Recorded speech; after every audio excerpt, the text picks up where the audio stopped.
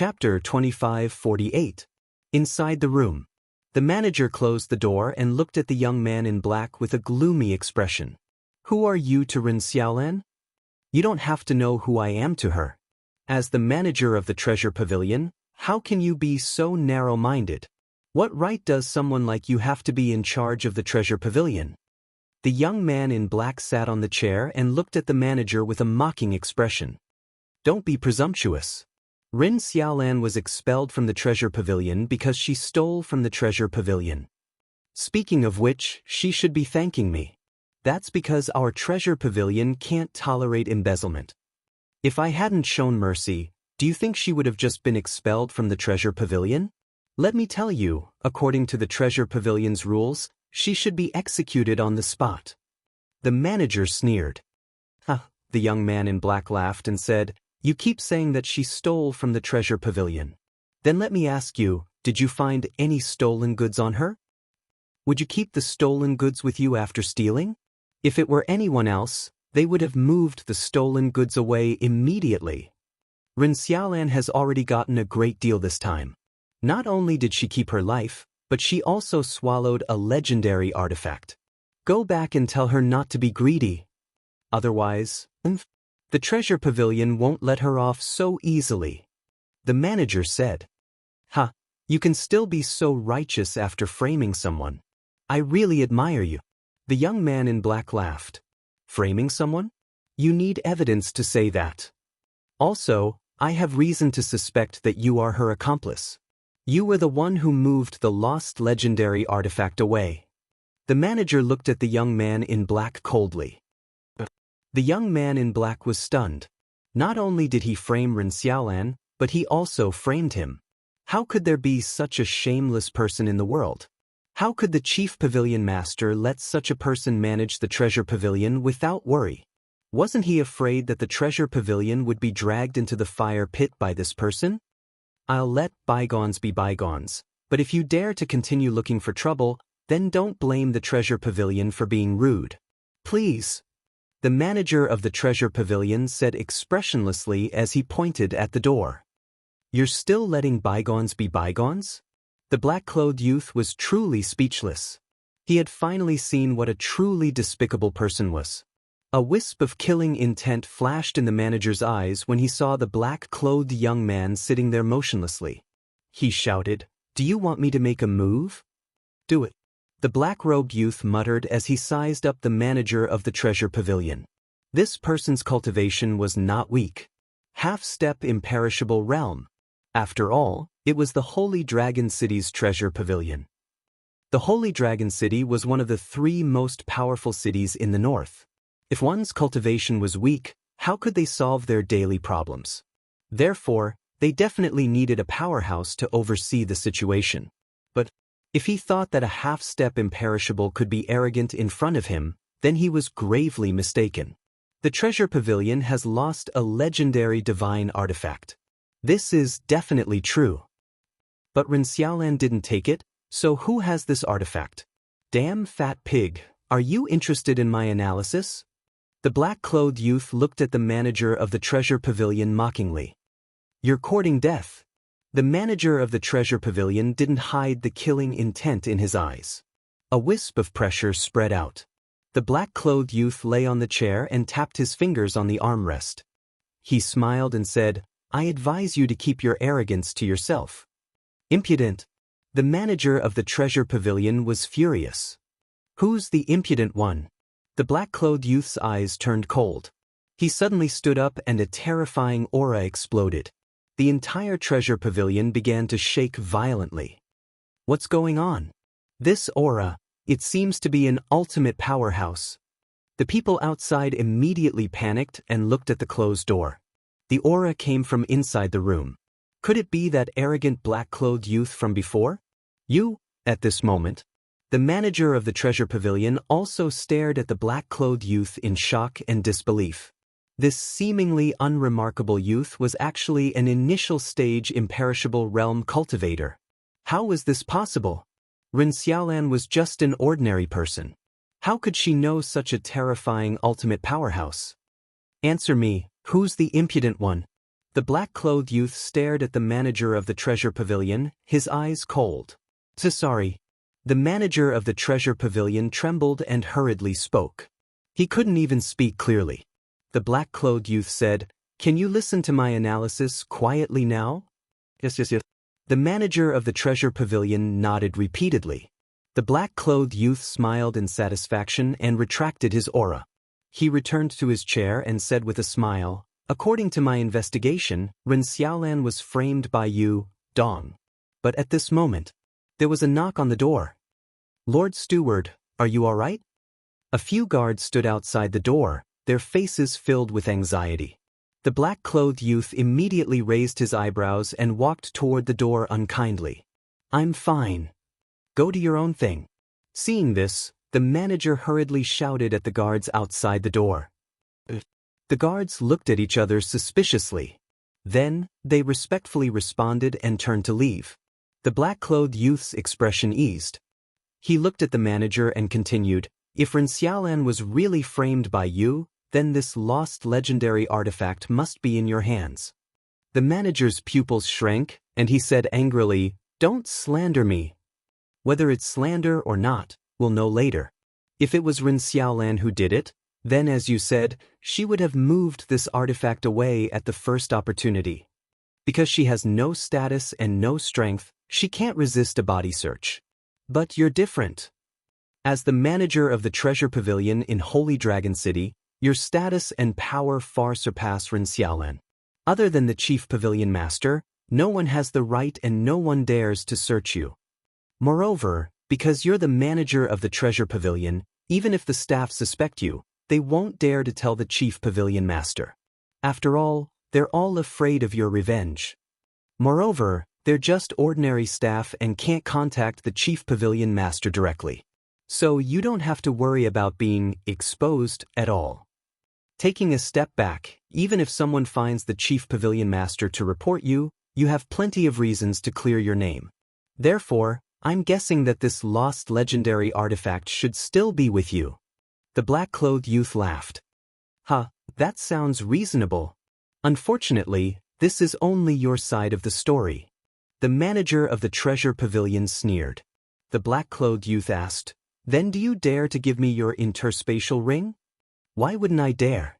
Without another word, the manager of the treasure pavilion took off his interspatial ring and threw it to the black-clothed youth. So straightforward? The black-clothed youth caught the interspatial ring and looked at the manager of the treasure pavilion in shock. Could he be wrong? Had the manager of the treasure pavilion hidden this artifact? Don't waste time. Investigate. The manager of the treasure pavilion sat opposite the black-clothed youth with a cold smile. The black-clothed youth's eyes flickered. All of a sudden, a glint flashed across his eyes as he stood up abruptly and dashed to the manager of the treasure pavilion, grabbing him by the neck. "What are you doing?" The manager stared at him in shock and anger. The black-clothed youth remained silent and sent his divine will into the manager's body. At this moment, the manager of the treasure pavilion could not help but panic. The black-clothed youth also noticed this and was increasingly convinced that his guess was correct. This person had hidden the legendary divine weapon in his sea of chi or sea of consciousness. First of all, he checked the manager of the treasure pavilion's consciousness. There was nothing in it. However, the black-clothed youth's eyes lit up when he checked the manager's chi sea. Immediately after, a rectangular wooden box appeared. It was about a foot long and looked rather ordinary. "Give it to me," the manager of the treasure pavilion said angrily. The black-clothed youth grabbed the wooden box and retreated a few steps, looking at the manager mockingly. "Weren't you acting like a gentleman earlier on? What are you so nervous about now?" The manager of the treasure pavilion said in a deep voice, "There's no treasure inside. Return it to me immediately." "Won't we know if it's a treasure after we take a look?" The black-clothed youth opened the wooden box right away, but his expression froze immediately. There was a spirit tablet inside the wooden box.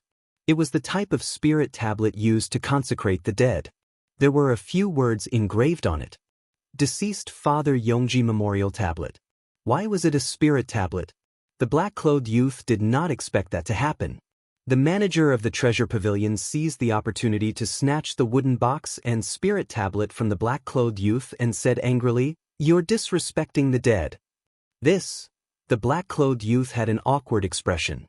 "Before my deceased father died, I was too busy and could not fulfill my filial duties. Therefore, I've been carrying my deceased father's spirit tablet with me all these years. Even the chief pavilion master knows about this. But now, you're saying that there's stolen goods hidden inside. Tell me, what are your intentions?" The manager of the treasure pavilion shouted sternly. "I'm sorry." The black-clothed youth smiled embarrassedly. But suddenly, he looked at the hands of the manager of the treasure pavilion. The manager of the treasure pavilion grabbed the spirit tablet with one hand and the wooden box with the other. However, compared to the spirit tablet, the manager seemed to be more concerned about the wooden box. That was because the manager seemed to be grabbing the wooden box with even more force subconsciously, as though he was afraid that it would be snatched away again. That slight abnormality caused the black-clothed youth to be suspicious. Furthermore, he recalled the scene back then. The manager of the treasure pavilion seemed to have snatched the wooden box first before the spirit tablet. Logically speaking, a wooden box containing a spirit tablet should have no value at all. That was because the value was on the spirit tablet. If it was anyone else, the first thing they would snatch would definitely be the spirit tablet and not the wooden box. Not to mention the wooden box. Something's wrong. The black-clothed youth's eyes flashed. He suddenly attacked and snatched the wooden box from the manager's hands. The manager of the treasure pavilion was stunned and pounced on the black-clothed youth instinctively. "Indeed, there's something wrong." The black-clothed youth sneered and kicked the manager of the treasure pavilion while exerting force in his fingers. The wooden box cracked open immediately. The black-clothed youth discovered a small secret compartment at the bottom of the wooden box. There seemed to be a small black object in the secret compartment. The black-clothed youth took it out and saw that it was a black interspatial ring. Chapter 2549. What's this? The black-robed young man threw away the broken wooden box and smiled at the manager of the treasure pavilion with the interspatial ring. "Give it back to me." The manager of the treasure pavilion roared. "Don't tell me that it contains your father's belongings as well?" The black-robed young man looked at him playfully. The manager of the treasure pavilion was anxious. The black-robed young man released his spirit consciousness and erased the blood contract on the interspatial ring. He then dripped his blood to claim ownership of the ring and checked it. Damn! He wouldn't have known if he hadn't seen it, but when he did, he was shocked. Not only did the interspatial ring contain a large number of soul stones, elixirs, divine weapons, divine arts and hundreds of interspatial bags. The black-robed young man released his spirit consciousness and checked them one by one. The hundreds of interspatial bags were filled with soul stones and divine crystals. Divine crystals aside, there were soul stones. There were at least hundreds of billions. This was a frightening number. At the same time, the round body of the manager collapsed powerlessly and his face was filled with fear. The spirit tablet in his hands fell to the ground as well. The black-robed young man took out dozens of long metal boxes. Each metal box was at least a meter long. The black-robed young man glanced at the manager of the treasure pavilion and opened all the metal boxes. Immediately, divine weapons appeared one after another. There were sabers, spears, clubs and rods. After checking, the black-robed young man discovered that there were 5 legendary divine weapons and the rest were peak divine weapons. Not simple. A mere manager actually hid such a large amount of treasures? The black-robed young man looked at the manager of the treasure pavilion in shock. The manager of the treasure pavilion looked up at the black-robed young man with unprecedented panic in his eyes. "I don't think anyone would believe that this is your father's belongings." The black-robed young man waved his hand and put away all the metal boxes with a playful smile. The manager of the treasure pavilion was stunned. "However, I have to admit that you're indeed smart to use your father's spirit tablet as a cover. I believe that even the chief pavilion master would not expect such a large amount of treasures to be hidden under the spirit tablet. However, what do you think will happen if I tell your chief pavilion master about this?"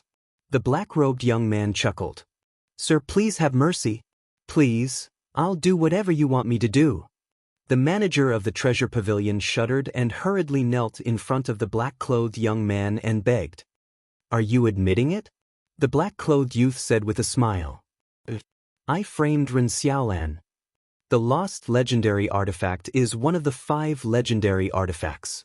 The manager of the treasure pavilion nodded. Just as Li Bu-er expected. As the manager of the treasure pavilion, you actually framed your subordinate for such a small matter. You're really something. The black-clothed youth sneered. What? Li Bu-er. The manager of the treasure pavilion was bewildered. That's right. I was asked by Li Bu-er to investigate this matter. Do you know why Li Bu-er made things difficult for you? If he knew, why would he trade with Ren Xiaolan, an ordinary staff member, but not with you, the manager of the treasure hall? The black-clothed youth said indifferently. But the supervisor of the treasure pavilion was puzzled. Because he didn't really leave after talking to you about the pillfire. So, he heard everything you said to Ren Xiaolan. The 5-clawed golden dragon deliberately destroyed the treasure pavilion because of this. You think you're smart, but you don't know that in front of Li Bu-er, you're just a clown. The black-clothed youth's face was full of disdain. That's right. This black-clothed youth was Hui in disguise. The manager of the treasure pavilion could not help but mock himself when he heard Hui Yi's words. It turned out that Li Bu-er was deliberately targeting him back then. To think that he thought that everything was still under his control. What a joke. Hui Yi put away the universe ring and said with a smile, Come, let's talk about the solution. The manager of the treasure pavilion lowered his head, not daring to say a word. Hui Yi said, Get up first. The manager of the treasure pavilion stood up and looked at Hui Yi fearfully. Actually, Ren Xiaolan's request is very simple. She doesn't want to return to work in the treasure pavilion. She only wants you to apologize to her in public and prove her innocence. Hui Yi said indifferently. This, the manager of the treasure pavilion could not help but panic. Hui Yi said, Do you need my advice? Please tell me. The manager of the treasure pavilion hurriedly said. If you tell the truth, I believe that not only will you be reviled by the world, but your life will also be in danger. But if you don't tell the truth, Ren Xiaolan will bear the infamy of embezzlement for the rest of her life. This is unfair to her. So, I thought of a compromise. Call Ren Xiaolan over and apologize to her in public. Then tell everyone that the divine artifact was not lost. It was your mistake to wrongly accuse Ren Xiaolan. This way, not only can you give Ren Xiaolan an explanation, but you can also save your life. As for the so-called mistake, I believe that as long as you have a good attitude, the chief pavilion master and everyone else will not pursue it. Hui smiled. The manager of the treasure pavilion was moved. This method was indeed the best of both worlds. But why would this person help him? There must be a condition for helping you. The alchemy fire and alchemy furnace that Li Bu-er asked for, you must give it to us for free. Hui said. This, the manager of the treasure pavilion was stunned. He hurriedly shook his head and said, This won't do. Alchemy fire and alchemy furnace are extremely precious things. You can see that I have embezzled those treasures. Even if I embezzled a legendary divine artifact, I wouldn't dare to embezzle an alchemy fire. This is your business. If you don't cooperate, I will announce your corruption and embezzlement to the public right now. Hui said. The manager of the treasure pavilion paled. Actually, this is not difficult for you. As long as you do the accounts well, even the chief pavilion master may not be able to find out. Besides, I believe the chief pavilion master won't check the accounts for no reason. Otherwise, you wouldn't dare to embezzle so many treasures. Hui Yi said indifferently. The manager of the treasure pavilion took a deep breath and nodded. Okay, I promise you. That's right. Don't play tricks. I have recorded everything you said just now. Hui Yi took out an image crystal from his arms. The image crystal was in a state of recovery. You, the manager of the treasure pavilion, stared at Hui Yi angrily. What? You have a problem? Hui Yi turned off the image crystal and looked at him unkindly. No. I will definitely cooperate with you. The manager of the treasure pavilion hurriedly waved his hand. Hui laughed and opened an altar.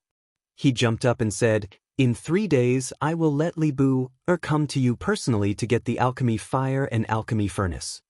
After saying that, his figure quickly dissipated. The manager of the treasure pavilion also collapsed on the chair. Not only did he lose such a large amount of treasures, but he also had to take the risk to get the alchemy fire and alchemy furnace. It was really a loss. Stupid, really stupid. Why did he have to act smart and target Li Bu? He sighed helplessly, got up and walked out of the room. He looked at a few staff members not far away and said, "You guys, if anyone knows Ren Xiaolan, tell her to come to the treasure pavilion immediately." They were stunned. One of the women took out an image crystal and sent a message to Ren Xiaolan. When Ren Xiaolan received the message, she was still a little confused. Why did the manager ask her to go to the treasure pavilion? Could it be that Li Bu had already helped her settle this matter? But it shouldn't be so fast. She came to the treasure pavilion with a nervous heart. When the manager of the treasure pavilion saw her, he immediately apologized to her in front of everyone. And as Hui said, he publicly announced that it was his mistake. He sincerely invited Ren Xiaolan to continue working at the treasure pavilion. When Ren Xiaolan heard the manager's words, she was a little dissatisfied.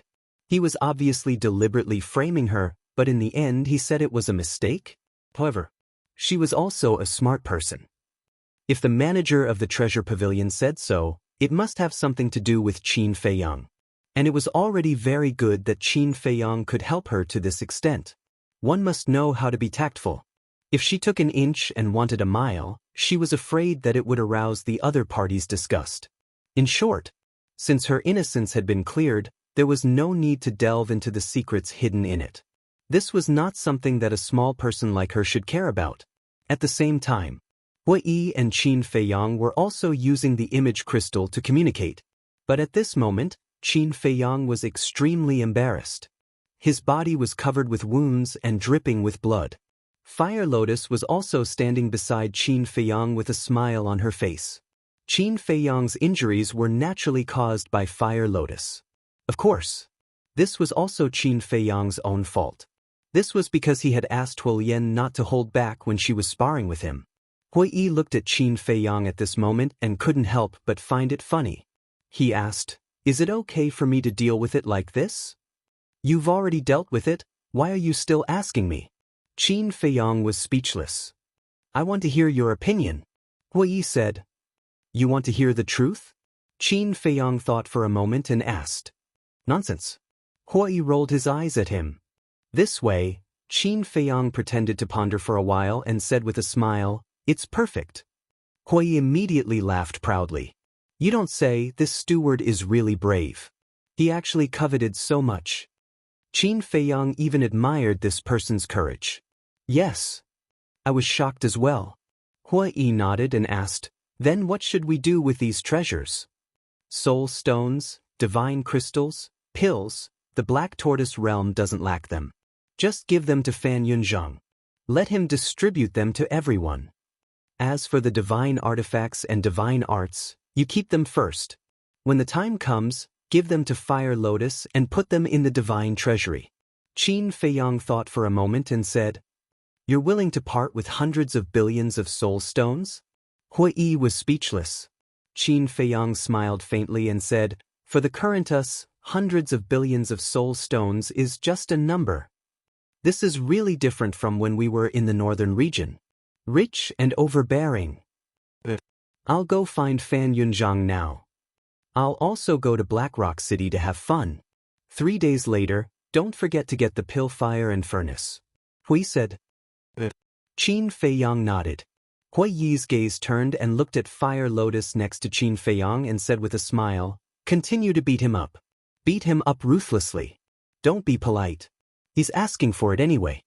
Fire Lotus looked at the miserable Qin Feiyang and covered her mouth to laugh. Scram. Qin Feiyang glared at Hui and turned off the image crystal. "Qin Dage, let's continue." Fire Lotus looked at Qin Feiyang and laughed. "Come on, I'm not afraid of you."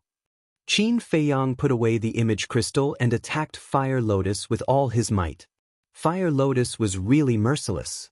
With a slap, she sent Qin Feiyang flying, blood spurting out. Again, Qin Feiyang shouted. All kinds of divine arts appeared. Although he was covered in wounds, his aura did not lose to Fire Lotus at all. Chapter 2550. Breaking news, breaking news. News just came out that there is a heaven-defying artifact and a heaven-defying art in this hell. What? There is such a divine object? As the days passed, the news about hell spread more and more fiercely in Divine Prefecture. And the person behind all this was naturally Yi Zhong. Yi Zhong seemed to want to whet people's appetite. Every once in a while, he would let people spread a little bit of news. Another piece of news came out. The heaven-defying artifact of the 10 great dragons was obtained in hell. That means the previous news is not false. This hell really has a heaven-defying art and a heaven-defying artifact. People were extremely excited. The heaven-defying artifact of the ancestral dragon was obtained in hell. One could imagine how many divine objects there were in hell? Shocking news, shocking news. It is said that there is an inheritance of the power of law in hell. No way. There is even an inheritance of the power of law. What exactly is this place? Can we go in? What are the restrictions? Releasing the news bit by bit really whetted everyone's appetite. Similarly, everyone's heart was full of yearning. For half a year, under Yi Zhong's control, the basic situation of hell was finally exposed. Everyone also finally knew that there was a dragon god hidden among the dragons. And this hell was the treasure left by the dragon god for the dragons. They didn't know how strong this dragon god was. But they knew that since hell was left by the dragon god, its strength must be far beyond that of the dragon sovereign. It was estimated that even a heaven-defying artifact was nothing in the eyes of the dragon god. So, they were more eager for this hell left by the dragon god. But there were also some people who were slightly more rational who were thinking about a question. Since it was a treasure specially left for the dragons, why did the dragons open it to the public this time? When did the dragons become so generous? Was there any conspiracy in this? The dragons have released news that they have finally confirmed the opening time of the Underworld King's Hell. When will it open? 2 years later. Located in the plains of the Dragon God Mountain Range. Furthermore, no matter who it is, no matter what their cultivation is, they can enter the hell of the King of Hell. What about the people in the west, south, and east? You can go in too. There are no restrictions. Then hurry up and get ready. I must go in and take a look. If I'm lucky enough to get a heaven-defying divine artifact, then I'll be rich in the future. Each and every one of them was rubbing their palms, looking forward to that day. Some time passed. The rules of hell were also made public. People became even more excited, because this was a good thing for them. Take Qin Feiyang for example. If he could use the heaven-defying divine artifact and the heaven-defying divine art, who would dare to compete with him in hell?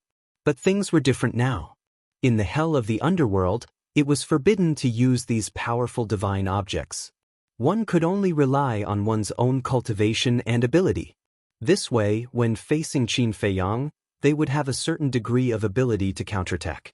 As such, the rules of hell of the underworld were tantamount to bad news for people like Qin Feiyang. But for ordinary people, it was great news. Such a great effort to create momentum. It seems that the dragons are determined to destroy our Dragon Slayer Palace this time. Somewhere, 4 figures stood against the wind. The aura of the 4 of them was extremely powerful. Destroy our Dragon Slayer Palace? You think too much. Our Dragon Slayer Palace is not worth the dragons doing this. The dragons' plan this time is obviously aimed at Qin Feiyang. One of them said lightly. This was the voice of a man, but his entire body was shrouded in flames and it was difficult to see his face clearly.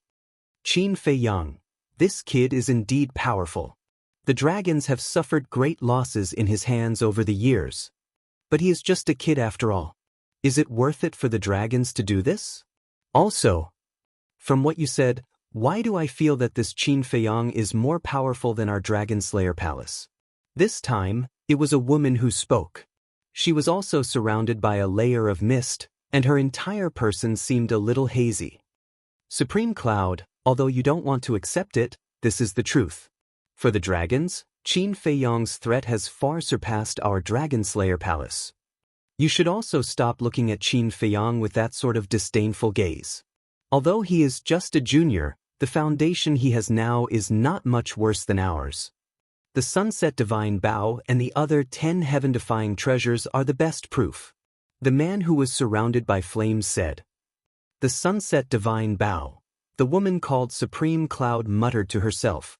Suddenly, she looked at the other two and said, Qin Batin, Lu Jiang, both of you are Qin Feiyong's ancestors. Why don't you let Qin Feiyong give the Sunset Divine Bow and the other divine weapons to our Dragon Slayer Palace? The two of them looked at each other.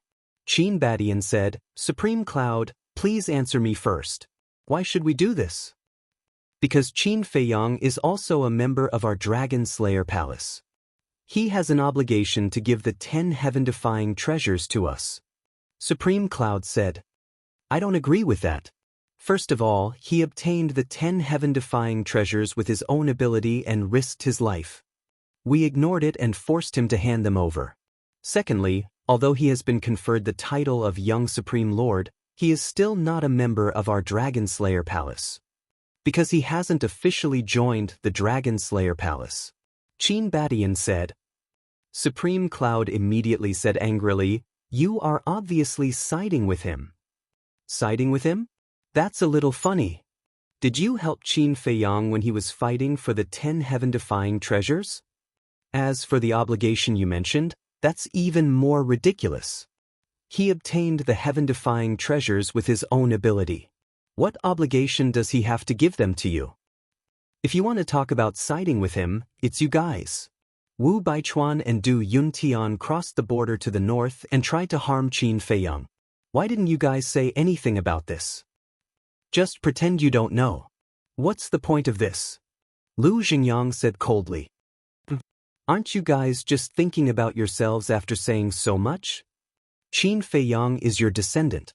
The stronger Qin Feiyong's background is, the more advantageous it is for you guys. Supreme Cloud snorted. Du Yuntian and Wu Baichuan are indeed in the wrong, but this is just a conflict between the younger generation. There's no need to make a big fuss over nothing. The man in flames said. Making a big fuss over nothing? From what you're saying, if Qin Feiyong were to kill the two of them, you wouldn't interfere. Lu Xingyang said. The man in flames said, Lu Xingyang, you are being unreasonable. How can a small conflict be compared to life and death? Small conflict? So, in your eyes, killing someone is just a small conflict. It seems that I have misunderstood the term, small conflict, before. Lu Xingyang smiled coldly. That's enough. I didn't call you here today to argue about this. Let's discuss whether we should go to the Nether King's Hell or not. Qin Badian said. It's a rare opportunity. Of course we have to go. Not only us, but everyone in the dragon-slaying temple has to go. The woman said without hesitation. I object.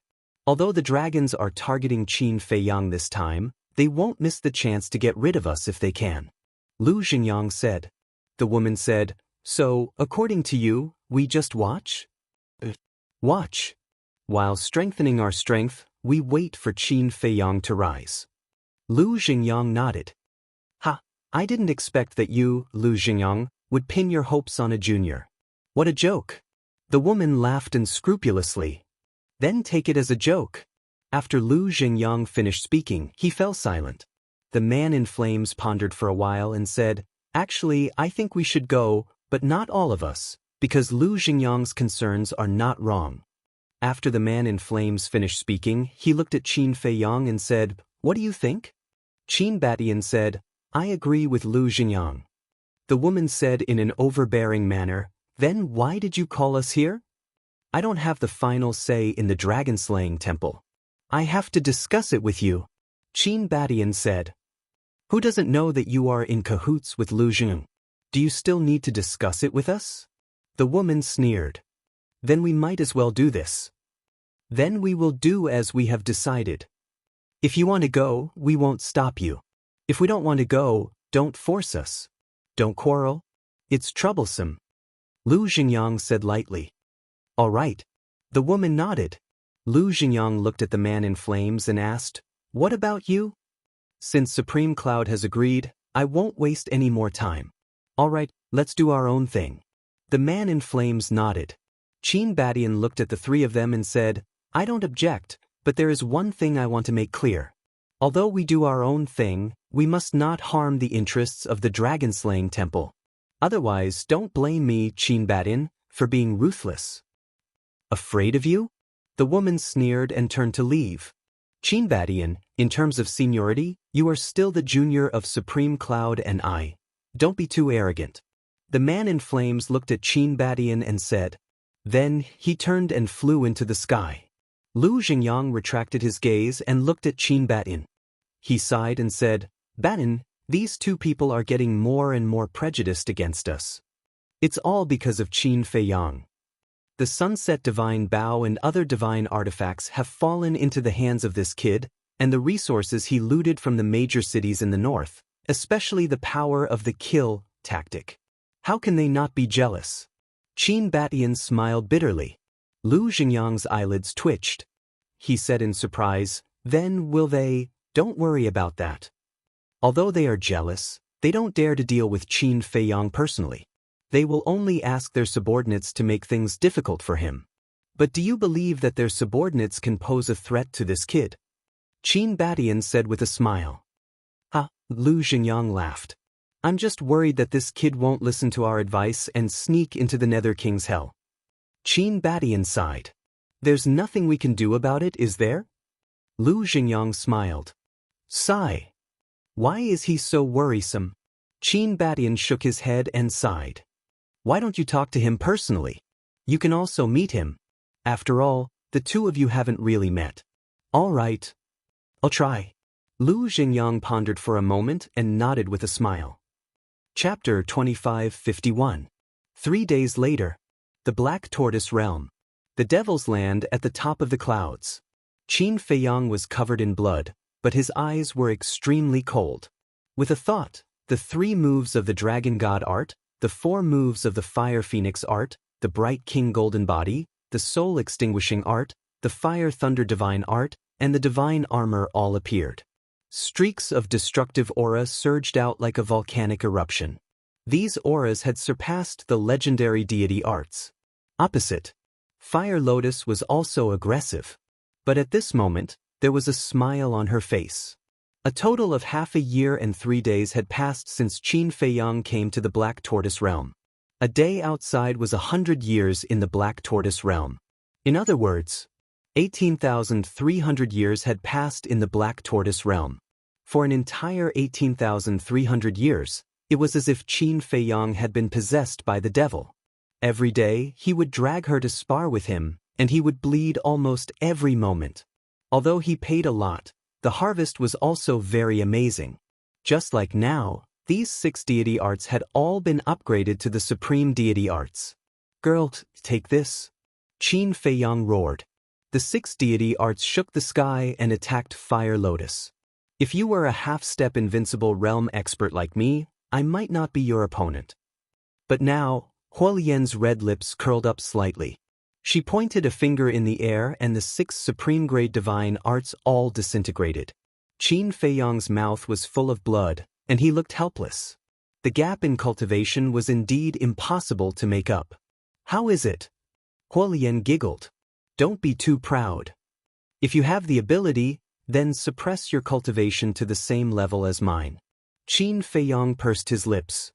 But Fire Lotus nodded and directly suppressed her cultivation to the lesser immortal realm. Girl, you look down on me too much. You really dare to suppress your cultivation. 3,000 incarnations, open. Qin Feiyang roared.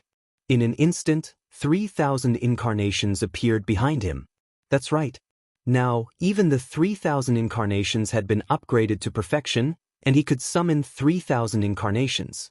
Seeing this, Fire Lotus's pupils shrank. Unleash your full aura. Qin Feiyang threw his head back and roared. The various divine arts once again appeared in the world. Furthermore, he had also activated the Sinkhole art, Guiyuan sword art, and eclipse moon. These 3 divine arts had also been raised to the legendary level. Qin Feiyang roared and took a step forward. Accompanied by a series of dragon roars, a large part of the sky collapsed. Heavenly Dragon's 9 steps. This was a legendary grade divine art that combined both killing and support. However, at this moment, the Heavenly Dragon's 9 steps had also been upgraded to the Sovereign grade.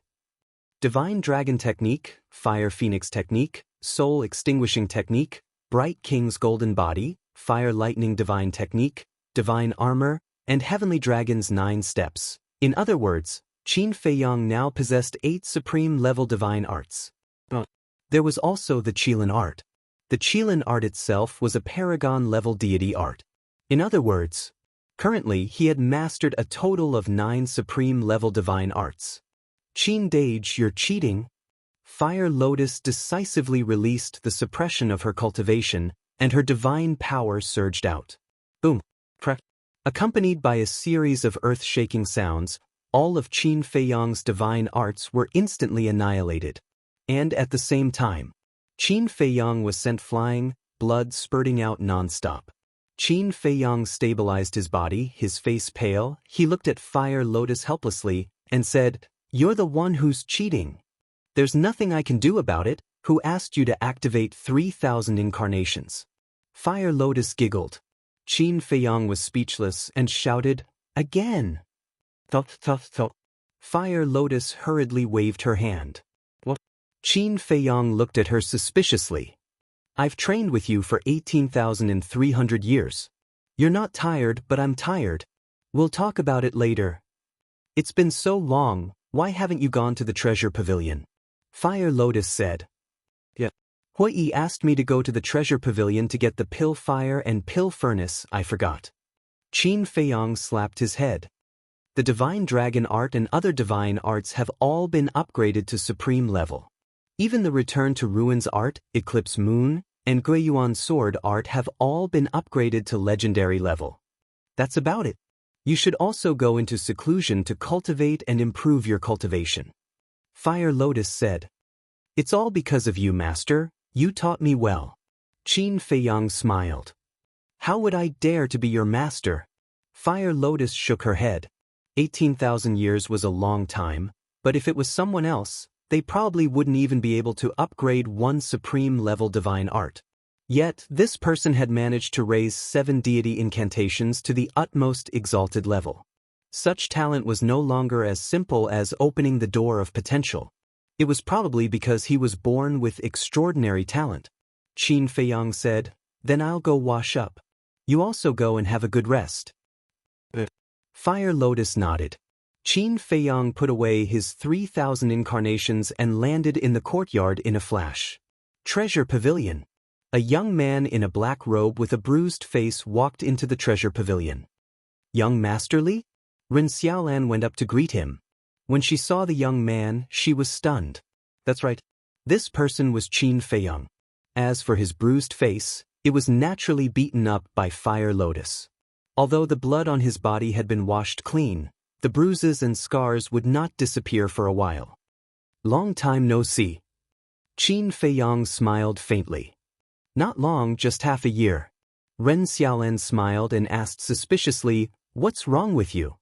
"I've been training all this time, so I became like this." Qin Feiyang smiled and asked, "Where's your steward?" "The steward is looking at the account book." "Shall I take you to him?" Ren Xiaolan asked. Qin Feiyang nodded. Ren Xiaolan led Qin Feiyang inside.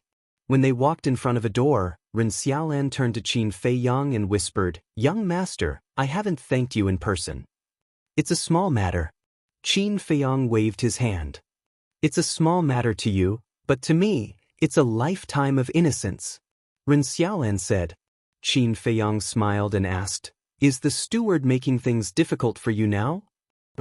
"Not only did he not make things difficult for me, but he's also quite polite to me. Some time ago, he even talked to me and asked me to be his assistant." Ren Xiaolan said. Qin Feiyang smiled and said, "That's a good thing." "But I didn't agree." Ren Xiaolan shook her head. Qin Feiyang was suspicious. If she became the steward's assistant, Ren Xiaolan's status in the treasure pavilion would be second only to the steward. How could she refuse such a good thing? I don't like him. And I don't want to rely on connections. I want to rely on my own efforts. Ren Xiaolan said. Qin Feiyang was stunned and praised, not bad. There aren't many people in this world who are as principled as you. Young master, you're too kind. Ren Xiaolan shook her head and turned to knock on the door, saying, Steward, Li Bu, a request to see you. What? In the room. When the steward who was sitting at the desk heard Ren Xiaolan's words, he immediately got up and opened the door to welcome him. Brother Li, we're honored by your presence.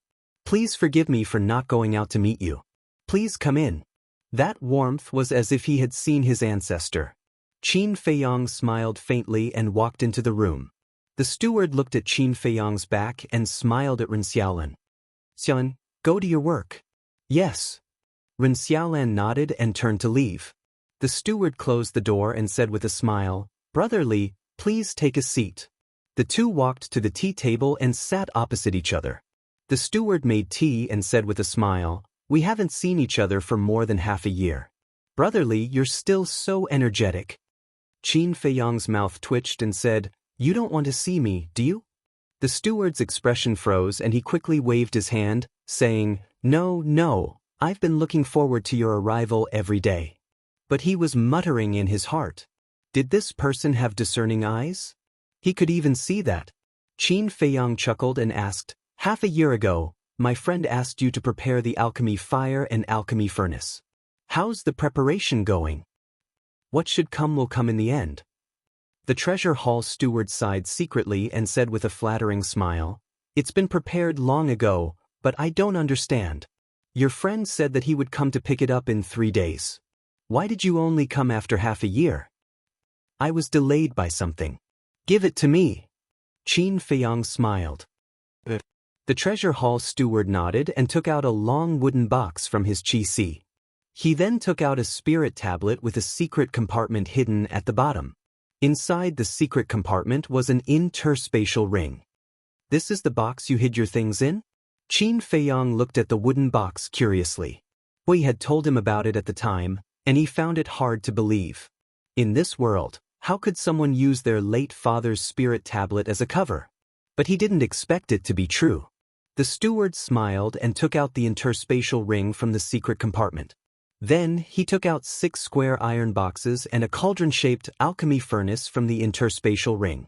The alchemy furnace was crimson red, with 3 legs and 2 handles.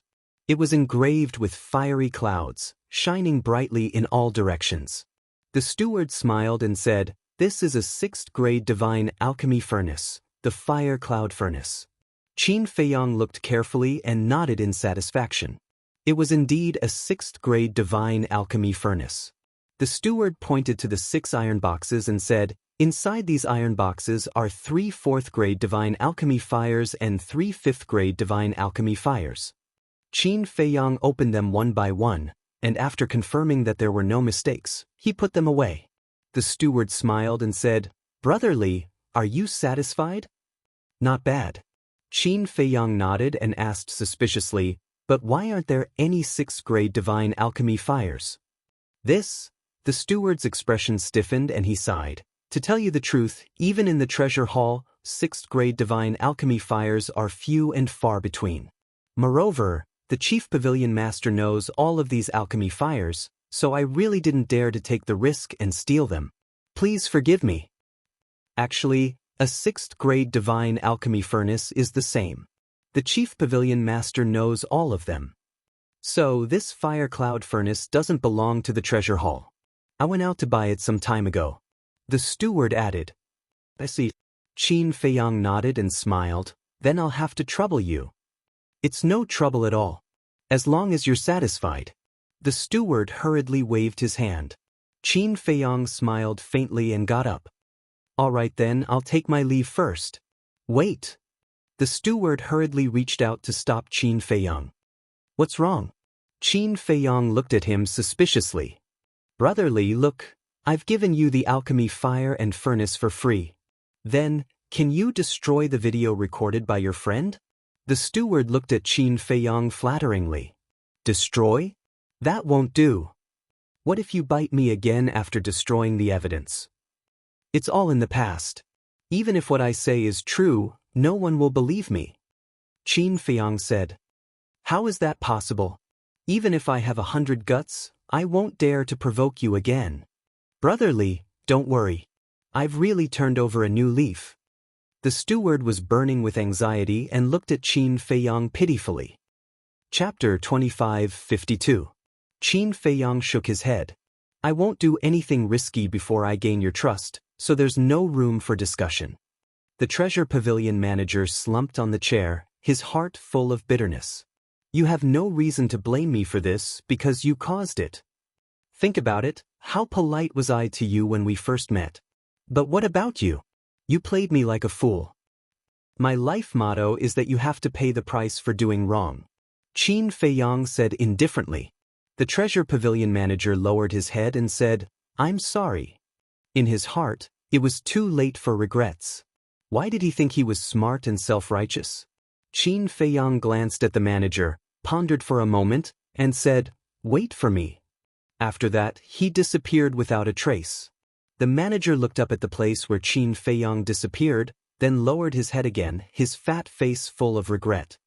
In the ancient castle, Qin Feiyong took out the 6 clusters of alchemy fire and merged them with the nether devil flame. Boom! In less than 10 breaths, the nether devil flame soared to the 6th grade alchemy fire. How many dragon-shaped divine pills could be refined with a 6th grade alchemy fire and a 6th grade alchemy furnace? Qin Feiyong was looking forward to it. About a few hundred breaths later, 10 divine life pills came out. Qin Feiyong looked at the 10 divine life pills with an extremely excited expression. There were 3 dragon-shaped alchemy fires on the pills. Majestic life energy filled every corner of the ancient castle. The bruises and scars on Qin Feiyong's body disappeared in the blink of an eye. It seems that before entering the Nether King's Hell, I have to refine more divine life pills. Qin Feiyong murmured. Although there were only 2 more dragon-shaped alchemy fires, the effect was worlds apart. Swish. He appeared in the room again. This is life energy? Sensing the sudden emergence of a majestic vitality, the steward immediately looked up at Qin Feiyong. However, when he saw the 10 divine elixirs floating in front of Qin Feiyong, his eyes lit up. Among the elixirs I saw on the 10th floor, the highest one had 2 dragon-shaped elixirs. Therefore, this life elixir with 3 dragon-shaped elixirs should be quite valuable. Qin Feiyong said with a smile. It's more than a little valuable. This pill is definitely a priceless treasure. The steward ran over to Qin Feiyong and stared at the 10 life divine pellets in front of him. Then consider this a reward for your hard work. After all, you've worked hard to find the fire cloud cauldron for me. Qin Feiyong smiled. Reward me? The manager was taken aback. Although the divine life pill with 3 dragon-shaped core energies was indeed rare, it was still not as good as the fire cloud cauldron. Don't want it? Qin Feiyong frowned. No. The steward quickly waved his hand and put it away. It would be a waste if he didn't want it. Qin Feiyong shook his head and sighed. You're not thinking clearly. The manager looked at Qin Feiyong suspiciously. What did he mean by that? Qin Feiyong said, Haven't you noticed that there's a huge business opportunity in front of you? Business opportunity? The manager was even more confused. Qin Feiyong asked, Is the Nether King's Hell about to open? There's still 2 years left. The manager nodded. 2 years? Qin Feiyong was stunned. So soon? Although the news had spread outside, Qin Feiyong, who had been cultivating in the Black Tortoise world, only knew about it now. The manager urged, Brotherly, tell me quickly, what kind of business opportunity is it? Qin Feiyong said, It said that the Nether King's Hell has a slim chance of survival. What do you need the most to enter such a place? The manager said without hesitation, What you need the most is courage and strength. Qin Feiyong was stunned for a moment, then nodded. That's true. What else? What else? The manager pondered for a moment and shook his head at Qin Feiyong. Are you stupid? Of course, what you need is pills. Pills are the most commonly used means to save your life. Especially these divine life pills. Qin Feiyang said. I understand now, I understand now. The manager slapped his head and said, You mean you want me to sell a lot of divine life pills at this time? That's right. Look, the divine elixir of life is very helpful for healing injuries. Especially these 3 divine life pills with dragon-shaped pill chi. If you put them up for auction now, won't it cause a frenzy? Isn't this a business opportunity to make money? Qin Feiyang said. That's right, that's right. The manager nodded and said in admiration, Brother Li, I didn't know you had such a business mind. I just don't like doing business. Otherwise, you wouldn't be the manager of the treasure pavilion in Holy Dragon City. Qin Feiyang smiled. Yes. The steward nodded with a flattering smile on his face. However, the 10 divine life pills you've given me are still too few. Qin Feiyang said, It's none of my business. I'm only responsible for giving you ideas. Brother Li, how about this? Let's continue working together. The treasure pavilion will provide the ingredients, and you'll be responsible for refining the pills. We'll split the profits according to the ratio. The steward rolled his eyes and said with a smile. Not interested. Qin Feiyang shook his head. He didn't lack soul stones or divine crystals. What was the point of doing this? Brother Li, as you said, this is a big business. The profits are frighteningly high. Why aren't you interested? The manager was a little helpless. It doesn't necessarily have to be the divine life elixir with 3 dragon-shaped elixirs. 1 or 2 divine life elixir can also increase the price by several times. All right, I still have something to do. I'll take my leave first. Do as you see fit.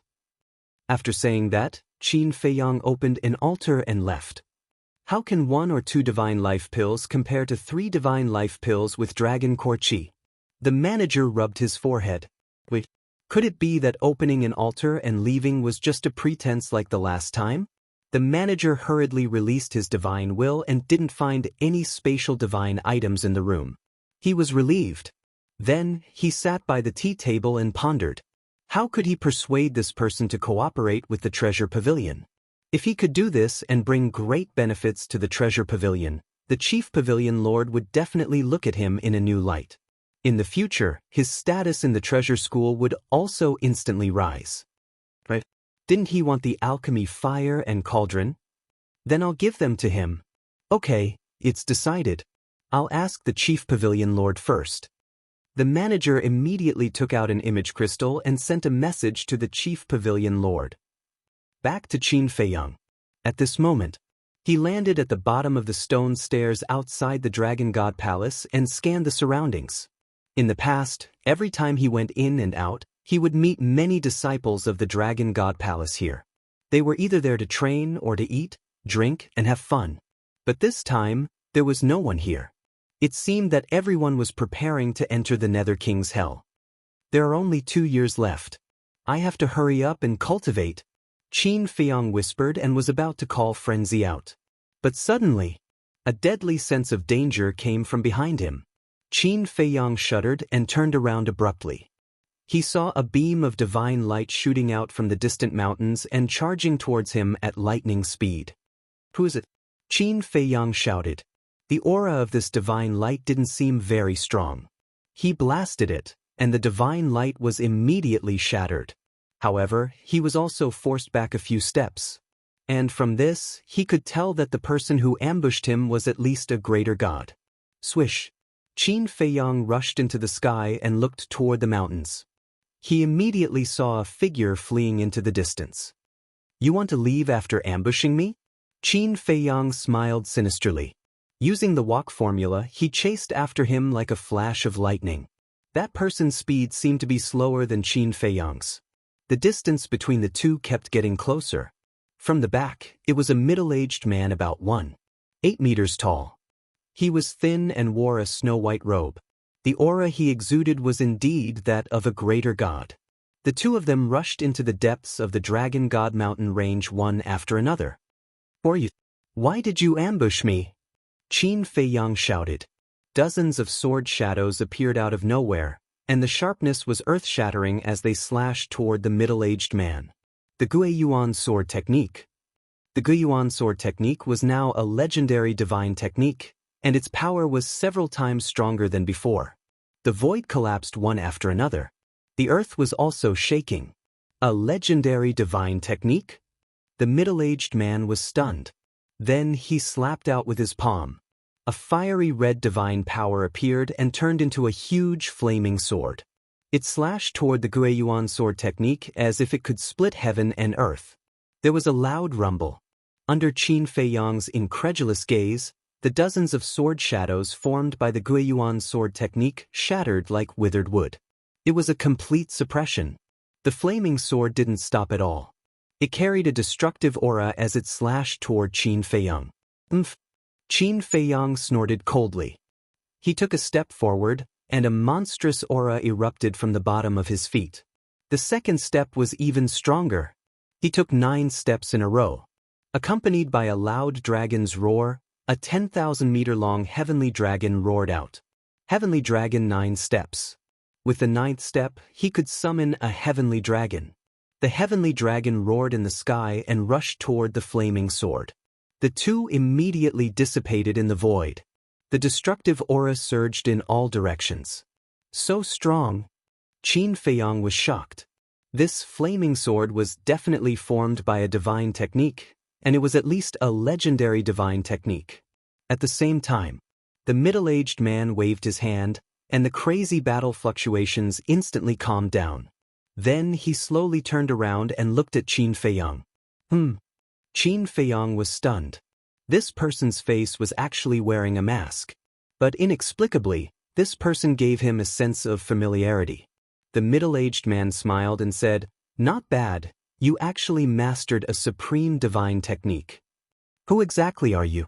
Qin Feiyang raised his eyebrows. The middle-aged man smiled faintly and said, "If you want to know who I am, then it depends on your ability." "Then, just wait for your despair." Qin Feiyang waved his hand, and 3,000 clones appeared. "You have already cultivated 3,000 clones to perfection?" The middle-aged man was surprised. Qin Feiyang was also surprised and shouted, "How do you know 3,000 clones?" "I know far more than you think." The middle-aged man waved his hand, and a wave of flame divine power rolled out. The next moment, a palm-sized divine seal appeared. The divine seal was fiery red, and at the bottom, there was a fire phoenix clinging to it. Qin Feiyang looked at the divine seal in a daze. It was actually the first style of the fire phoenix art, Fire Phoenix Seal. Chapter 2553. Fire Phoenix Technique. As far as Qin Feiyang knew, other than the Lu family, he was the only one who knew the Fire Phoenix technique in this world. And this person actually knew about the 3,000 incarnations? A figure suddenly appeared in Qin Feiyang's mind. Could it be him? The Fire Phoenix seal had already arrived. That aura had reached the level of the supreme divine technique. Qin Feiyang looked at the middle-aged man in front of him, the corners of his mouth lifted slightly, and he shouted to the 3,000 incarnations, "Kill him!" Boom! Immediately, flames soared into the sky. In the sky above, 3,001 Fire Phoenix seals instantly appeared. This aura, the middle-aged man was startled. It had actually reached the level of the supreme divine technique. Qin Feiyang and the 3,000 incarnations roared in unison. The Fire Phoenix seal immediately collided with the Fire Phoenix technique on the opposite side like a meteor. Boom! Accompanied by a series of earth-shaking loud noises, after losing hundreds of Fire Phoenix seals, the opposite Fire Phoenix seal finally collapsed. "Don't stop! How dare you sneak attack me, directly cripple him!" Qin Feiyang shouted. The remaining 2,000 or so Fire Phoenix seals bombarded the middle-aged man. "Cripple me?" The middle-aged man's mouth twitched. What an arrogant brat! It seemed that if he didn't teach him a lesson, he wouldn't know the immensity of heaven and earth. Boom! Suddenly, the middle-aged man's aura soared, and he slammed his palm into the air.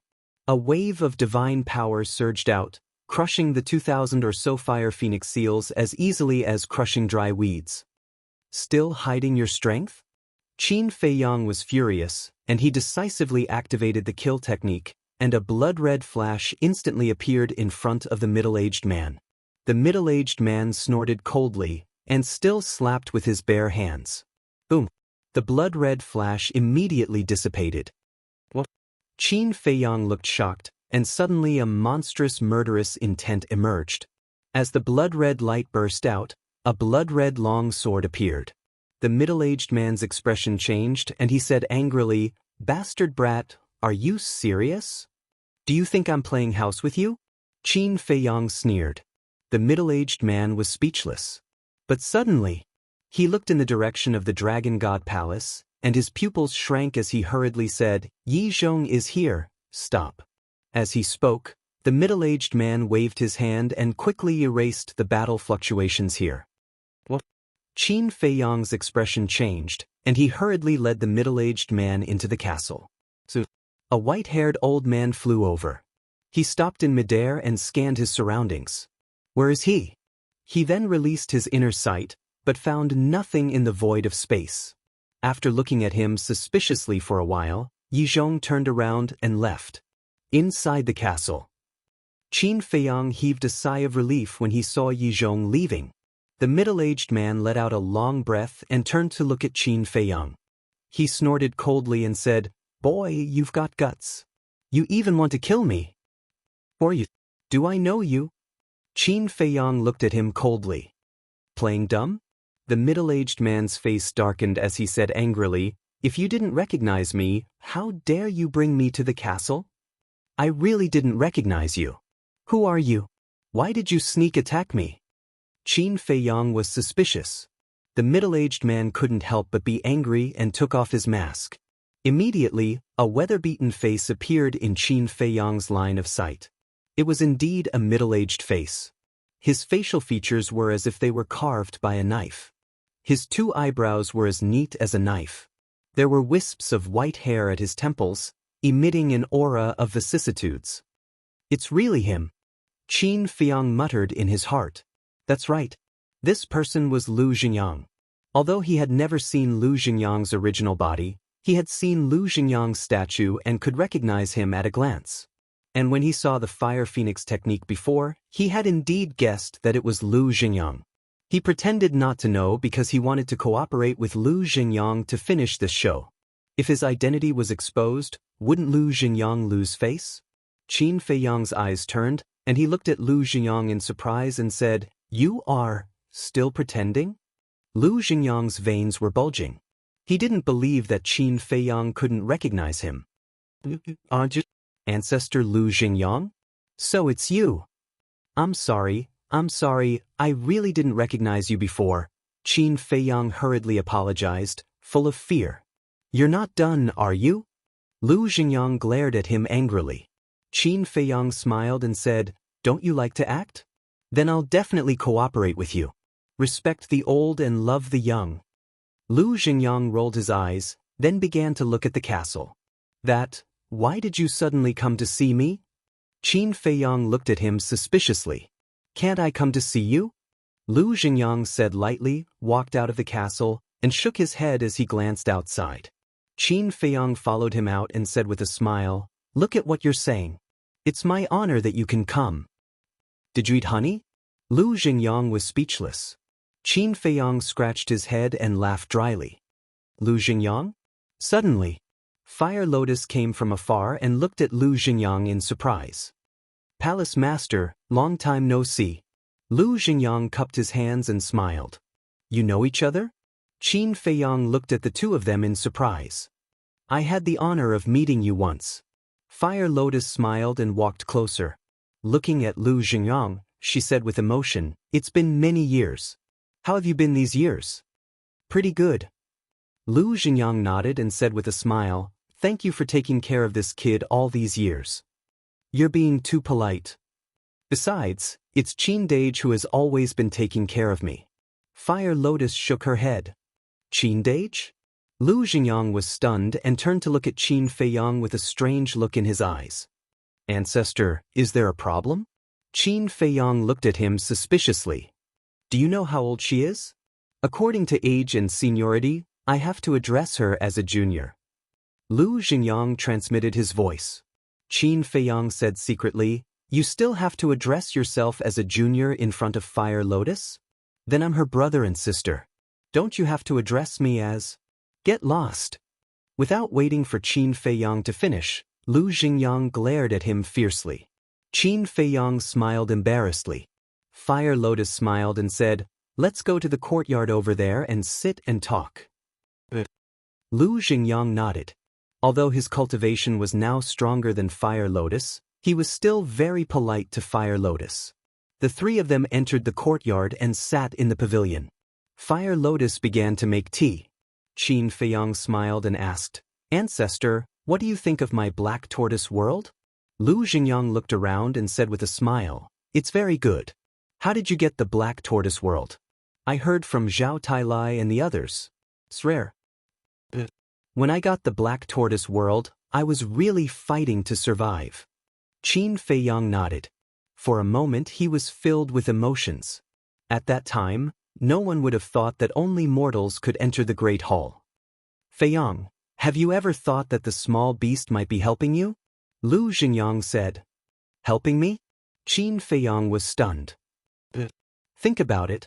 At that time, it killed everyone in the depths of the desert. Then, you opened the gate of rebirth to save everyone and lost your cultivation.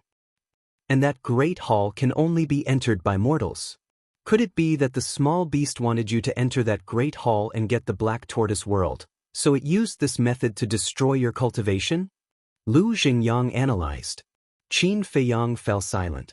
Suddenly, a murderous intent flashed in his eyes. "Whether it's helping me or not, I won't let it go." Lu Xingyang asked, "Is it because of your cousin and the inner demons?" "And Uncle Yuan." In order to protect the Qin clan, Uncle Yuan became the guardian of the great Qin Empire. And as a price, his cultivation will forever stop at the half-step Divine Lord realm. I don't know how to help Uncle Yuan. But I think that if the small beast dies, the curse will definitely disappear. Qin Feiyang said. Lu Xingyang comforted him. "Actually, you don't have to blame yourself because I believe that neither your cousin nor the inner demons will blame you.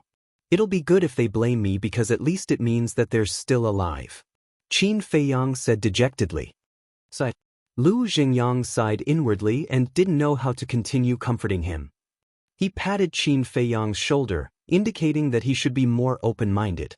After Fire Lotus brewed tea, she looked at the two of them and smiled. "Let's not talk about these things. Have some tea."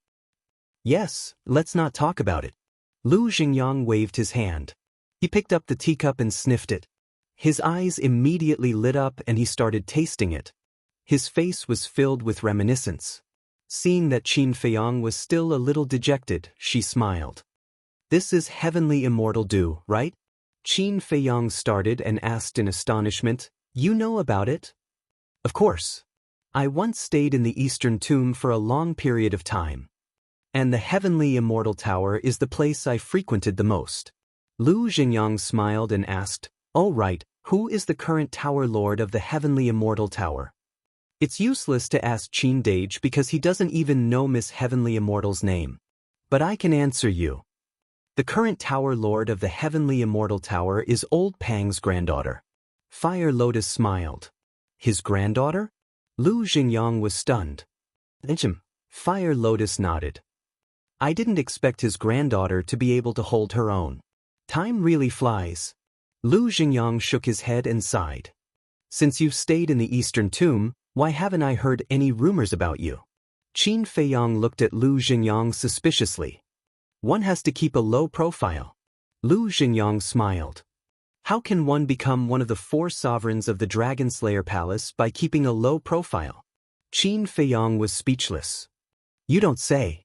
I'm really not interested in the sovereigns of the Dragon Slayer Palace. Back then, I founded the Dragon Slayer Palace with Qin Batian because he tricked me. Now, I can't wait for someone to replace me. Feiyang, you're quite capable. Why don't you do it? Lu Xingyang said. Forget it. Qin Feiyang hurriedly waved his hand. He wasn't interested in such a tedious task. After all, I'm considered half your ancestor. Aren't you going to help me with such a small matter? Lu Xingyang was dissatisfied. It's not like you don't know me. I'm more afraid of trouble than you are. Let's talk about it later. It's related to the sovereigns of the Dragon Slayer Palace. This is just a small matter? You really treat me like a 3-year-old child? Qin Feiyang shook his head speechlessly. Lu Xingyang smiled embarrassedly. Qin Feiyang took a sip of tea and said indifferently, "You didn't come here just to chat with me, right?" Chapter 25:54. Look at what you're saying. Can't I come to see you? Lu Xingyang said discontentedly. I've been in the Divine Prefecture for so long, but you haven't come to see me. Now that the Hell of the Nether King has opened, you come to see me. Don't tell me that this is a coincidence. Qin Feiyang pursed his lips. Ahem. Lu Xingyang coughed and said with a smile, Of course, when I came to see you, I also wanted to tell you something. Something? The corner of Qin Feiyang's mouth twitched. He said speechlessly, I think you have something to tell me, so you came to see me on the way. You brat, can't you save me some face? Lu Xingyang glared at him angrily. See through but don't say it. Haven't you heard of this saying? Qin Feiyang nodded and said, Okay. Tell me. This unfilial descendant will listen to your teachings. Hem. Lu Xingyang coughed and said, How much do you know about the Hell of the Nether King? Almost everything. And Yi Zhong personally told me that this is a conspiracy against me. Qin Feiyang said. Lu Xingyang said in surprise, Yi Zhong personally told you that? Qin Feiyang nodded. Lu Xingyang frowned, then patted his head and said with a smile, Look at my brain. As soon as I saw you, I was so excited that I forgot that you are Li Bu, or now, Yi Zhong's disciple. I really couldn't tell that you were so excited. Qin Feiyang said lightly. What's with your belly full of complaints? Lu Xingyang looked at Qin Feiyang angrily. Qin Feiyang said, You know very well. Know what? Lu Xingyang frowned. Qin Feiyang took a sip of tea and said, There are some things that I really have to say. To be honest, I have a great prejudice against you and the ancestors. Lu Xingyang couldn't help but feel a little guilty. He smiled and said, What prejudice? First, you've taken all the people around me to the dragon-slaying palace. You've even sent people to take the demon ancestor and Dong Xingyang away. But you've left me alone. What's the meaning of this? Secondly, I've been in the divine land all these years. Have any of you come to see me? What I'm talking about is simply visiting me. The ancestor did appear, but that was because he had something to do. If there was nothing else, I probably wouldn't have shown up until now. Then there's no need to talk about you, old ancestor. If it weren't for the underworld king, would you have come here? Qin Feiyang snorted. This, Lu Xingyang looked embarrassed. I think, in your eyes, I'm not even as good as outsiders like Mu Tianyang. Qin Feiyang said. This, it's true that we neglected and didn't consider your feelings. Lu Xingyang smiled sheepishly. Qin Feiyang glanced at him and asked, Do you know why I've caused such a big commotion in the divine land time and time again? Lu Xingyang looked at him suspiciously. I just want to attract your attention. For example, the fierce battle with Long Zun and the 6 ancestral dragons in the Internal Sea last time. Although it was to buy time for Fire Lotus and the others, it was also to attract your attention. In short, I'm just trying to make my presence known in front of you. Qin Feiyang said. Lu Xingyang couldn't help but fall silent when he heard this. He never expected Qin Feiyang to have such a side to him. After hearing these words, do you think I'm very pitiful? Do I have to deliberately make my presence known in front of my family? In fact, even I feel quite pitiful. No, that's humble. Qin Feiyang laughed self-deprecatingly. Lu Xingyang said apologetically, Feiyang, I'm sorry. We didn't think of this. We all thought I was very strong. I usually have an indifferent attitude, but no matter what, I'm still a person of flesh and blood, right? I can also taste the fickleness of human nature. I also know what loneliness and loss are.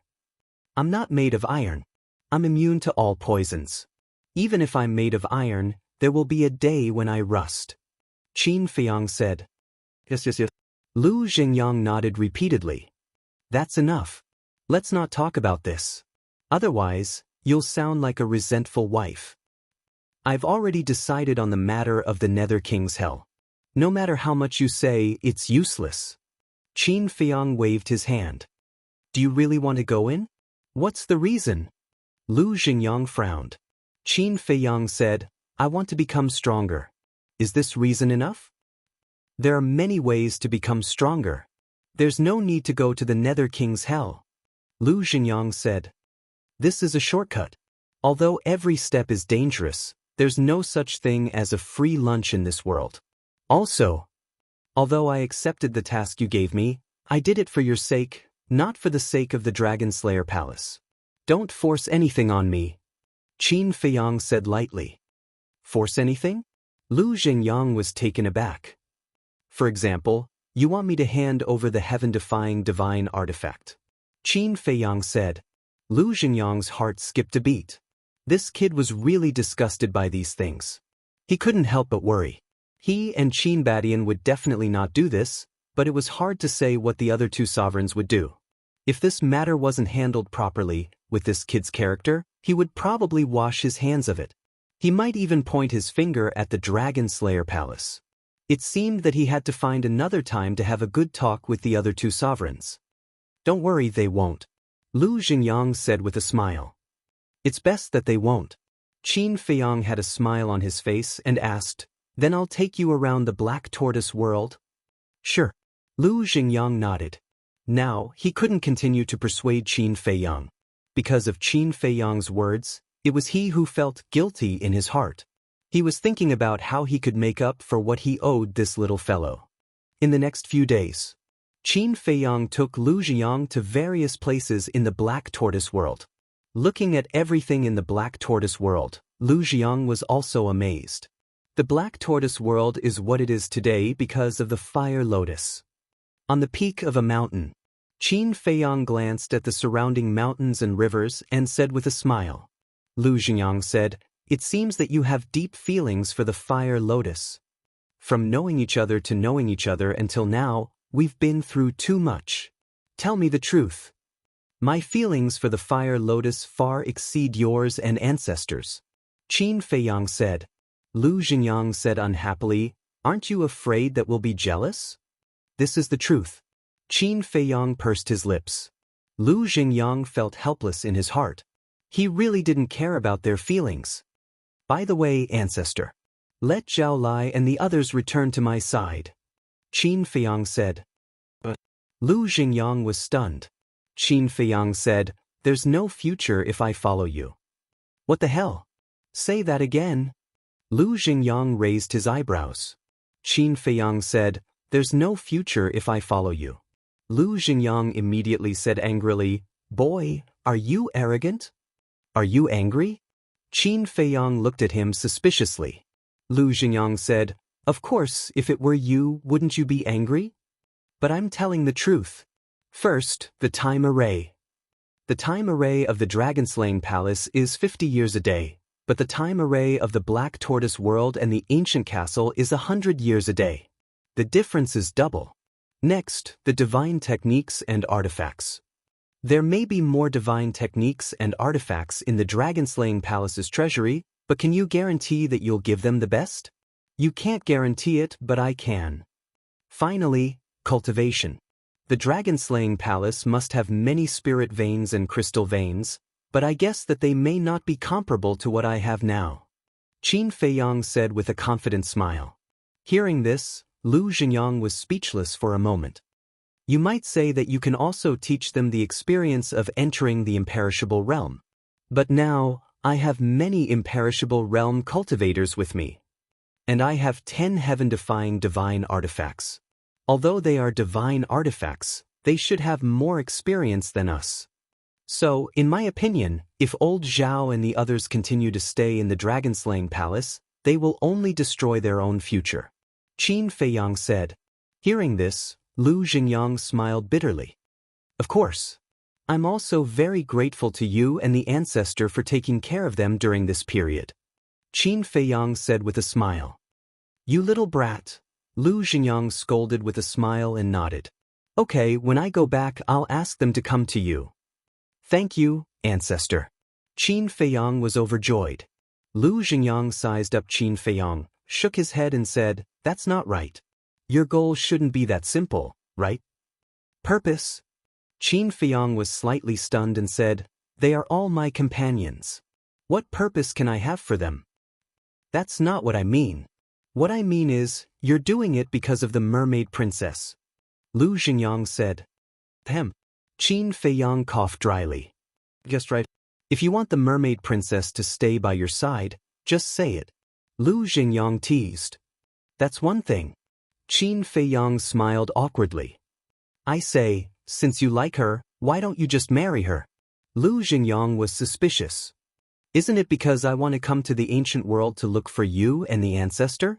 Otherwise, we would have been married long ago. Maybe we would have a lot of children by now. Qin Feiyang said. A lot of children? You're really not afraid of blushing when you talk. Lu Xingyang's face twitched and he said, do you mean that we're holding you back? Of course. Qin Feiyang nodded. I'll go back and discuss with your ancestor and the mermaid emperor to arrange your marriage. Lu Xingyang said. Thought. Qin Feiyang hurriedly waved his hand. What do you mean? Lu Xingyang looked at him in confusion. I don't care how others get married, but when I get married, father, mother, grandfather, Uncle Yuan, and great-grandfather must be present. Qin Feiyang said. Lu Xingyang said in surprise, I didn't know that you were so filial. You still can't tell? If I'm not filial, why would I come all the way to look for you and the ancestor? I finally realize now that I'm really stupid. Okay. Tomorrow, when Zhao Tailai and the others come back, I'll take them back to the Great Qin. Qin Feiyang said sadly. Lu Xingyang rolled his eyes and said, okay, don't talk nonsense. Send me out, but I hope you'll think about the matter of the Nether King's hell. Since I've decided, what's there to think about? Men should be more decisive and be more ruthless to themselves. Qin Feiyang said with a smile. Bastard. Lu Xingyang glared at Qin Feiyang. Qin Feiyang grinned and sent Lu Xingyang out. Although a few days had passed in the Black Tortoise realm, only a short while had passed outside. Worried that Yi Zhong would discover him, Lu Xingyang immediately opened a teleportation altar and left as soon as he appeared in the sky above the Dragon God Mountain range. Chapter 25:55. Qin Feiyang also returned to the Devil's Land. Has he left? Seeing that only Qin Feiyang came back, Fire Lotus asked with a smile. Yes. Qin Feiyang nodded. Fire Lotus thought for a while and asked curiously, Qin Dage, what you've done all these years, are you really trying to find a sense of existence? Don't touch on my sore spot, okay? Qin Feiyang was helpless. He already felt embarrassed to say these words that were hidden in his heart. Now you're asking? Aren't you embarrassing me even more? But then again, after saying these words, he felt a lot more comfortable in his heart. Buzz. At this moment, the image crystal rang. Qin Feiyang took out the image crystal and looked at Fire Lotus. Fire Lotus understood and walked to the side. When the image crystal was turned on, a shadow immediately emerged. Qin Feiyang was slightly stunned. Why was it Ren Xiaolan? Ren Xiaolan looked at Qin Feiyang and asked with a smile, Young Master Li, I hope I didn't disturb you. Qin Feiyang shook his head and asked, What's the matter? Ren Xiaolan said, The steward is looking for you. Steward? Qin Feiyang was stunned and waved his hand, Just say that I'm not free. After saying that, he was about to turn off the image crystal. But at this moment, a figure jumped to Ren Xiaolan's side and looked at Qin Feiyang aggrievedly, Brotherly, do you dislike me so much? This person was the Treasure Pavilion steward. Qin Feiyang shook his head helplessly and said, If it's about the divine pill, let's talk face to face. Don't. I've just asked the Chief Pavilion Master. The Chief Pavilion Master said that as long as Brotherly cooperates with our Treasure Pavilion, we are willing to give you 3 clusters of 6th grade Divine Pill Fire and a 7th grade Divine Pill Furnace for free. The Treasure Pavilion steward hurriedly said. Qin Feiyang was stunned and asked, Really? Absolutely. Seeing that Qin Feiyang was somewhat tempted, the supervisor quickly nodded. Qin Feiyang lowered his head and pondered for a moment. He looked at the supervisor and said, "I'm a little confused. Is there no one in the treasure pavilion who can refine a divine pellet with 3 dragon-shaped core energies? Even the best alchemist in my treasure pavilion can only refine divine pills with 2 dragon-shaped core chi." The treasure pavilion manager shook his head. In his heart, he couldn't help but grumble. If the treasure pavilion had such an alchemist, would we even need to look for you? What about other places? The divine land is so big, there must be a few who can make it. Qin Feiyang said. There is. But we can't invite these people. The manager of the treasure pavilion was helpless. Even your treasure pavilion can't move? Qin Feiyang was stunned. That's not strange, right? After all, alchemists at your level basically don't lack anything. So, ordinary things can't move them at all. Then there's someone like your master Yi Zhong. Even if he's tempted by a treasure, he won't refine it for us. The manager of the treasure pavilion smiled bitterly. That makes sense. Qin Feiyang nodded. However, he suddenly looked stunned and said, "What did you just say? My master Yi Zhong is also an alchemist?" The manager of the treasure pavilion was also stunned and asked in return, "You don't know?" "I don't know." Qin Feiyang shook his head. The manager of the treasure pavilion looked at Qin Feiyang in shock and shook his head. "Brotherly, you don't even know that Yi Zhong is an alchemist. You're not qualified to be a disciple." Qin Feiyang smiled embarrassedly. He really didn't know much about Yi Zhong. Your master not only has a high cultivation level, but he's also recognized as the best in the divine land in alchemy. Do you know? He can refine divine pills with 4 dragon-shaped elixir auras. The manager of the treasure pavilion said. What? Qin Feiyang was shocked. And he's also the only person in the divine land who has a 9th grade divine elixir fire and a 9th grade divine elixir furnace. The manager of the treasure pavilion said again. 9th grade divine elixir fire. 9th grade divine elixir furnace. Qin Feiyang's eyes trembled. He didn't expect the master he picked up to be so terrifying. How is it? Is it an eye-opener? The manager of the treasure pavilion said with a smile. Qin Feiyang nodded and said, "You said that he's the only person in the divine land who has a 9th grade divine elixir fire and an elixir furnace. Does that mean that even the treasure pavilion doesn't have a 9th grade divine elixir fire and an elixir furnace?" As far as I know, the best divine elixir fire and elixir furnace in the treasure pavilion are 8th grade. The manager of the treasure pavilion said. Qin Feiyang nodded and asked, "What about Qin Badian? Since his ancestor could refine divine elixirs, his elixir fire and elixir furnace must be of high level." Qin Badian? The manager of the treasure pavilion was stunned and said, "I heard that he also has an 8th grade divine elixir fire and an elixir furnace." Qin Feiyang frowned. Qin Badian is the sovereign of the dragon-slaying palace. He's always been elusive. Even the treasure pavilion doesn't know much about him. The manager of the treasure pavilion shook his head. Qin Feiyang nodded and pondered for a moment. "Okay, as long as you give me an elixir fire and an elixir furnace, I agree to cooperate with you." The manager of the treasure pavilion was overjoyed and said, "Then come to the treasure pavilion now." No, I wouldn't dare to trouble you to come here in person. Where you now? I'll go find you now. You're busy with work. Just ask Ren Xiaolan to come find me. Remember to bring in elixir fire and elixir furnace and the herbs you need to refine. I'll wait on the plains outside the Dragon God Mountain. After Qin Feiyang finished speaking, he turned off the image crystal. Fire Lotus walked to Qin Feiyang and said, "It seems that we still underestimated Yi Zhong." Yes. He has both strength and brains. Even his alchemy is so terrifying. I finally understand why our ancestor wanted him to join the dragon-slaying palace. Who wouldn't be tempted by such a person? Qin Feiyang shook his head. Fire Lotus asked, "You're tempted too?" "He's my master." "So what? We can't let outsiders benefit." Qin Feiyang chuckled. "Outsiders?" Fire Lotus was taken aback and said speechlessly, It seems that Qin Badian and Lu Jiang are not outsiders either. They're definitely not outsiders, but the other two emperors are. So, no matter what, we can't let Yi Zhong join the dragon-slaying palace. If he's going to stay, he'll stay by our side. Qin Feiyang laughed. You're really evil. But then again, if Yi Zhong is really willing to help you, it'll be like adding wings to a tiger. I'm afraid that not only the dragons, but even the dragon-slaying palace will be afraid of you. Fire Lotus said. That's right.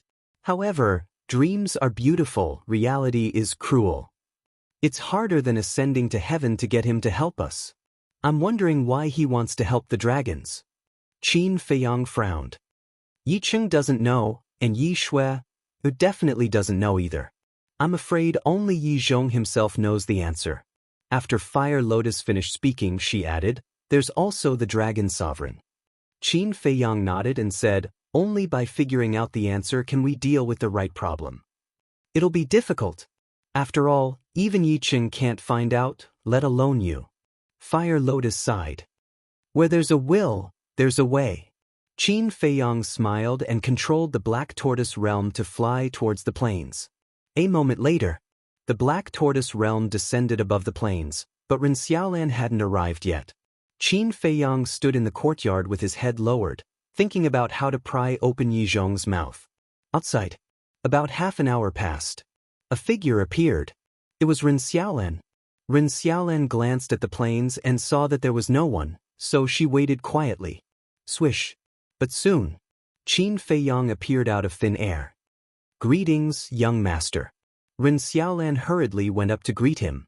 Qin Feiyang asked, did you bring everything? Ren Xiaolan nodded and took out a Qianquan bag, handing it to Qin Feiyang. Qin Feiyang grabbed the Qianquan bag and released his spirit sense. When he saw the herbs in the Qianquan bag, the corner of his mouth twitched. The Qianquan bag was filled to the brim with herbs. Ren Xiaolan smiled and said, the steward said that although there are many herbs, there's no rush. You can refine them slowly. Qin Feiyang shook his head and took out 3 iron boxes from the Qianquan bag, opening them immediately. 3 clusters of elixir flames appeared in front of him. After confirming, they were indeed grade 6 divine elixir flames. Qin Feiyang took out another elixir furnace from the Qianquan bag. Like the fire cloud cauldron, it was also a cauldron-shaped elixir furnace. It was scarlet red like a scorching sun, emitting a dazzling treasure light. This cauldron is called the Heaven Flames Divine Cauldron. It's one of the best elixir furnaces in the treasure pavilion. Ren Xiaolan said. All right. Wait for me here. After Qin Feiyang finished speaking, he entered the castle with the elixir flames, elixir furnace, and Qianquan bag. Ren Xiaolan wanted to ask if he should come back another day. After all, with so many herbs, it would definitely take a long time to refine. But before she could say anything, Qin Feiyang had already disappeared. And Qin Feiyang had a reason for asking Ren Xiaolan to deliver the herbs. Because Ren Xiaolan's cultivation hadn't reached the 9 heavens realm yet, her spirit sense couldn't capture spatial divine items. But the treasure pavilion's steward was different. With his half-step eternal realm cultivation, no spatial divine item could escape his spirit sense. When the time came, if the treasure pavilion steward released his spirit sense on a whim and found that he couldn't find the castle, he would definitely suspect that he had a heavenly domain divine stone. A heavenly domain divine stone was a treasure of heaven and earth. Once the treasure pavilion steward found out, it would definitely cause a lot of trouble. In the castle, Qin Feiyang pondered for a while and said, Fire Lotus, come in and help me. Not long after, Fire Lotus entered the cultivation room. Looking at the Qianquan bag full of herbs, he couldn't help but shake his head and smile bitterly. Fire Lotus was responsible for helping to organize the herbs. Qin Feiyang focused on refining pills. In the castle, time passed day by day. About half a year later, a whole bag of herbs was finally refined. They were all life divine pills. Qin Feiyang also didn't know how many medicinal pills there were. In any case, he was exhausted. And after refining these herbs, Qin Feiyang took out the 3 6th grade pill fires and let the nether devil flame fuse with them. Boom! Without any suspense, the nether devil flame directly soared to the 7th grade divine level pill fire level. Qin Dage, why didn't you fuse them earlier? Fire Lotus was suspicious. Qin Feiyang didn't answer, just smiled faintly. Then, he took out the 7th grade divine level pill furnace Heaven Flame Divine Furnace and tried to refine a life divine pill. In the end, 4 dragon-shaped pill chi were born. See? If I had fused the 3 pill fires earlier, wouldn't the treasure pavilion have benefited? Besides, I don't want people to know that I can refine pills with 4 dragon-shaped pill chi. Qin Feiyang smiled. Fire Lotus nodded in realization and said, you can refine 4 dragon-shaped pill chi with a 7th grade divine level pill fire and pill furnace. And Yi Zhong used a 9th grade divine level pill furnace and pill fire to refine 4 dragon-shaped pill chi. Does this mean that you don't lose to him in alchemy? In the end, Fire Lotus couldn't help laughing. Keep a low profile. Qin Feiyang smiled, put all the pills into the Qiankuan bag, and then left the castle with the Qiankuan ring. Chapter 2556. So fast. Outside, Ren Xiaolan took the Qiankuan pouch from Qin Feiyang's hands. Looking at the medicinal pills inside, she was immediately stunned. How long had it been? He had actually refined all of them. A day outside was equivalent to 100 years in the castle. Qin Feiyang had been refining pills in the castle for half a year, but only a short time had passed outside. So for Ren Xiaolan, it was unbelievable. Ahem. Qin Feiyang coughed and smiled. I refined these pills before and prepared them for my own use. Since the treasure pavilion needs them, I'll give them to you first. So that's how it is. Ren Xiaolan nodded in realization. Qin Feiyang waved his hand and said, go back and report. Ren Xiaolan nodded, opened the altar, and left. After Qin Feiyang watched Ren Xiaolan leave, he entered the castle again and prepared to cultivate. Fire Lotus asked suspiciously, you're not going back to the Dragon God Palace? Old Zhao and the others are coming back. Why should I go back now? It'll be troublesome if I have to run out again. I'll wait for them here. When they come back, we'll go back to the Dragon God Palace together. After Qin Feiyang said that, he took out the soul stone and sat cross-legged on the ground to refine it. Fire Lotus also walked out and closed the door. She stood in the castle hall and looked around at the cultivation rooms with a smile in her eyes. Fortunately, the time rules of the Black Tortoise world and the castle were the same. Otherwise, there wouldn't be enough cultivation rooms for a large group of people. However, to be honest, after so many years, not only Qin Feiyang, but even she missed everyone. Outside night fell. Qin Feiyang opened his eyes. With a wave of his hand, an image appeared in the void. It was the plains outside in the night. What's the situation? It's already dark. Why haven't they contacted me yet? Qin Feiyang had a trace of suspicion on his face. Lu Xingyang said that he would make arrangements when he returned. There was no need to take so long for such a small matter. Qin Dage. Fire Lotus's voice came from outside. Come in. Qin Feiyang came to his senses and said. Fire Lotus pushed the door open and entered. She looked at the night sky outside and asked suspiciously, they're not here yet? Qin Feiyang shook his head. What happened? I've already prepared accommodations for them. Why don't you ask them? Fire Lotus said. Residents? Qin Feiyang was stunned. Yeah. So many people can't possibly squeeze into the castle's cultivation room, right? So, I built a dozen more courtyards around the courtyard outside. Fire Lotus smiled. You're really thoughtful. Qin Feiyang smiled and took out an image crystal to send a message to Zhao Tai. However, after waiting for a long time, Zhao Lai did not respond. Qin Feiyang frowned and sent a message to Tang Hai. But in the end, there was still no response. This, Fire Lotus was also a little dazed. Qin Feiyang then sent a message to the mermaid princess, Qin Rishuang, Dan Wangkai, Willow Tree, Yu Huang, Blood Kirin and the other beasts. But none of them responded to him. This made Qin Feiyang's brows furrow even tighter. Fire Lotus asked, Qin Dage, did something happen?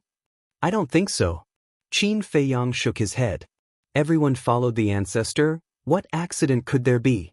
Maybe they were delayed by something. Wait a little longer. Outside. Another day passed. And in the castle, 100 years had passed. However, no one sent a message. Qin Feiyang finally couldn't sit still anymore. He got up and walked out of the cultivation room. Standing in the castle hall, he said, "Jiang Defei, come out for a moment." So, Jiang Defei ran out of a cultivation room and asked, "Young master, what's the matter?" Qin Feiyang said, "Send a message to the divine general, I have something to ask him." Jiang Defei looked at Qin Feiyang suspiciously and took out the image crystal. At this time, Fire Lotus also walked in from outside. Buzz. A moment later, the divine general's shadow appeared. "Greetings, young master." The divine general bowed. Qin Feiyang said, "Help me ask." Before Qin Feiyang could finish, the divine general smiled and said, "Young master, do you want to know about the mermaid princess and the others?" "How do you know?" Qin Feiyang was suspicious. "I was going to contact you and report this to you. Emperor Qin just sent me a message saying that the mermaid princess and the others won't look for you for the time being." The divine general smiled. But Qin Feiyang frowned. They are now at a critical juncture of their seclusion, so it's not good to disturb them. The divine general said, "I see." Qin Feiyang nodded and said with a faint smile, "I thought something happened." "How is that possible? Where else is safer than staying with the two sovereigns?" The divine general was speechless. "Okay then, tell them for me that I'll wait for them on the plains outside the Dragon God Mountain," Qin Feiyang said. The divine general nodded. When Jiang Dafei turned off the image crystal, the divine general's face suddenly darkened and he activated the image crystal again. Buzz. So, Qin Baishan's shadow appeared. "Emperor Qin." The divine general bowed respectfully. "What's wrong?" Qin Batian looked at him suspiciously. The divine general said in a low voice, "Qin Feiyang sent this subordinate a message earlier, asking about the mermaid princess and the others." "What did you say?" Qin Batian was shocked and asked hurriedly. This subordinate told him that everyone is in seclusion, and he believed me. However, he's still waiting outside the Dragon God Mountain. The divine general said. Qin Batian could not help but frown. "My lord, we can only delay for a while. We have to think of a way quickly. You know Qin Feiyang's temper. If he knows about this, I'm afraid he won't let it go." The divine general said. "I know. Try to delay it. I'll think of a way as soon as possible." Qin Batian nodded. "My lord Qin, what do you think Supreme Cloud and the others are thinking? Don't they know Qin Feiyang's temperament? He's amenable to persuasion but not coercion. This will only anger him." The divine general frowned. "Actually, they really don't know Feiyang. With Lu Xingyang and I around, there's no need to worry about the mermaid princess and the others' safety.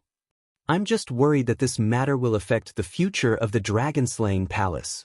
Qin Batian sighed. The divine general was also worried when he heard this. "Let's leave it at that for now. I hope that Feiyang will enter the Nether King's hell. At least it will give me enough time to resolve this matter." Qin Batian shook his head, and the projection quickly dissipated. The divine general put away the image crystal and sighed. He really did not expect that these two sovereigns had their eyes on the mermaid princess and the others for a long time. Inside the ancient castle, out of trust for Qin Batian and Lu Xingyang, Qin Feiyang and Fire Lotus did not suspect anything. Jiang Dafei also went into seclusion in the cultivation room again. Qin Feiyang said a few words to Fire Lotus, then returned to the cultivation room and focused on cultivation. To break through to the Great Divinity stage, one needed to refine 40 billion soul stones. After breaking through to the Great Divinity stage, Qin Feiyang's refining speed increased again. He had calculated carefully. Currently, he could refine about 2,050 soul stones a day. According to the time outside, Qin Feiyang would need to cultivate in seclusion for more than 53,000 years. However, if one day in the ancient castle was 100 years, he would only need about 530 days. 530 days was less than a year and a half. Therefore, he had enough time to break through to the Great Divinity stage before the Nether King's hell opened. When he entered the Nether King's hell, he would spend some time to break through to the consummate divinity stage. Then, he would be able to take the Yin-Yang Chaos Pill. Now that he could refine the Yin-Yang Chaos Pill with 4 dragon-shaped core energies, his chances of breaking through 2 minor realms had greatly increased.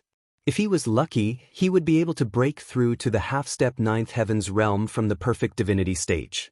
As long as he reached the half-step 9th Heavens realm, he would be able to protect himself with the various autark divine arts he possessed, even if he couldn't use any heaven-defying divine artifacts or divine arts.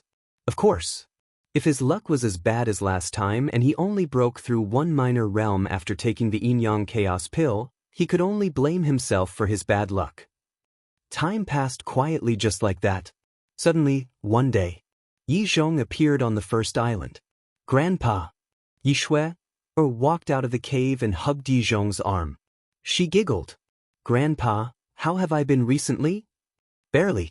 Yi Zhong nodded. Yi Shui, paused, then said unhappily, I've been cultivating all day, and you call that barely? Yi Zhong said calmly, you want Grandpa to praise you, but Grandpa won't.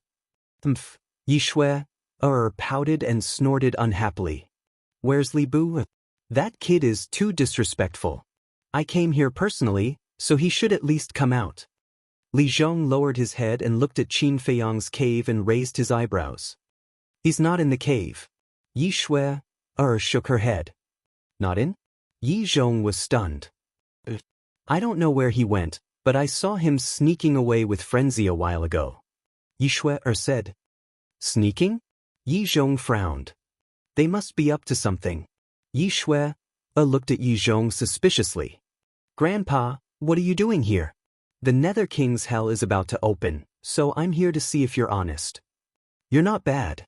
But Li Bu, no. Shui, when he comes back, you must keep an eye on him for me, in case he sneaks to the Nether King's hell. Yi Zhong reminded. Yi Shui was stunned and smiled. Grandpa, it seems that you're still quite concerned about him. Concerned about him? You're thinking too much. I just don't want him to embarrass me in the Nether King's hell. More importantly, he doesn't know his place at all. He likes to mess around all day long. Yi Zhong snorted coldly. Yes. You're right. Anyway, I know that you have a sharp tongue but a soft heart. Yi Shui, smiled. Yi Zhong smiled awkwardly and said, all right then, continue to be conscientious. Don't be led astray by Li Bu. Can you stop saying that? I'm not a child. Yi Shui, complained unhappily. In my eyes, you'll always be a child. Yi Zhong rubbed Yi Shui's head with a loving expression. Yi Shui, smiled and lowered her head, her face full of bliss. Chapter 2557. One day, Qin Feiyang's cultivation finally broke through and stepped into the great success stage, one step closer to the 9 Heavens realm. But he didn't come out of seclusion. He looked for fire lotus and brought all kinds of medicinal herbs to refine pills, especially Spirit Sea Pill, Divine Power Pill, Divine Soul Pill, Heavenly Dust Divine Pill, Divine Life Pill, and so on. Spirit Sea Pill, Repair Qi Si. Divine Power Pill, Restore Divine Power. Divine Soul Pill, Restore Divine Soul. Divine Life Pill, Heal Injuries. Heavenly Dust Divine Pill, Increase Cultivation. In the Nether King's hell, these pills were definitely needed the most. Qin Feiyang had refined a lot of them in case of emergencies. For example, he had refined more than 100,000 divine life pills, all of which had 4 dragon-shaped pill qi. Phew! After refining the pills, Qin Feiyang walked out of the castle, looked at the medicinal field outside, and let out a long breath.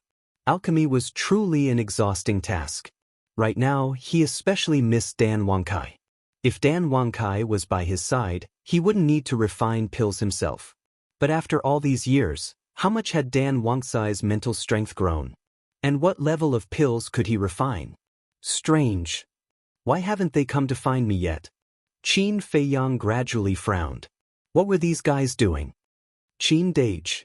At this time, Fire Lotus walked over from afar with a faint smile on her face. Where did you come from? Qin Feiyang looked up and asked with a smile. Divine Treasury. Fire Lotus laughed. Divine treasury, Qin Feiyang pondered for a moment and said, why don't we change the time of the divine treasury's opening and open it once every 1,000 years, so that you don't have to run around and cause trouble? What's so troublesome about that? Fire Lotus shook her head and said, Qin Dage, I've been thinking about a problem during this time. What problem? Qin Feiyang looked at her suspiciously.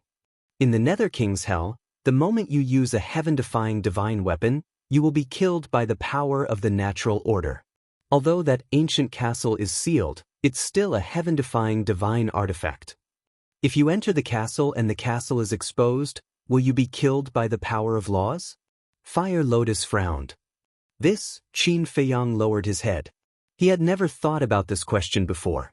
Fire Lotus asked, why don't you consult Yi Zhong again? Yi Zhong is against me entering the infernal king's hell. If I ask him now, he will definitely suspect that I have other thoughts. Do you think he will still tell me? Qin Feiyang felt helpless. Then let Yi Cheng send him a message. Yi Cheng is his younger brother.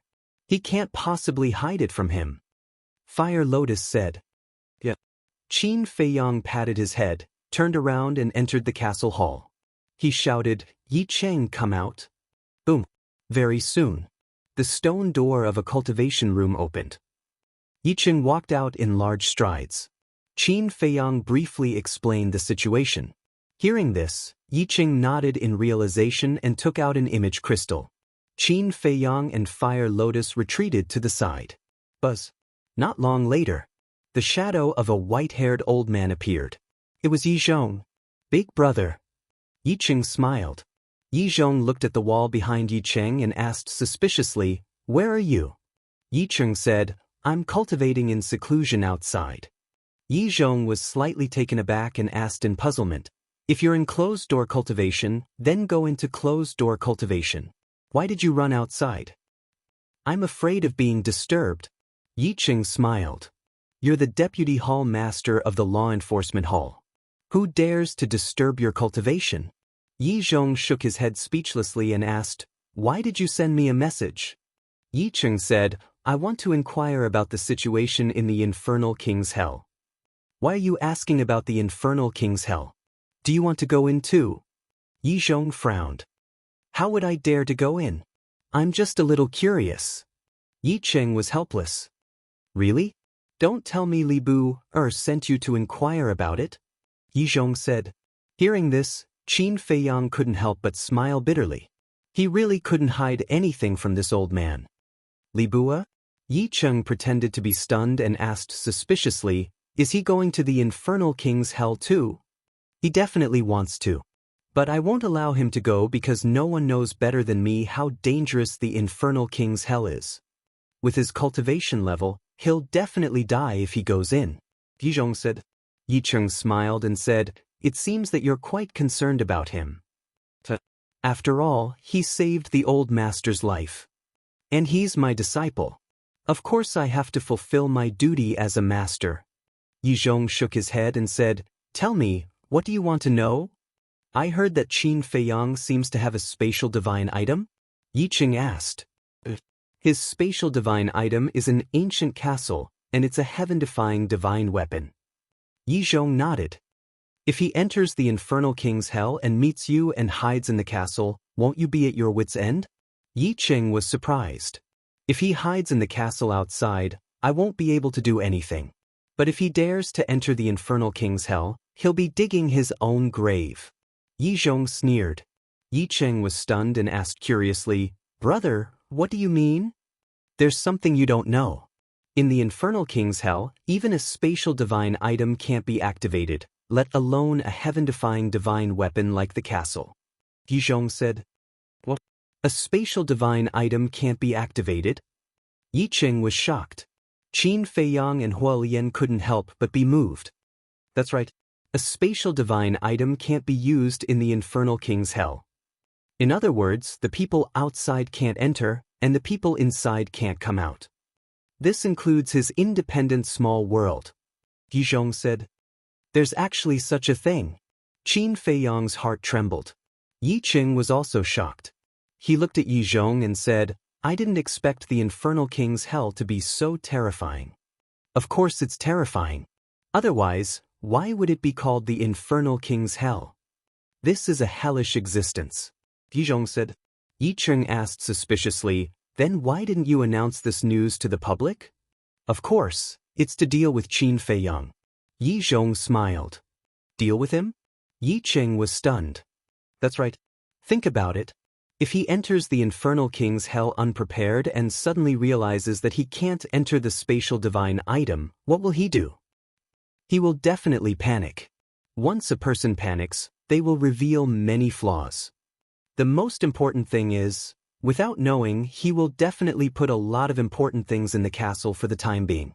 For example, pills, soul stones, divine crystals, etc. And in the Infernal King's hell, these things are crucial. It can even be said that without these things, it will be difficult for him to survive in the Infernal King's hell. When he enters and realizes that he can't take these things out of the castle, won't he be desperate? Yi Zhong smiled. I see. Yi Cheng suddenly understood and smiled. Big brother, forgive me for being blunt, but this seems a little despicable. There's no other way. If you want to deal with this kid, you have to be a little despicable. Yi Zhong shook his head, his face full of helplessness. If there was a way, he wouldn't choose to use such a dirty trick. All right then. I wish you success in your mission. I'll continue to cultivate. Yi Cheng smiled. Yi Zhong nodded. Yi Cheng turned off the image crystal and looked helplessly at Qin Feiyang, saying, It seems that Big Brother is determined to get rid of you this time. Then let's see if his virtue is 1 foot higher or if my devil is 10 feet higher. Qin Feiyang smiled faintly. Yi Cheng sighed. No matter what, I still hope that you can show mercy. I know. Qin Feiyang nodded. To be honest, he really couldn't bear to kill Yi Zhong. Because this old man, no matter what, was amazing. Take this time for example. If Fire Lotus hadn't thought of this, he would have really entered the Infernal King's hell without any preparation. And as Yi Zhong said, he would also put those pills that he prepared in advance in the castle. Then when he entered the Infernal King's hell, he would really be in a helpless situation. Fortunately, he had checked this point in advance. This allowed him to be sufficiently prepared. Qindage, not being able to enter the castle and the Black Tortoise world is not a small matter. You have to make arrangements in advance. Fire Lotus asked. There's nothing to arrange. You all cultivate well in the castle and the Black Tortoise world. I will go to the Infernal King's hell alone. Qin Feiyang said. What? You're going alone? Fire Lotus was shocked. Qin Feiyang nodded. I don't agree. Fire Lotus shook her head. I don't agree either. Yi Cheng also spoke. If he went to the Infernal King's hell alone, then Qin Feiyang would have to face the dragons alone. Wasn't this courting death? Qin Feiyang looked at the attitude of the two and smiled. This matter is not urgent. Wait until the Infernal King's hell opens. This was just a delaying tactic to appease the two. At that time, when the Infernal King's hell opened and he went in alone, Fire Lotus and the others would be helpless. Because without his permission, no one would be able to leave the Black Tortoise world and the castle. Actually, there was a reason for his decision.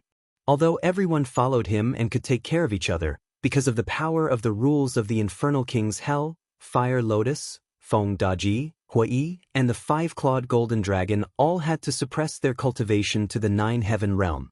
To be honest, if Fire Lotus and the others suppressed their cultivation to the 9-heaven realm, they wouldn't be able to help at all. Not to mention people like Li Changhe and Wang Daoyuan. So, since everyone was in danger, he might as well go in alone without any worries and fight with the dragons. However, Fire Lotus and Yi Cheng weren't stupid either. They didn't believe Qin Feiyang's nonsense at all. When Qin Feiyang returned to the cultivation room, the two of them gathered everyone. There was Frenzy, Wang Daoyuan, Li Changhe, Feng Daji, Jiang De, Lei Bing, and Wang Qi. There was also the White-Eyed Wolf, the Big Black Wolf, and the Black Panther brothers. What's wrong? Frenzy looked at Fire Lotus and Yi Cheng in confusion. Fire Lotus sighed and explained the situation in detail. After hearing it, Except for Frenzy and the white-eyed wolf, everyone was unanimously against it. Going to the Infernal King's hell alone? What a joke. Brother Wolf, you have the best relationship with Qin Dage, why don't you talk to him? Fire Lotus turned to look at the silent white-eyed wolf and said, don't you know little Qin Zi's stubborn temper? Once he makes a decision, even 10 cows can't pull him back. White-eyed wolf pinched his nose and said indifferently. Big Black Wolf frowned and said, Boss Wolf, why don't you look worried at all? Worried about what? He's not a child. Don't worry about it. Don't disturb my cultivation. That's it. White-eyed wolf waved his paws and returned to the cultivation room. I thought it was something big, but it turned out to be this trivial matter. What a waste of time. Frenzy said indifferently and returned to the cultivation room without looking back. What do these two guys mean? Everyone couldn't help but frown. Looking at the indifferent attitude of Frenzy and White-eyed Wolf, they couldn't help but feel angry. Only Fire Lotus looked at the backs of Frenzy and White-eyed Wolf thoughtfully. Chapter 25:58. In the blink of an eye. There were only 2 days left before the opening of the Nether King's Hell. Ever since returning to the cultivation room, Qin Feiyang had been cultivating. Although there was still a long way to go before he could break through to the perfected Paragon God realm, he could improve as much as he could. Everyone came to find him more than once. But every time, Qin Feiyang would send them away with, we'll talk about it later. At this moment, although there were still 2 days before the opening of the Nether King's Hell, there was already a sea of people outside the plane. Everyone was looking forward to it. These people's cultivation bases were not low, at least above the Paragon God realm. Only a few people were divine lords. As for war gods, none of them were seen. Because in a place like the Nether King's Hell, not to mention war gods and divine lords, even Paragon gods would find it difficult to protect themselves. Although treasures were important, their lives were more important. Therefore, although many people were eager to enter the Nether King's Hell, they knew their limits and were unwilling to take the risk. This morning, there was a knock on the door. Persuading me again? Qin Feiyang opened his eyes, full of helplessness. He looked at the stone door and said, come in. The stone door opened. A man and a wolf swaggered into the cultivation room. It was the white-eyed wolf and the madman. The white-eyed wolf's cultivation had already broken through to the perfected Paragon God realm, because it had been in seclusion all this time. The madman's aura was also close to the perfected Paragon God realm. Rare guests. Qin Feiyang stood up and looked at them. During this time, only the madman and the white-eyed wolf hadn't come to persuade him. The madman closed the stone door and said, don't misunderstand, we're not here to persuade you. Then why are you here? Qin Feiyang looked at them suspiciously. The white-eyed wolf chuckled. The madman also smiled but didn't say anything. Looking at the expressions of the man and the wolf, Qin Feiyang seemed to understand what they meant. He shook his head and said, no. The white-eyed wolf said, we're not here to discuss it with you. That's right. We're here to officially inform you. Madman nodded. Qin Feiyang could not help feeling a headache as he said, what the hell are you guys thinking? Isn't it good to stay here and cultivate quietly? Of course it's good to stay here and cultivate. 100 years in a day. When you come out of hell, we might have already stepped into the imperishable realm. The white-eyed wolf said. Qin Feiyang frowned. Then why did you go to hell? I'm here to join in the fun. The white-eyed wolf said. Qin Feiyang's mouth twitched. Let's be serious. I have to go to the hell of the underworld king. Madman said. But Qin Feiyang was suspicious. Madman said, actually, I have heard of the underworld king's hell before. How did you hear about it? Qin Feiyang was bewildered. One had to know. This hell of the underworld king's hell was the secret of the dragons. An old man who once taught me the heaven-defying technique told me. He also said that if there is a chance, I must go in, saying that there is some great opportunity. Madman said. It can't be. Don't lie to me. Qin Feiyang frowned. Why would I lie to you? That old man said that the heaven-defying technique that he taught me was obtained from the hell of the underworld king. Madman said unhappily. What old man? Qin Feiyang was suspicious. Secret. Madman smiled mysteriously. Qin Feiyang rolled his eyes, then looked at the white-eyed wolf and frowned. Then what's your reason? Didn't I just say that I want to join in the fun? The white-eyed wolf chuckled. Get lost. Qin Feiyang immediately glared at him. Why would he join in the fun in such a place?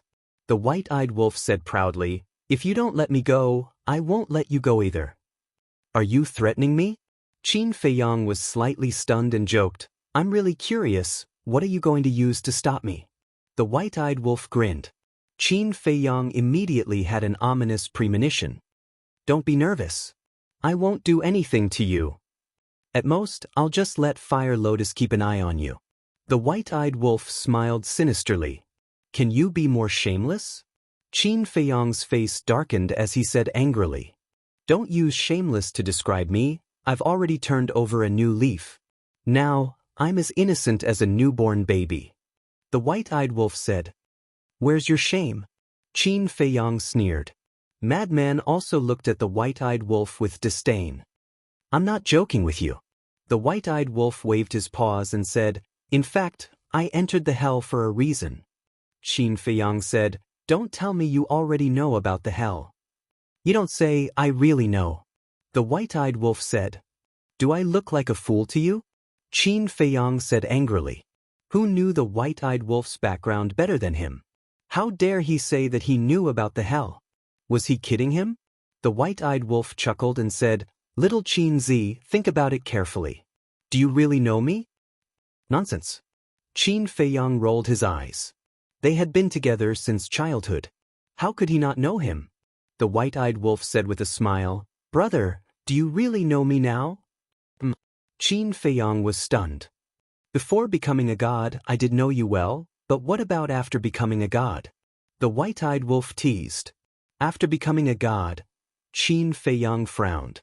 Thinking about it carefully, this wolf cub seemed to be hiding a lot of secrets after becoming a god. Just like the white-eyed wolf's current appearance. It had golden fur all over its body. His eyeballs seemed to be cast in gold foil. And on his back, there were two small golden wings. What puzzled him the most was the pattern between the white-eyed wolf's eyebrows. The pattern was blood-red in color, resembling the wings of a fiery phoenix. It gave off a mysterious feeling. Qin Feiyang had asked about these changes before, but the white-eyed wolf had always been mysterious. In short, I'm like a madman. I have to go to the hell. The white-eyed wolf said. You are all my masters. You can do whatever you want. Qin Feiyang said helplessly. Then let's discuss, what should we prepare? The white-eyed wolf chuckled. I've already prepared the pills. Even if the two of you go together, it's enough. Now we only lack the soul stones and divine crystals. But the fire lotus is guarding the medicine field every day. These soul stones and divine crystals are really not easy to deal with. Qin Feiyang rubbed his head. The white-eyed wolf said, Isn't that simple? Brother and madman will send her away. Bang. But at this moment, the stone door was kicked open. The two men and one wolf hurriedly looked over and saw Fire Lotus walking in angrily, saying angrily, You guys are really something, joining hands to scheme against me. The two men and one wolf were a little embarrassed. Enough.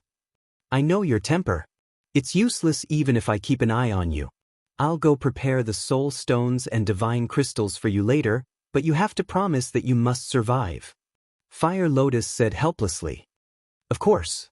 Qin Feiyang laughed. Fire Lotus rolled her eyes and asked, Then what about Jiang Dai, Lei Bing, and Wang Qi? They are all city lords now, so they can't stay in the Black Tortoise realm forever. Qin Feiyang was startled and said, Then have their cultivations broken through? Jiang Dafei has already broken through a long time ago. As for Lei Bing and Wang Qi, they are still a little short. It should only be a few decades. Fire Lotus said. A few decades doesn't matter. Anyway, there are still 2 days. 2 days outside is 200 years in the ancient castle. It's enough for them to break through. When they break through, remember to help them open the door to their potential. Qin Feiyang said. I know. Fire Lotus nodded and said, There's also Hui and the 5-clawed golden dragon. Call them back as well. I'll send a message to them later. Qin Feiyang smiled. All right then. Fire Lotus looked helplessly at the two men and the wolf, then turned and walked out. Qin Feiyang looked at the madman and the white-eyed wolf, and said with a smile, "Fortunately, this girl is easy to talk to, otherwise I really don't know how to persuade her." After saying that, he took out the image crystal. Not long later, Hui Yi's shadow appeared. Qin Feiyang asked, "Where?" "In the south with Xiao Jin." Hui Yi said, "What are you doing in the south?" Qin Feiyang was suspicious. "You don't know, the identity of the young lord in the south is too mysterious. We still haven't investigated his identity." Hui Yi said, "It can't be." Qin Feiyang was stunned. "I'm not joking with you. Even now, I haven't seen him. It's as if this person doesn't exist at all." Hui said, "So mysterious?" Qin Feiyang frowned. "However, we have investigated Du Yuntian and Wu Baichuan very clearly. This time, they will also use the identity of a disciple of the Dragon God Palace to enter the Underworld King's Hell." Hui Yi said, "They are also disciples of the Dragon God Palace?" Qin Feiyang was stunned. "The two of them have already entered the Dragon God Palace in the east and west." Hui nodded. Qin Feiyang suddenly understood and said, "Then you guys come back first and meet at Black Tortoise Mountain." Hui Yi responded and turned off the image crystal. "Even Hui Yi and the 5-clawed golden dragon can't find out the identity of this person? Why do I feel that he is even more mysterious than us?" The white-eyed wolf looked at Qin Feiyang and the madman in disbelief. "This person is the representative of the old ancestor. You don't have to worry too much about him. As for Du Yuntian and Wu Baichuan, I was worried that I wouldn't have a chance to deal with them.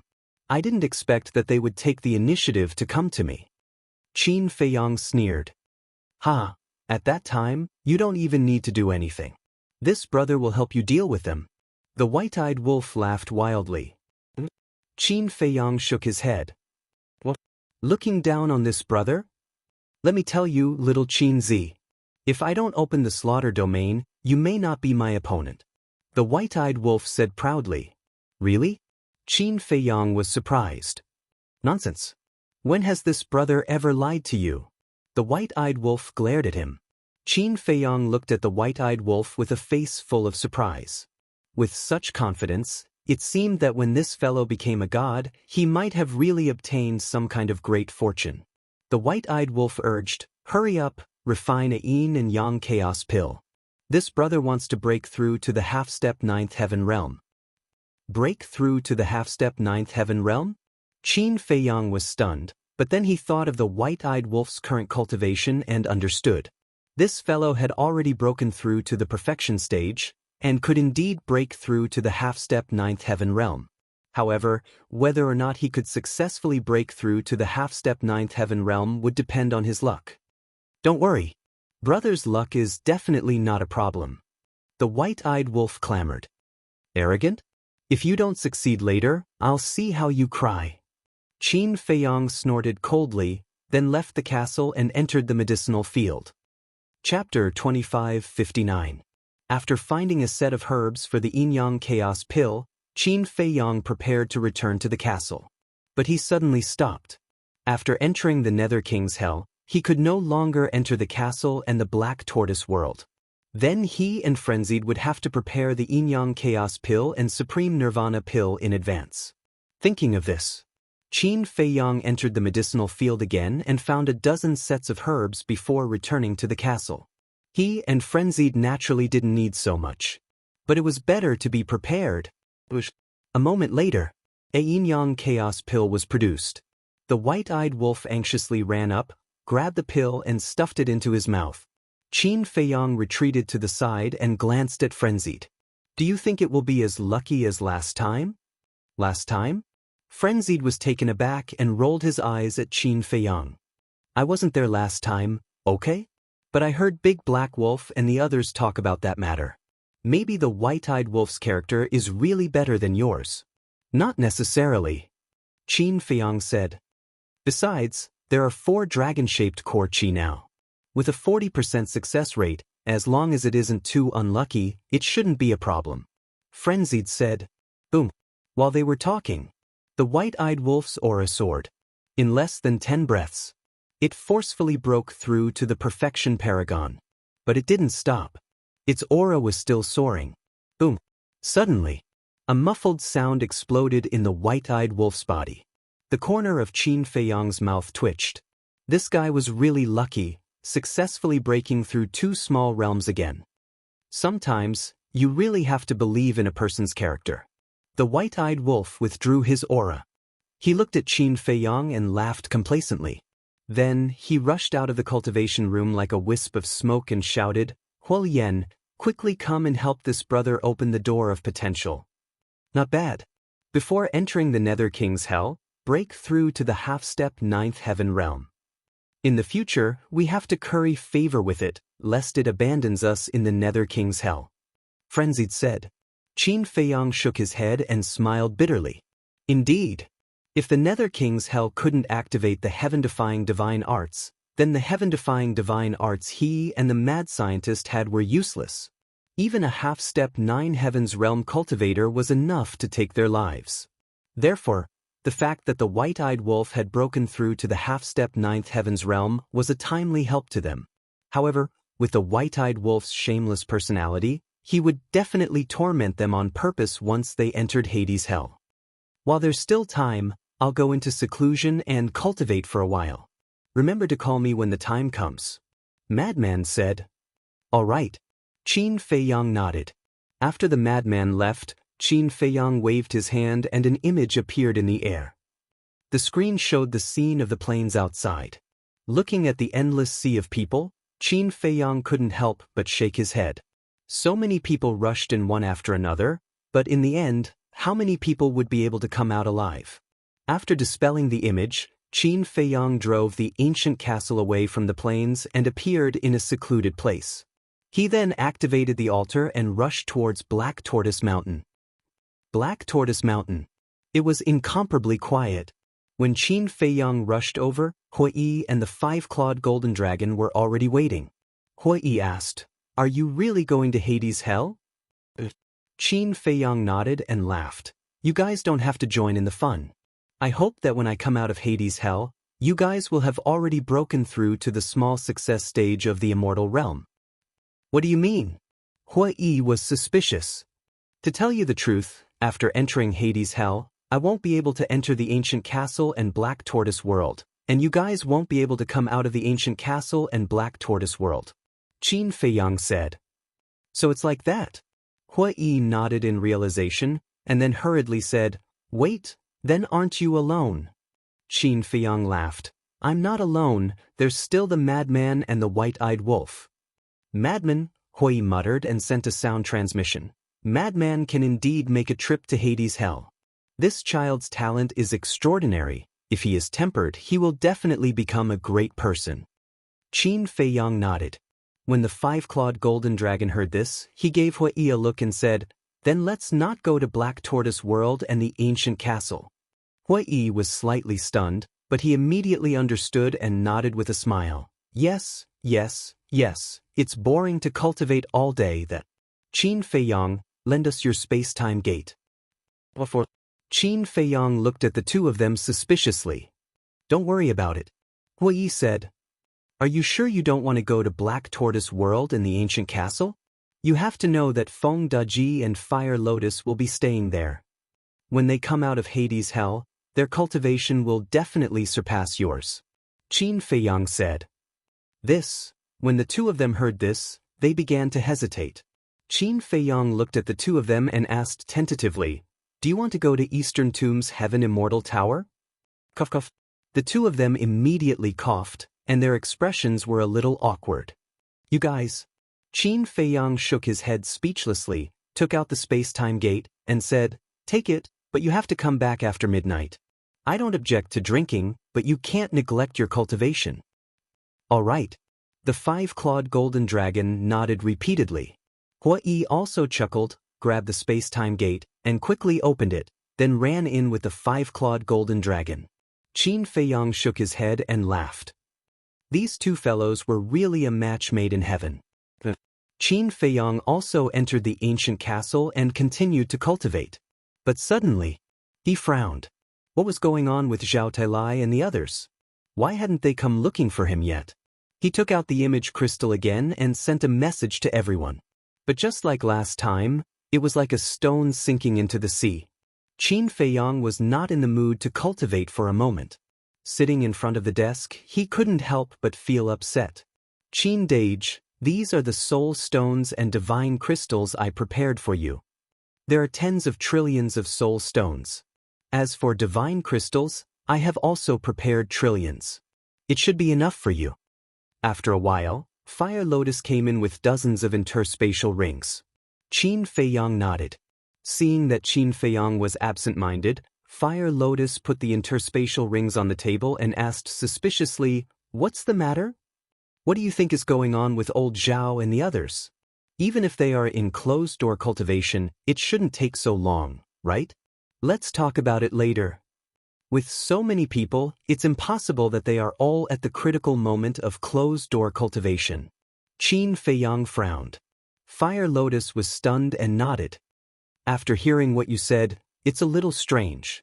It's too much of a coincidence that they are all at the critical moment of closed-door cultivation. Fire Lotus, do you think this divine general is hiding something from me? Qin Feiyang looked up at Fire Lotus and asked. I don't know. Fire Lotus shook her head and said, "Do you want me to call Jiang Dafei and ask him again?" Qin Feiyang nodded. Fire Lotus turned and walked out. After a while, she came back with Jiang Da. "Did you break through?" Qin Feiyang asked with a smile. Jiang Dafei nodded and said with a smile, "It's all thanks to this time formation. Otherwise, I don't know how long it would take for me to break through." Qin Feiyang smiled and said, "Send another message to the Divine General. I want to ask him something." Jiang Dafei took out an image crystal. Buzz.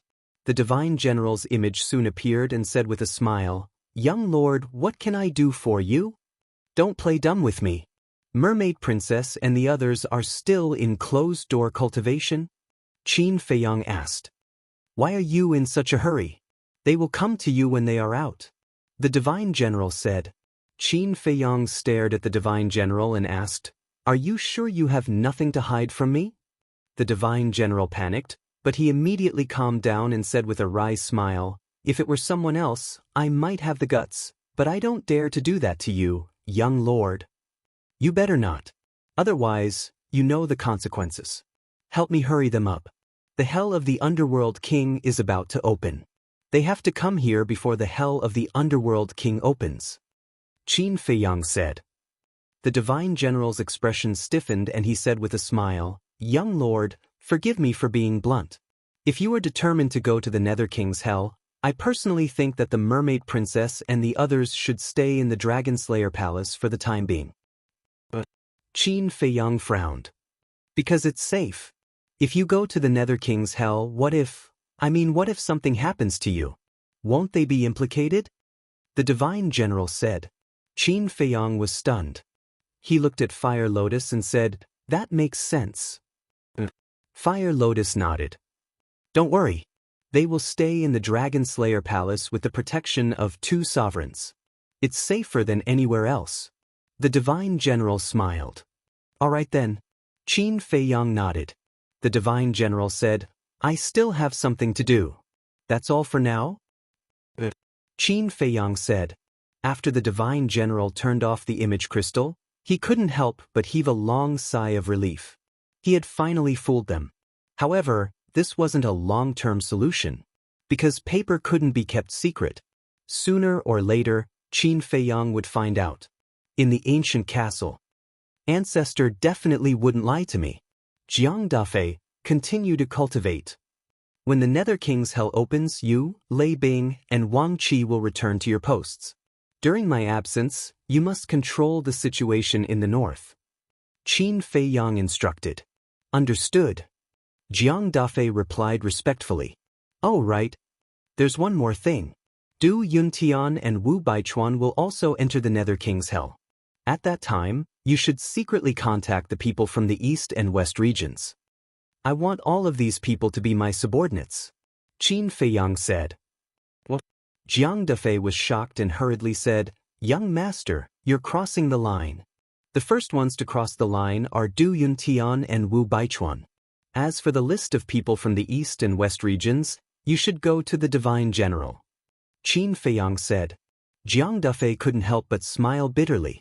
It seemed that what Du Yuntian and Wu Baichuan had done had angered the young master. We'll definitely complete the task. Jiang Dafei replied respectfully. Complete the task and I'll reward you handsomely. Qin Feiyang said with a smile. Thank you, young master. Jiang Dafei wasn't afraid of other things.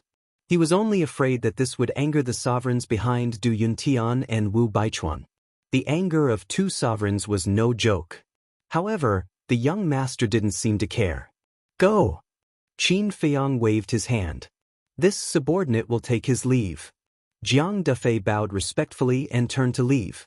Qin Feiyang also stood up and looked at Fire Lotus with a smile. Girl, I'll have to trouble you with the Black Tortoise world in the future. You can go and explore in peace. You don't have to worry about the Black Tortoise world. Fire Lotus said. It's good to have you. Qin Feiyang smiled slightly. Fire Lotus's cheeks reddened. Buzz. At this time, Qin Feiyang's image crystal rang. Qin Feiyang was stunned and then took out the image crystal. Immediately, 4 familiar silhouettes appeared. Qin Feiyang looked at the 4 people in shock. Surprised. We actually took the initiative to send you a message. One of them laughed. It's quite surprising. Qin Feiyang smiled faintly and asked, How's it going? Are you doing well in the Dragon Slayer Palace? These 4 people were the demon ancestor, Mu Tianyang, Mu Qing, and Dong Xingyang. Chapter 2560. Of course it's not bad. You don't have to care about anything. Just focus on cultivation and endless resources. Are you envious of us? As a descendant of Qin Badian, you still have to fight for yourself? Mu Tianyang looked at Qin Feiyang proudly. I'm sorry. I'm a person who doesn't like to reap without sowing. You can only have a clear conscience if you work hard to get it. If you sent me a message to show off to me, I'm afraid you'll be disappointed.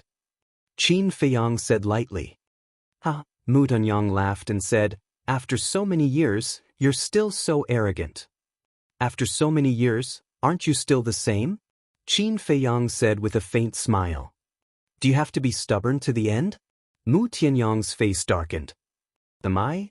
Qin Feiyang was a little innocent and said with a smile, I'm just telling the truth.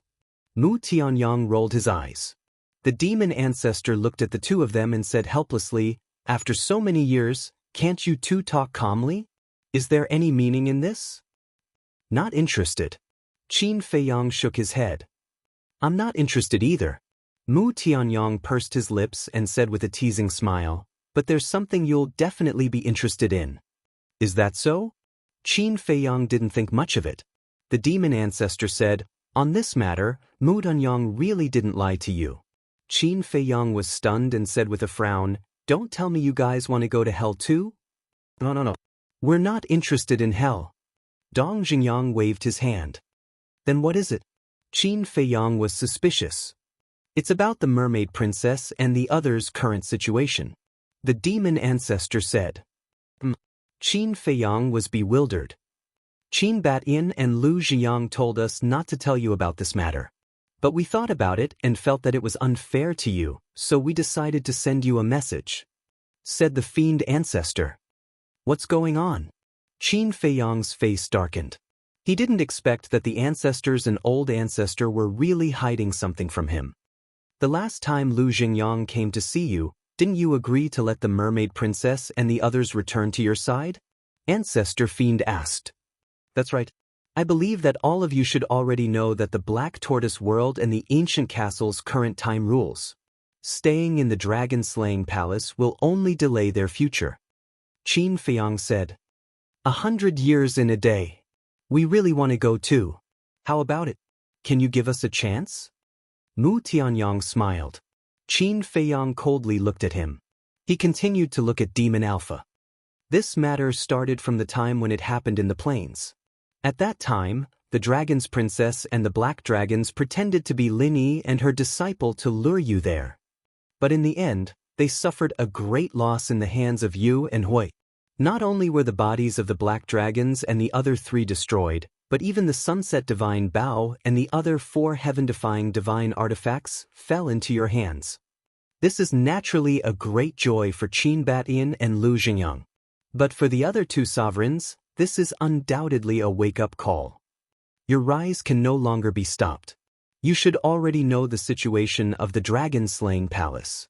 The 4 sovereigns are divided into 2 factions. The 2 factions have always been in a state of balance. However, your rise has undoubtedly broken this balance. Therefore, not only do the dragons regard you as their confidant, but the other 2 sovereigns also feel a strong threat from you. Ancestor Fiend sighed. I already expected this to happen. Qin Feiyang nodded. We also know that with your brain, you must have expected it. But there are some things that you can't stop. After the other 2 sovereigns felt the threat from you, they began to plan how to get rid of you. However, with Qin Batian and Lu Xingyang, they won't really do anything to you. So, they thought of a compromise to weaken your strength. Ancestor Fiend said. Weaken my strength? Qin Feiyang raised his eyebrows. What really scared them was the kill formula, the sunset divine Bao, and the other 10 heaven-defying divine artifacts. But the kill formula is your own divine art. It's inconvenient for them to snatch it.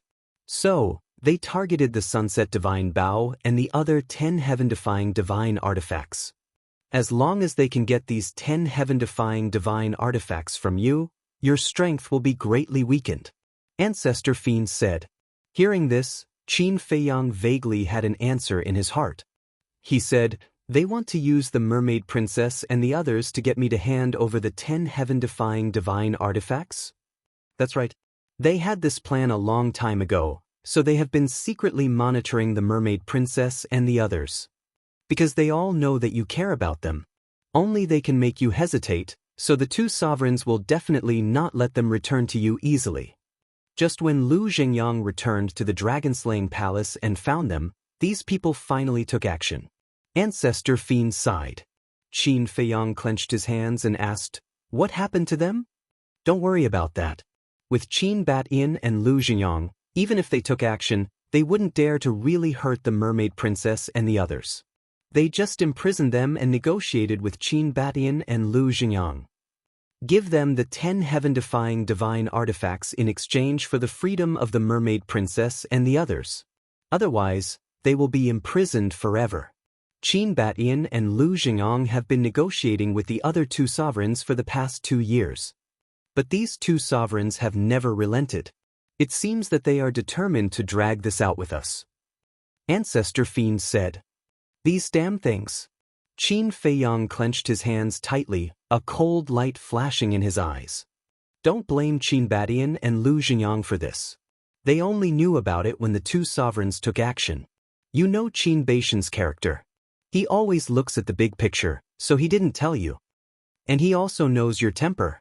Once you know about this, you will definitely make a scene. Ancestor Fiend said. Qin Feiyang said in a deep voice, where is the dragon-slaying palace? Ancestor Fiend and the others looked at each other and shook their heads with bitter smiles. Sure enough, this matter couldn't be known to Qin Feiyang. Tell me the location of the dragon-slaying palace, and I will let you enter the castle to cultivate. Qin Feiyang said. Mu Tianyang's heart skipped a beat. He turned to look at Ancestor Fiend and Dong Xingyang. Your offer is really tempting, but we can't tell you the location of the dragon-slaying palace. Because once you break into the dragon-slaying palace and have a falling out with the 2 sovereigns, you will definitely alarm the dragons. In this way, Qin Batian and Lu Xingyang's efforts over the years may be destroyed. Ancestor Fiend shook his head. You have really become a nice guy. Mu Tianyang stared at Ancestor Fiend with dissatisfaction. We can't ruin the big picture. Ancestor Fiend smiled faintly. After pondering for a while, he looked at Qin Feiyang and said, however, I can tell you the identities of the other 2 sovereigns. Mu Tianyang, Mu Qing, and Dong Xingyang looked at Ancestor Fiend in shock. Didn't he just say that they couldn't ruin the big picture? Why did he tell Qin Feiyang the identities of the other two sovereigns in the blink of an eye? One had to know. The identities of these two sovereigns were more important than the location of the dragon-slaying palace. Tell me. Qin Feiyang stared at Ancestor Fiend. Ancestor Fiend smiled and said, "Then, does your offer still count?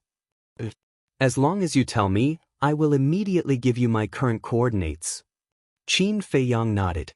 Ancestor Fiend said, "You have already met one of these two sovereigns." Met him? Qin Feiyang was stunned. Ancestor Fiend nodded. Qin Feiyang frowned. He had actually met him? The strength of the four sovereigns of the dragon-slaying palace was about the same as Ancestor Dragon. In his impression, there seemed to be no one else other than Yi Zhong. Could it be Yi Zhong? Qin Feiyang was surprised. But as soon as he said that, he began to regret it. If it was really Yi Zhong, then why did the ancestor give him the task to persuade Yi Zhong to join the dragon-slaying palace? Obviously, this person was not Yi Zhong. How could it be Yi Zhong? Ancestor Fiend smiled. Qin Feiyang frowned. If it was not Yi Zhong, then who else could be compared to Ancestor Dragon? Wait, could it be Jin? The figure of a young man in a fiery robe appeared in Qin Feiyang's mind. The Beast Emperor of the Internal Sea. This person's cultivation was similar to Yi Zhong's, similar to Ancestor Dragon's. Moreover, the task given to him by the ancestor was only to persuade Yi Zhong to join the dragon-slaying palace, but not to persuade the Beast Emperor to join the dragon-slaying palace. From this, it could be seen. One of the four sovereigns of the dragon-slaying palace should be this Beast Emperor. It seems that you have already thought of it. That's right. This sovereign hidden in the dark is the Beast Emperor who rules the Internal Sea. Ancestor Fiend said. Qin Feiyang asked, "What about the other one?" Ancestor Fiend smiled faintly. "You may be unfamiliar with the other one, the Chief Pavilion Master of the Treasure Pavilion." "So it's him." Qin Feiyang's heart trembled. Ancestor Fiend said, "Don't underestimate her, she is still a woman. Whether she is a man or a woman, if she provokes me, she will become a dead person." Qin Feiyang sneered. "Ha, domineering." Ancestor Fiend laughed loudly. "I mean what I say. Right now, I am at the Black Tortoise Mountain outside the Holy Dragon City. Come and meet me." After Qin Feiyang finished speaking, he gave the four of them the coordinates. Ancestor Fiend smiled and said, "All right, we will go right away." Qin Feiyang was slightly taken aback and asked, "So fast, aren't you going to tell the ancestors? Is there a need for that?" Ancestor Fiend smiled slightly, and the shadows of the four people dissipated. Qin Feiyang also put away the image crystal, looked up at Fire Lotus and asked, "What do you think of this?" Fire Lotus shook her head and said, "Ancestor Fiend has no need to lie to you about this." "That's what I think too." Qin Feiyang nodded. "Then what do you plan to do?" Fire Lotus asked. "Since they have done something wrong, they naturally have to pay the price." Qin Feiyang smiled coldly. Fire Lotus smiled. No matter what Qin Feiyang did, she would support him unconditionally. Qin Feiyang said, "Go clear a few courtyards and settle them down later. Speaking of which, it is also a great thing for us that these people have come to our side." Fire Lotus smiled. "Indeed. Not to mention the Ancestor Fiend and Mu Tianyang's heaven-defying artifacts, even Mu Qing's all-seeing eye will be of great help to us. If Dong Xingyang's Eye of Destiny can be opened, he will be invincible." Qin Feiyang said. Fire Lotus nodded. Chapter 2561. Qin Feiyang left the castle. After waiting for a while, the demon ancestor and the others arrived at Black Tortoise Mountain. "You're here to welcome us personally." Mu Tianyang laughed. "Are you trying to make your presence known all the time? Are you afraid that others won't notice you?" Qin Feiyang frowned. Mu Tianyang's expression froze. "What's wrong with this person? Did he eat gunpowder? He's insulting me the moment he sees me. Let me tell you, I can send you to the Black Tortoise world. But remember, if anyone dares to act recklessly, don't blame me for being ruthless." Qin Feiyang looked at the four of them and said. The demon ancestor smiled faintly. "Don't worry about that. We're here purely to cultivate. That's good. Qin Feiyang nodded and asked suspiciously, did you bring the heaven-defying artifacts? Of course. How can we be at ease letting them stay in the dragon-slaying palace? The demon ancestor said. All right then. Qin Feiyang nodded and prepared to send the 4 of them to the Black Tortoise world. Wait a moment. The demon ancestor waved his hand and asked, how do you plan to solve this matter? Although I don't advocate violence, sometimes violence is the best way to solve a problem. Qin Feiyang said indifferently. The 4 of them looked at each other and couldn't help but laugh. It was indeed this guy's style. Qin Feiyang waved his hand and sent the 4 of them to the Black Tortoise world. Then, he flew to the top of a mountain and looked in the direction of the inland sea. Time passed by breath. After dawn, clang, in the sky. With a loud sound, a stone door opened. 2 silhouettes walked out cheerfully. It was Hui and the 5-clawed golden dragon. When they saw Qin Feiyang standing at the top of the mountain, the 2 of them couldn't help but be startled. Hui kept the spatial gate and landed beside Qin Feiyang. He asked suspiciously, why are you standing here alone? You're back. Qin Feiyang came back to his senses and looked at the 2 of them. What's the situation? The opening of the space-time gate caused such a huge commotion, yet you didn't notice it. Hui and the 5-clawed golden dragon looked at Qin Feiyang in surprise. Why did it feel like this person had a lot on his mind? How much celestial immortal wine did you make? Qin Feiyang asked with a smile. Almost emptied the wine cellar of the Heaven Immortal Tower. Hui chuckled. Qin Feiyang shook his head speechlessly. These 2 were really drunkards. You look so absent-minded. Did something happen? Hui looked at him suspiciously. Qin Feiyang nodded. She briefly described the situation of the mermaid princess and the others. Bastard. He had heard of it. Hui was also furious. He was a famous emperor of the dragon-slaying palace, yet he had done such a shameless thing. The 5-clawed golden dragon also shook his head. He was quite familiar with the Beast Emperor. However, he never expected that the Beast Emperor was one of the 4 emperors of the dragon-slaying palace. Qin Feiyang took the face-restoring pill and recovered his true appearance. He smiled and said, let's go to the inland sea. Don't be impulsive. Although the Beast Emperor is the emperor of the dragon-slaying palace, the dragons don't know that. If you attack the Beast Emperor, the dragons will definitely not sit back and watch. But if you reveal the Beast Emperor's identity, it will definitely affect the dragon-slaying palace. The dragon-slaying palace was founded by Qin Batyan and Lu Jingyang. I don't know how much effort they have put in. You can't destroy their efforts. Hui hurriedly said. I know.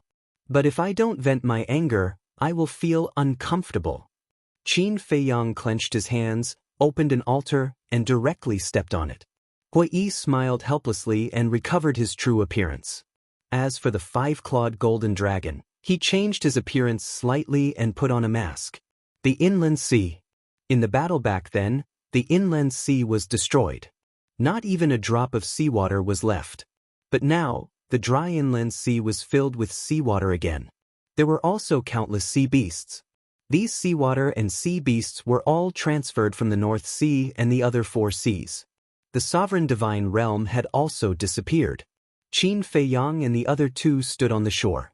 The waves surged one after another, hitting the shore with deafening sounds. Have you really thought about it? Hui asked. There's nothing to think about? Qin Feiyang smiled coldly. With a wave of his hand, the sunset divine bow and the other 10 heaven-defying divine artifacts appeared. Why did you come to the inland sea again? The sunset divine bow's artifact spirit was shocked. Qin Feiyang didn't answer.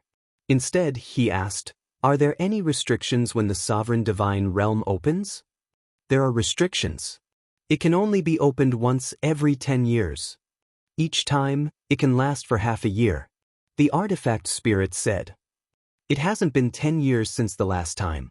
In other words, we just have to be careful of the sovereign divine weapon.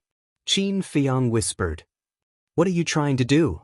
The artifact spirit was suspicious. The 10 heaven-defying divine artifacts didn't know what had happened in the dragon-slaying palace. Kill the Beast Emperor. Qin Feiyang said word by word. The five-clawed golden dragon sighed and said, I know where the Beast Emperor lives. Come with me. Immediately, Qin Feiyang Hui and the 10 heaven-defying divine artifacts followed the five-clawed golden dragon and flew toward the depths of the inland sea.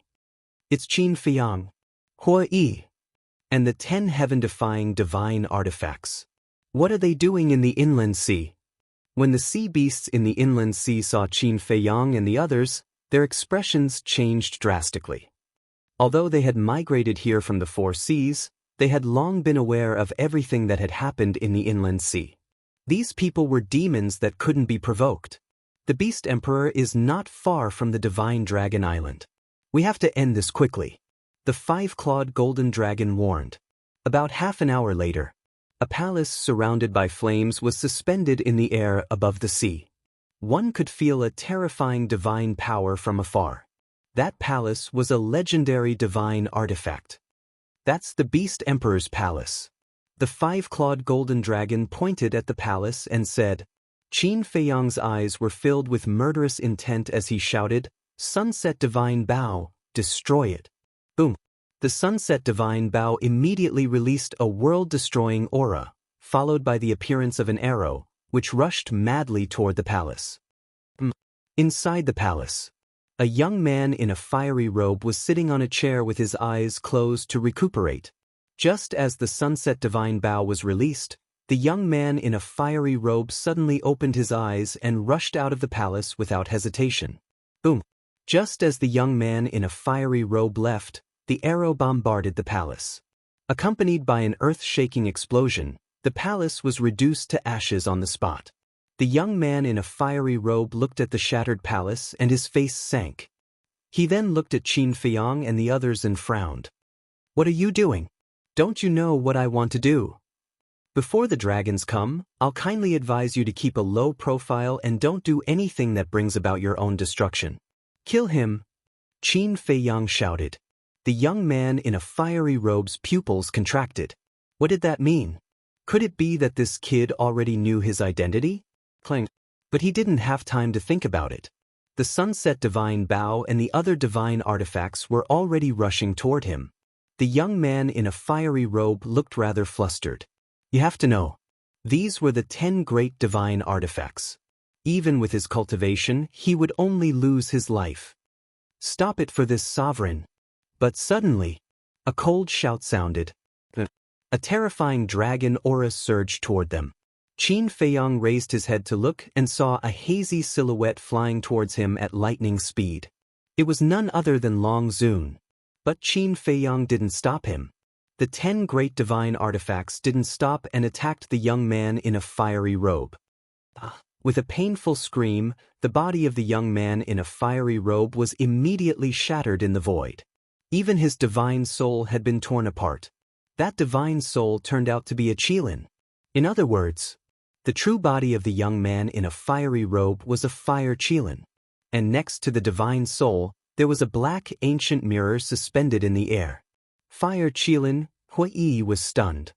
His aura is very unfamiliar to me. It should have nothing to do with the fire Qilin that I know. Qin Feiyang shook his head and looked at the black ancient mirror. That's his supreme artifact. The five-clawed golden dragon transmitted its voice. Supreme artifact. Hui Yi's spirit shook and instantly rushed to the front of the divine soul, grabbing the black ancient mirror and the fiery robe young man's divine soul. I know, you must be like the other great ancestral dragons, splitting your divine soul in advance. I can't kill you, but it's good to collect some interest. Hui chuckled and suddenly clenched his 5 fingers. The divine soul was immediately annihilated, but the black ancient mirror in his hand was still struggling. Obviously, as Hui expected, the Beast Emperor didn't die. At this moment, it was activating the black ancient mirror, trying to break free from Hui Yi's clutches. But Hui Yi held it firmly and turned to the side of the Sunset God Bow. Without waiting for Hui Yi to speak, the Sunset God Bow released a wisp of divine sense and directly erased the blood contract of the black ancient mirror. Damn it! A roar suddenly sounded from the depths of Divine Dragon Island. The owner of this voice was the young man in a fiery robe. Let's go. Qin Feiyang glanced at Long Zun, then took Hui, the 5-clawed golden dragon, and the 10 heaven-defying artifacts and turned to leave. Swish. Long Zun's speed was extremely fast, and in a few flashes, he was in front of them. Qin Feiyang said expressionlessly, "This time, I'm not targeting you dragons. I'm here for the Internal Sea's Beast Emperor, please step aside. The Beast Emperor belongs to us dragons. If you target him, isn't that the same as targeting us dragons?" Long Zun shouted. "Then what do you want?" Qin Feiyang said indifferently. "The Internal Sea is not a place where you can come and go as you please." After Long Zun finished speaking, a terrifying aura slowly spread out. The sovereign divine domain can only be opened once every 10 years. "Are you sure you want to start a war with me now?" Qin Feiyang sneered. Long Zun's eyes sank, and he couldn't help but hesitate. Indeed, starting a war at this time wouldn't benefit the dragons. Because if the Sunset God Bao and the other heaven-defying artifacts were unsealed and fully awakened, Divine Dragon Island would be the first to bear the brunt. Just as Long Zun was hesitating, Qin Feiyang's group of 3 and the 10 heaven-defying artifacts walked past Long Zun. "Actually, you don't have to be so conflicted. Isn't the Nether King's hell about to open? Don't worry, I will definitely go. At that time, we will settle this once and for all in the Nether King's hell," Qin Feiyang said without turning his head. "You?" Long Zun looked at Qin Feiyang's back in bewilderment. "Are you wondering how I found out about your scheme? This kind of thing, it's easy to figure it out." After Qin Feiyang finished speaking, he quickly disappeared at the end of the sea. "All right. As you wish, we will settle this once and for all in the Nether King's hell," Long Zun whispered, then turned and left. Chapter 2563. Dragon God Mountain Range. Under the night sky, the mountains and rivers were dead silent. Qin Feiyang and the others flew out of the inland sea and stood above a mountain ridge. "What's next?" the 5-clawed golden dragon asked. Qin Feiyang waved his hand, and Feng Daji appeared. After all these years, Feng Daji's body had already been rebuilt, and he was still trying to reach the initial imperishable realm, because he knew that Qin Feiyang's enemies would become more and more terrifying. A half-step imperishable realm cultivator would not be able to stand out in the near future. So if he didn't want to be eliminated, he had to work hard to become stronger. But this was only his one-sided thought. In fact, for Qin Feiyang, strength was not important. What was important was loyalty. As long as one was loyal, no matter who it was, he would not abandon them. Qin Feiyang looked at Feng Daji and said, "You take 2 heaven-defying divine artifacts to the west. Hui, you and Little Gold go to the south and east respectively. Just in case, each of you take a heaven-defying divine artifact. Your target is the treasure pavilions in the south, west, and east. Destroy as many as you can as quickly as possible." Qin Feiyang's eyes flashed coldly. "Ha, interesting." Hui and the 5-clawed golden dragon suddenly laughed. Qin Feiyang said, "Before dawn, come to the treasure pavilion in Holy Dragon City and find me." "No problem." The 5-clawed golden dragon nodded and looked at Feng Daji. "Do you know the coordinates of the west?" "Of course." Feng Daji smiled. As a half-step imperishable realm expert, what place in the divine land had he not been to? He did not know the 4 major divisions like the back of his hand, but he also knew the distribution of the major cities. "Let's go," Qin Feiyang said. "Then do you want to take some treasures back?" Hui smiled. Qin Feiyang smiled. "Ah." Hui laughed, grabbed the golden sword, and opened the altar to leave. The 5-clawed golden dragon glanced at the remaining 9 divine weapons. Finally, his eyes locked onto the blood-red dagger. He smiled sinisterly and said, "I like you better. I also admire you." The artifact spirit grinned ferociously. The 5-clawed golden dragon grabbed the crimson dagger and started to leave the altar. Feng Daji looked at the bronze halberd and the black iron fan. He cupped his hands and said, "Please take care of me." With a clanging sound, the 2 heaven-defying divine weapons disappeared into Feng Daji's Qi Si. Young master, let's go. Feng Daji looked at Qin Feiyang and said. Qin Feiyang said, do you know why I gave you 2 heaven-defying divine tools? I know. It's because my cultivation is weaker than Hui and the 5-clawed golden dragon.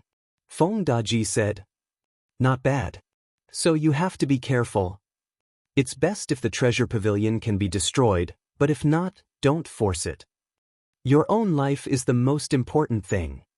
If it reaches a point of no return, there's no harm in unlocking the seal on the heaven-defying divine artifact. Qin Feiyang said. Feng Daji respectfully replied, this subordinate will definitely not disappoint young master's expectations. With that, Feng Daji also opened an altar and disappeared from Qin Feiyang's sight. What about us?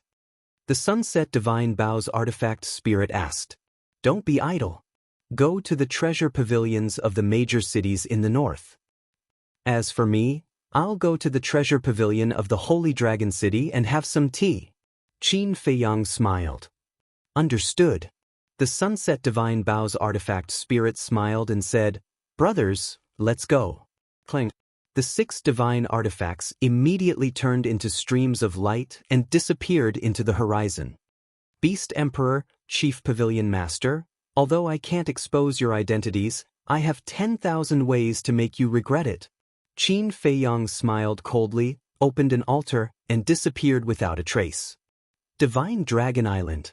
Somewhere, the ancestral dragons surrounded the fire-clothed youth. But at this moment, the fire-clothed youth was just a wisp of divine consciousness. Why did he want to kill you? The ancestral dragons looked at the fire-clothed youth in puzzlement. How would I know why he went crazy? The fire-clothed youth said angrily. But in his heart he was very clear. It was just that he couldn't figure out how Qin Feiyang knew. Could it be that Qin Badian and Lu Xingyang leaked the secret? But that couldn't be right. For the safety of the Dragon Slayer Palace, Qin Badian and Lu Xingyang couldn't have told Qin Feiyang. What was going on? At this moment, Longzuan came through the air and landed in front of the group. Sir, how's the situation? The ancestral dragons quickly surrounded him. He's already gone. But there's a problem that I don't understand. Qin Feiyang said frankly that this time, he's not targeting us dragons, but the Beast Emperor. Beast Emperor, can you give me an explanation? Longzuan looked at the fire-clothed youth and asked. I don't know either. The fire-clothed youth looked aggrieved. The ancestral dragon of the Black Dragon clan asked, did you offend him in any way? Offend him? Speaking of offending him, I haven't offended him. Maybe it's because I'm in the same group as you. The fire-clothed youth was helpless. Longzuan said unhappily, from your tone, it's us who implicated you? Isn't that the case? He came to kill me all of a sudden. He must have been implicated by you. Maybe he knows our plan, so he wants to get rid of 1 or 2 of us before the Nether King's Hell opens. In this way, when he enters the Nether King's Hell, he will have 1 or 2 fewer opponents. The fire-clothed youth said. He knows our plan? That's impossible. The ancestral dragons shook their heads. He does know. He also said that he wants to settle things with us in the Nether King's Hell. Longzuan said. How did he know? Could it be Yi Zhong who leaked the secret? The ancestral dragons were bewildered. You guys are too imaginative. In order to deal with Qin Feiyang, Yi Zhong put in a lot of effort. You guys actually suspect him. If he hears this, won't he be bitterly disappointed? This kind of thing, if you think about it a little, you will know that it must have been deduced by Qin Feiyang. It's not like you guys haven't experienced Qin Feiyang's cleverness. Let's talk about it later. Isn't there still Qin Badian and Lu Xingyang secretly helping him? The fire-clothed youth rolled his eyes. What a bunch of pigs. They actually suspected Yi Zhong. This plan was originally planned by Yi Zhong. How could he do something that would harm himself and benefit others? Longzuan also stared at the ancestral dragons and said indifferently, all right, go and get ready. The ancestral dragons retreated respectfully. Longzuan looked at the fire-clothed youth and said, can you enter the Nether King's Hell tomorrow? The fire-clothed youth hesitated. He had always planned to enter.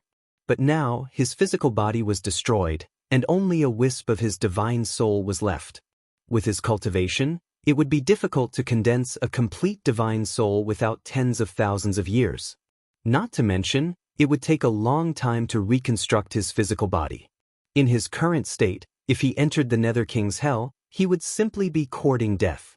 Longzuan said, "Don't force yourself if you can't go." "I want to go in.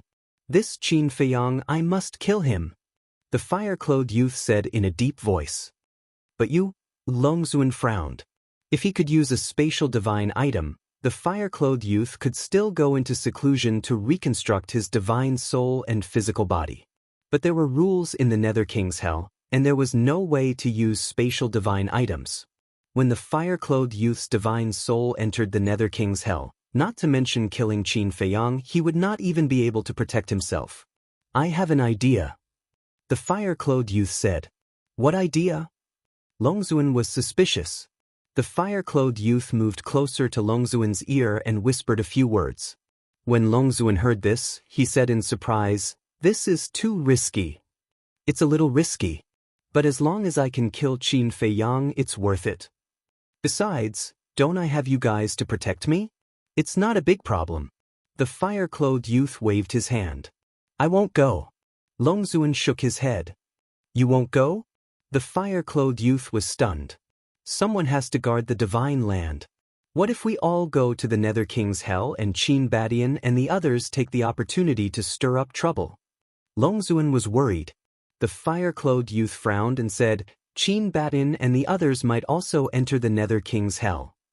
"He won't. Because I know him. He won't take the risk." Longzuan shook his head. The fire-clothed youth said, "But if you don't go, I'm worried. What's there to worry about? Although your cultivation will be suppressed to the 9 heavens realm in the Nether King's hell, Qin Feiyang will also be greatly restricted. Qin Feiyang's biggest reliance is the heaven-defying divine artifact and the kill formula. And these can't be used in the Nether King's hell. Don't tell me you can't kill him with your strength?" Longzuan said lightly. "That's true." The fire-clothed youth nodded. Longzuan said, "All right, hurry up and prepare. It's best if the target you choose is at the peak 9 heavens realm. This will give you some protection." "I know." The fire-clothed youth nodded and turned into a stream of light, sweeping out of Divine Dragon Island like lightning and disappearing. Holy Dragon City. The moonlight shone. The huge city was extremely quiet. The treasure pavilion, which was closed for the day, was dead silent. Suddenly, a white figure descended in the sky above the treasure pavilion. It was Qin Feiyang. Glancing at the empty streets and the quiet treasure pavilion, Qin Feiyang took out a tea table and a recliner and placed it in the air. Sitting on the recliner, he took out a tea set and leisurely made tea. But this time, he didn't use the tea leaves brewed by Fire Lotus. Because Yi Zhong also knew about this tea. If he made this tea now, once Yi Zhong found out, he would definitely suspect his identity. He had only chosen a relatively ordinary type of tea. He lay on the recliner, drinking tea while admiring the moonlight. "Look, are my eyes playing tricks on me? Why is there a person sitting in the sky above the treasure pavilion?" A few passers-by noticed Qin Feiyang when they passed by the street beside the treasure pavilion. "I'm not playing tricks on me. It's indeed a person.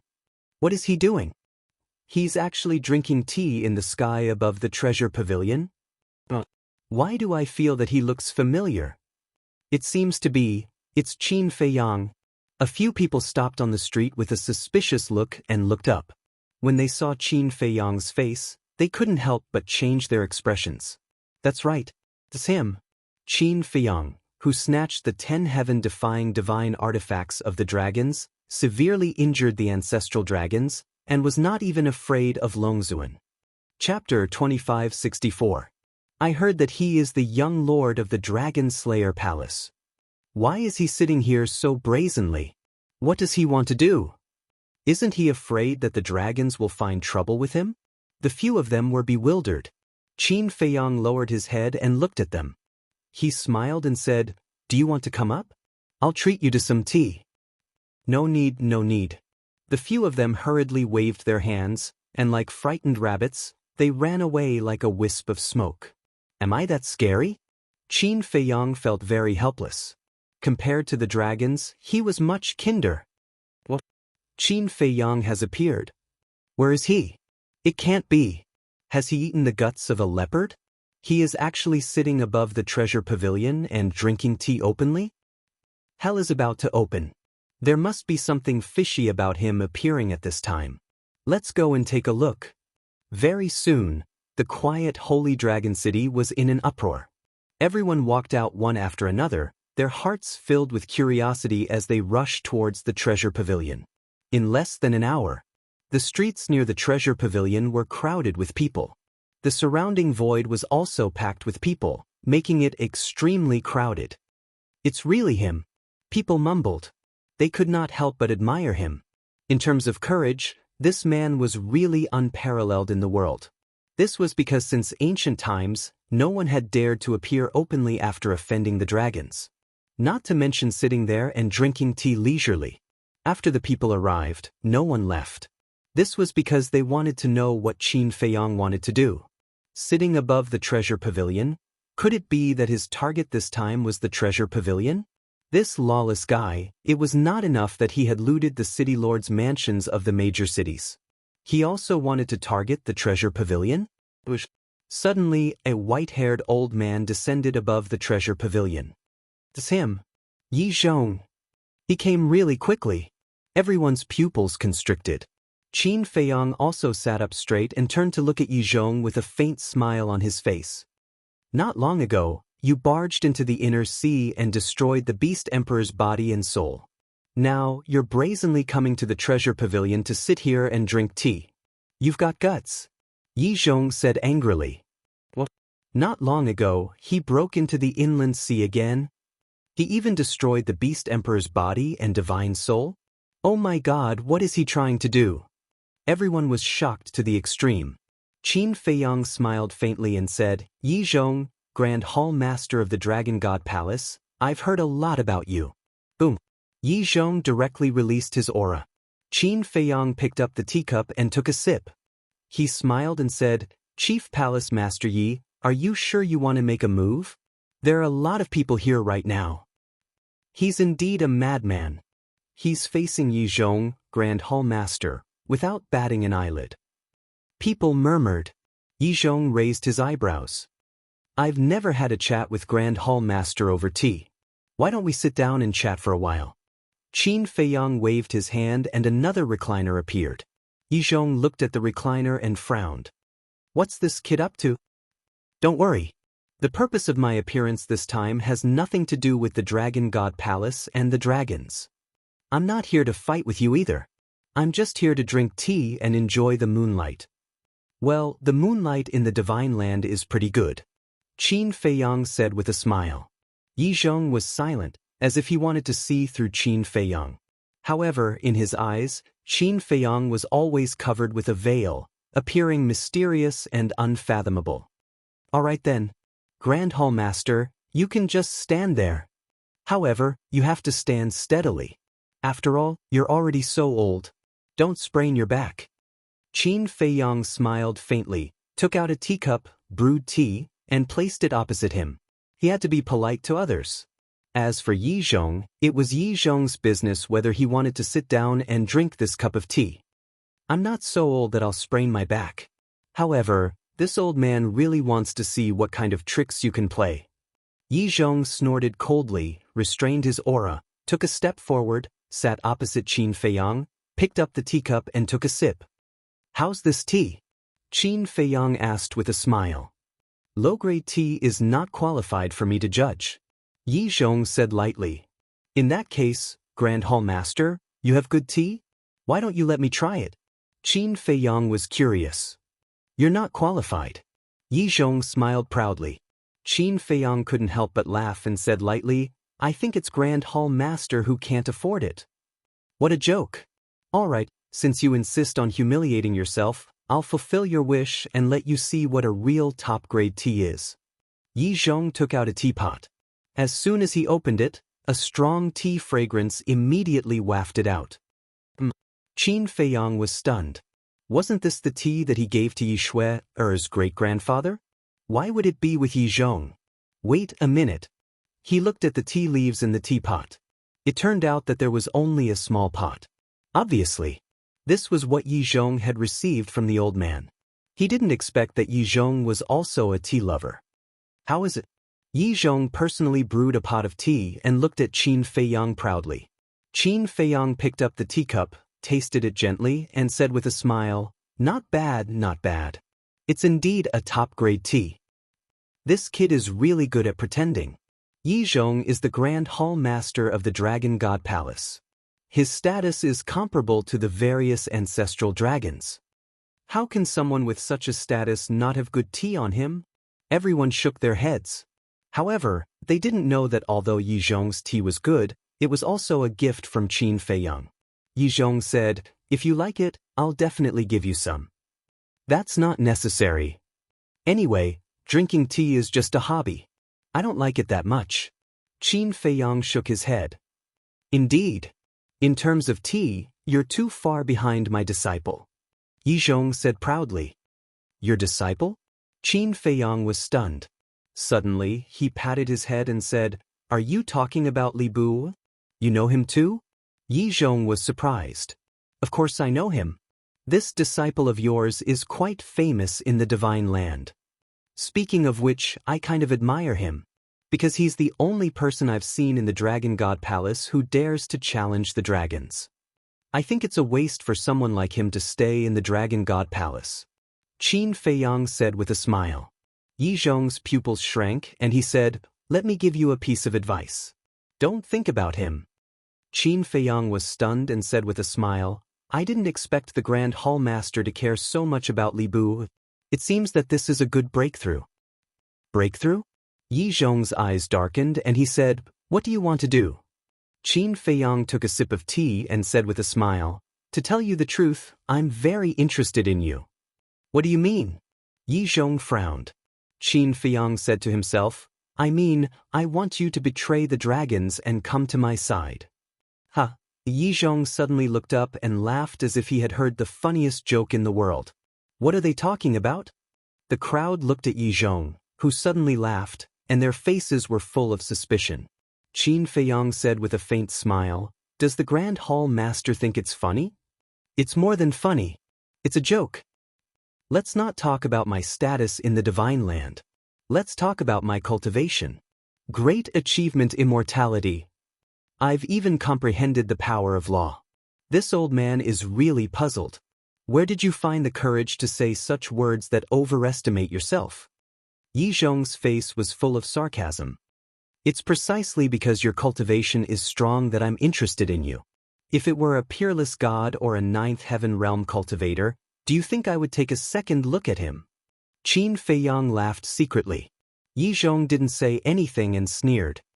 "As for the power of law you mentioned, there's really nothing to show off." Qin Feiyang shook his head again. "You?" Yi Zhong wanted to scold him immediately. But he suddenly remembered that this man seemed to have comprehended the power of law of light. He was only a peerless god, but he had already comprehended the power of law.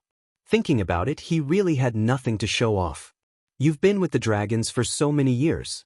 You know the character of the dragons better than anyone. Is it worth it to protect these beasts? Of course you're not afraid. After all, you have status and strength. No one dares to say anything in front of you. But have you ever thought about your descendants? What kind of infamy will they bear? I guess they'll probably be some lackeys, scum, hawks, and dogs, the shame of mankind. Others want to go down in history in their lives. But what about you, Grand Hall Master? To be honest, I really don't understand. You clearly have the ability to choose, but why do you choose the path of infamy?" Qin Feiyang thought to himself. Yi Zhong pondered for a moment and said, "In this world, no one has the right to judge others." "You're right. No one has the right to judge others. But if they want to judge, can you control their mouths? Go down in history in infamy for 10,000 years. You have to choose carefully between these two paths." Qin Feiyang shook his head. Yi Zhong didn't think much of it and sneered. "I know you must have your own reasons for doing this. But you have to think more about Yi Shui and your old father. You're the one who's wrong, not them. It doesn't seem fair to let them suffer the disdain of the world. Qin Feiyang said with a smile. You? Yi Zhong stared at Qin Feiyang in surprise. He knows about my father and Shui? During the years I was in the Divine Land, I wasn't always cultivating in seclusion. Sometimes I would investigate some things that interested me. For example, your family situation. Qin Feiyang said with a faint smile. Yi Zhong couldn't help but break out in cold sweat. This guy has been secretly investigating me all this time. And judging from his tone, he already knows my family situation like the back of his hand. Why have you always let Yi Shui and your father live in seclusion in the mountains? It's actually very simple. You also know that the world will curse them, so you don't want them to show their faces in public. But do you think that by doing this, they won't feel pressured? They actually feel pressured too. It's because of their concern, trust, and respect for you that they silently bear this pressure. If you really think about them, if you really want them to live a comfortable and carefree life, then there's only one way. Leave the dragons and do what you should do. Qin Feiyang said with a voice transmission. Chapter 2565. As Qin Feiyang said these words, Yi Zhong couldn't help but retract his hands into his sleeves and clench them tightly. No matter how hard-hearted a person was, it was impossible to remain indifferent after hearing these words. Not to mention, Yi Zhong still cared about his family very much. These words made him fall into a dilemma. In his heart, there was also a sense of guilt and self-blame. Although everything you do can bring them a better life, in fact, you are increasing their burden. And this burden is not just a little bit. Think about yourself. You are not only Yi Shui's grandfather, but also the son of the old master and Yi Cheng's elder brother. You are holding multiple positions. I want to ask, can you bear to do this? Qin Feiyang also noticed Yi Zhong's abnormality and continued to persuade him. Enough. Yi Zhong suddenly shouted and stood up, glaring at Qin Feiyang. What? Did I say something wrong? Qin Feiyang raised his head and looked straight at him. You're right. But since ancient times, loyalty and filial piety can't be combined. Yi Zhong said secretly. Then do you think loyalty to the dragons is really loyalty? Qin Feiyang asked secretly. Whether it is or not, I have my own judgment in my heart. Yi Zhong snorted coldly. In your opinion, loyalty to the dragons is also loyalty. But you don't know that in the eyes of the world, you are helping the evildoers. Are you worthy of the word loyalty? In my opinion, you are simply a disloyal, unfilial, heartless, and unrighteous person. Qin Feiyang shouted secretly. Every word was like a gem. What did you say? Yi Zhong stared at him fiercely. Because of you, your father has to bear the infamy. This is unfilial. You help the dragons and harm your own kind. This is heartless.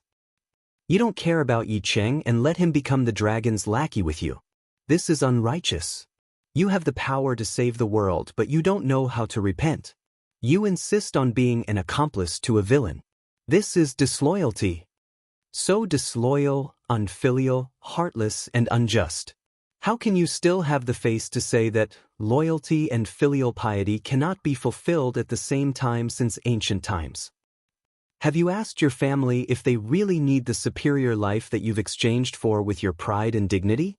Qin Feiyang bellowed.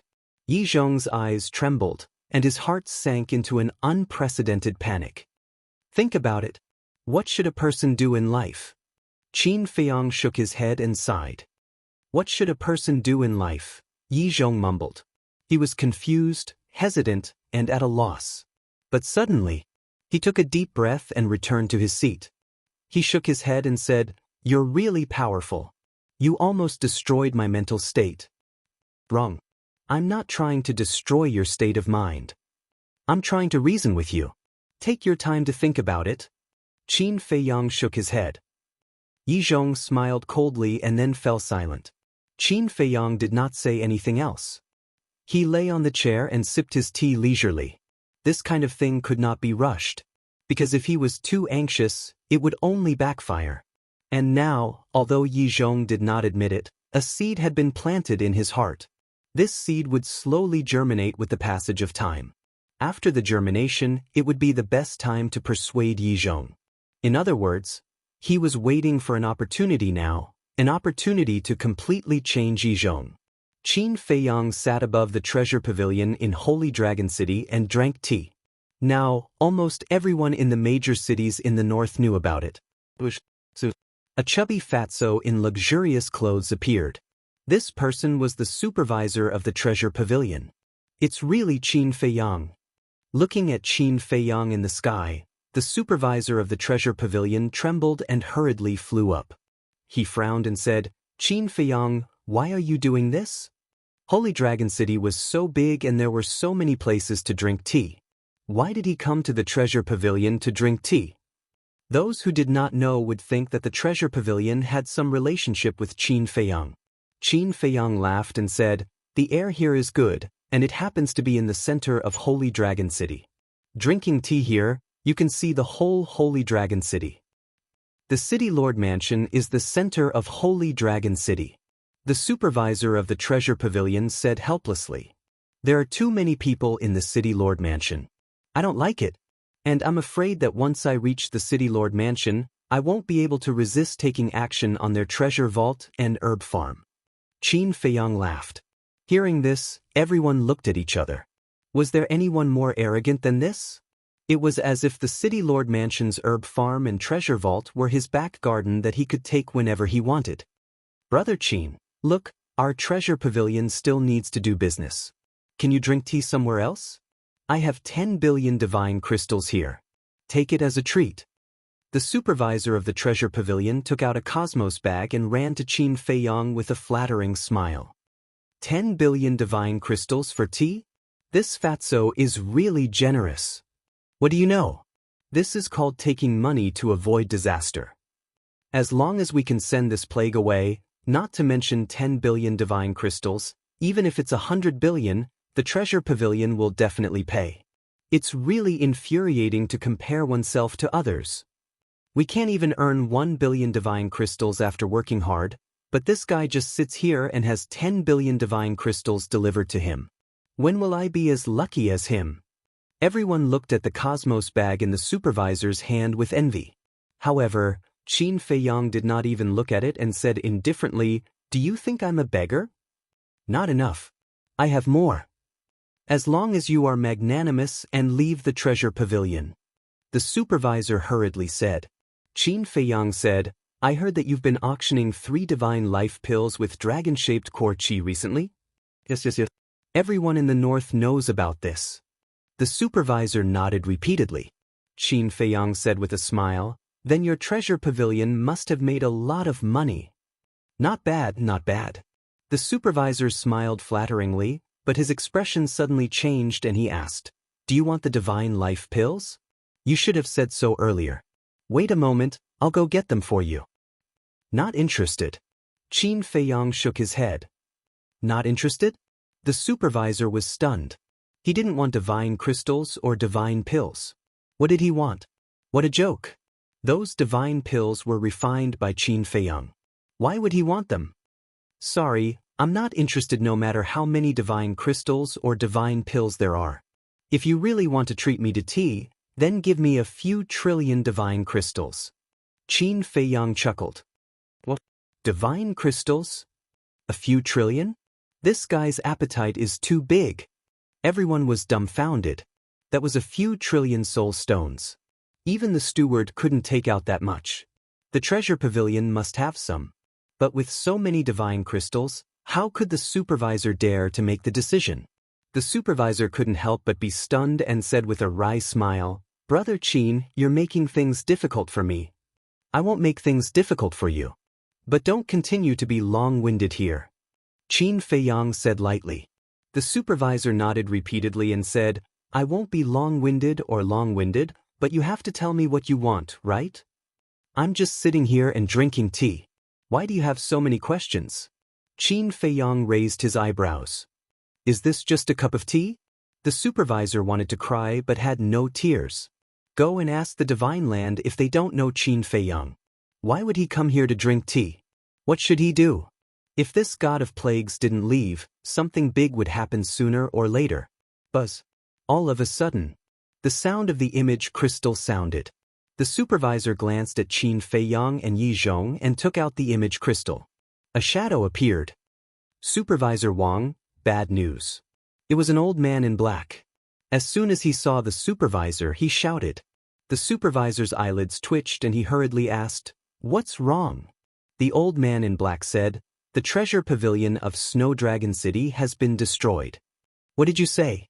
The supervisor was stunned and shouted, "Say it again." "The treasure pavilion of Snow Dragon City has been destroyed. The treasures in the treasure pavilion have also been taken away." The old man in black said, "It can't be. Who destroyed the treasure pavilion of Snow Dragon City and took away all the treasures? Who is so bold? Wait. Can't be them, can it?" Everyone was shocked and looked at Qin Feiyang. "Damn it, who did it?" The supervisor was furious. Yes. It's a heaven-defying divine artifact. It seems to be the sunset bow." The old man in black said in horror, "The sunset bow." Everyone's heart trembled, and they immediately looked at Qin Feiyang. Everyone in the divine land knew that the sunset bow and other heaven-defying divine artifacts had submitted to Qin Feiyang. It was really him. Why did he do this? Did the treasure pavilion offend him? The manager was also dumbstruck as he looked at Qin Feiyang. The old man in black asked anxiously, "Supervisor Wang, what should we do? I don't dare to report it to the chief pavilion master." "How do I know what to do?" The supervisor roared at the old man in black and turned off the image crystal. He looked at Qin Feiyang and said, "Brother Qin, I don't think the treasure pavilion has offended you. Why did you do this?" Qin Feiyang smiled and said nothing. Buzz. At this time, the supervisor's image crystal vibrated again. Everyone looked at the supervisor again. The supervisor felt more and more uneasy. He activated the image crystal. A woman in black appeared. The woman in black immediately shouted, "Supervisor Wang, bad news. The treasure pavilion of the Serpent City was destroyed by a heaven-defying divine artifact, and all the treasures were taken away." The treasure pavilion of the Serpent City was also visited by a heaven-defying divine artifact? Everyone was shocked. The supervisor also came to his senses after a long while. He looked at the woman in black and asked, "Is it the heaven-defying divine artifact of the dragons?" "A black iron fan. But I remember that this divine artifact has fallen into the hands of Qin Feiyang?" The woman in black said, "I know. Snow Dragon City was also destroyed by the sunset bow. Inform the chief pavilion master. It's not up to us to solve this problem. Tell the chief pavilion master that Qin Feiyang is in the treasure pavilion of the Holy Dragon City." The supervisor said helplessly, "Qin Feiyang." The woman in black was shocked and immediately turned off the image crystal. But it was not over yet. The supervisors of the treasure pavilions in other cities also sent messages one after another, saying that they had also been visited by a heaven-defying divine artifact. What is he going to do? Is he going to destroy all the treasure pavilions in the north? I don't remember him having a grudge against the treasure pavilion. The onlookers were discussing. They could not calm down. First, he looted the medicine fields and treasure vaults of the cities. Now, he attacked the treasure pavilion. How could there be such a crazy person in the world? Chapter 2566. Yi Zhong sat calmly opposite Qin Feiyang. However, if one looked closely, one would find that there was a trace of suspicion in his eyes. In his memory, Qin Feiyang and the treasure pavilion did not have any grudges. They did not even have any interactions. But why would Qin Feiyang suddenly make such a big fuss? And it just so happened to be the day before the opening of hell. Was there something hidden in it? But as the person involved, Qin Feiyang remained calm. He drank tea and looked at the moon, feeling extremely comfortable. It was as if everything that happened had nothing to do with him. Let everyone speculate and talk. Boom. So, a terrifying divine aura descended upon the treasure pavilion. As soon as the divine power appeared, it rushed toward Qin Feiyang. But Qin Feiyang still acted as if he had nothing to do with it. However, Everyone else was shocked, because this divine power was no weaker than Yi Zhong's. Who is it? Everyone was bewildered. Greetings, Chief Pavilion Master. Just as everyone was bewildered, a respectful and loud voice sounded.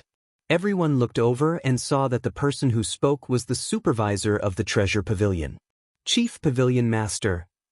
It turns out that the owner of this divine power is the Chief Pavilion Master of the Treasure Pavilion. This mysterious existence has always been elusive and elusive. Everyone thought that the Chief Pavilion Master of the Treasure Pavilion's status in Divine Prefecture was quite terrifying. And his strength was also extremely strong. What was Qin Feiyang trying to do? First, he offended the dragons, and now the Treasure Pavilion. Was he trying to make the world his enemy? Was he really not afraid of death? No matter how powerful he was, he could not offend the dragons and the Treasure Pavilion. Qin Feiyang, do you want to die? Accompanied by a bone-chilling cold shout, a woman descended in front of Qin Feiyang. She was shrouded in a mist, and it was difficult to see her face clearly. One could only see that she was wearing a light purple long dress. She had an excellent figure. However, his temperament gave off the feeling of an iceberg. The surging divine power also drowned Qin Feiyang. Even Yi Zhong, who was beside him, felt a great sense of danger. However, Qin Feiyang's expression did not change. He looked up at the Chief Pavilion Master and said with a smile, "Please sit." As he spoke, he waved his hand, and another chair appeared. Immediately after, he picked up the teapot and said with a faint smile, "This tea belongs to Chief Palace Master Yi. I shall present it to Buddha with borrowed flowers and invite Chief Palace Master to try it." After saying that, he poured a cup and placed it on the coffee table in front of the chair. The Chief Pavilion Master slowly walked over and sat on the chair. He glanced at the teacup and then directly looked at Qin Feiyang and asked, "What do you want to do?" His tone was rather gloomy. "I'm not planning to do anything. Even though I've been in the Divine Land for so long, I haven't seen you yet, Chief Pavilion Master, so I wanted to ask you out." Qin Feiyang said with a smile. "Let's meet?" Everyone was helpless. Even Yi Zhong could not help but twitch the corner of his mouth. How could he ask someone out like that? "Aren't you treating me like a fool? Speak human language." The Chief Pavilion Master said word by word, a little exasperated. "I'm speaking human language." "What? Chief Pavilion Master, you don't understand? You can't even understand human language. Are you still human?" Qin Feiyang smiled faintly. "How dare you?" The Chief Pavilion Master was furious. He actually humiliated her in public. "Don't be angry, don't be angry. It's just a joke. Drink some tea first." "I've tasted this tea. It's not only the best tea, but also has the effect of smoothing the qi. How about you? Drink some first." "I don't want to hurt my body when I get angry later," Qin Feiyang said with a smile. "What do you mean?" Everyone was stunned. Why did they feel that this person was still holding back a big move? The Chief Pavilion Master glanced at Qin Feiyang gloomily, then looked at the teacup on the table again. He turned to Yi Zhong and said, "Why are you here?" Yi Zhong said, "Such a big thing has happened. How can I not come to take a look?" "Then you should do something. After all, you were ordered to guard the north. Are you going to watch him do whatever he wants?" The Chief Pavilion Master said angrily. "Back then, when he looted the major city lord mansions, didn't your Treasure Pavilion also watch the fun from the side?" Yi Zhong said lightly. "You," the Chief Pavilion Master glared at him. But at this moment, buzz. There was a buzzing sound. The Chief Pavilion Master raised his eyebrows and took out an image crystal. An old man in white appeared. "What's the matter?" The Chief Pavilion Master shouted. The old man in white was already trembling with fear. When he saw the Chief Pavilion Master so angry, his body suddenly trembled and he shouted, "Lord, something bad has happened." Everyone was surprised. Yi Zhong also frowned. Wasn't this person the supervisor of a treasure pavilion in the east? Looking at him, could it be that the same thing was happening to the treasure pavilion in the east? "Speak." The Chief Pavilion Master said angrily. The white-haired old man quickly said, "Our treasure pavilion in the east has been destroyed by evil people." Sure enough, Yi Zhong's heart trembled and he glanced at Qin Feiyang. There was no suspense. It must be this guy behind the scenes. Who is it? How much did we lose? The chief pavilion master was also furious. At present, more than a dozen treasure pavilions have been destroyed. The perpetrator is Hua Yi. The white-haired old man said. Isn't he Qin Feiyang's accomplice? Everyone looked at Qin Feiyang in unison. This guy was indeed holding back a big move. Not only did he attack the treasure pavilion in the north, but he also attacked the treasure pavilion in the east. How much hatred did he have? Wait a minute. The treasure pavilions in the east and north were facing destruction at the same time. What about the west and south? Buzz. At this time, the buzzing of the image crystal sounded again. This time it was the treasure pavilion's manager. The treasure pavilion's manager quickly activated the image crystal, and a black-haired old woman appeared. The black-haired old woman hurriedly asked, Manager Wang, do you know where the chief pavilion master is? Why can't I contact him? Lord is right next to me. The treasure pavilion's manager turned the image crystal in his hand and pointed it at the chief pavilion master. Lord, something bad has happened. Fengde came to our south with a heaven-defying artifact and destroyed several of our treasure pavilions. We need support. The black-haired old woman looked at the chief pavilion master and said anxiously. The chief pavilion master's hands suddenly clenched tightly. Terrible, really terrible. Even the treasure pavilion in the south has been destroyed. It seems that the treasure pavilion in the west will not be spared. People muttered. Sure enough. So, the people of the treasure pavilion in the west also sent a message. All the major treasure pavilions were destroyed by a masked man one after another. This masked man was naturally the five-clawed golden dragon. Moreover, in the time it took to send the message, more than a dozen treasure pavilions in the north were destroyed by the sunset bow and other 6 heaven-defying artifacts. Qin Feiyang.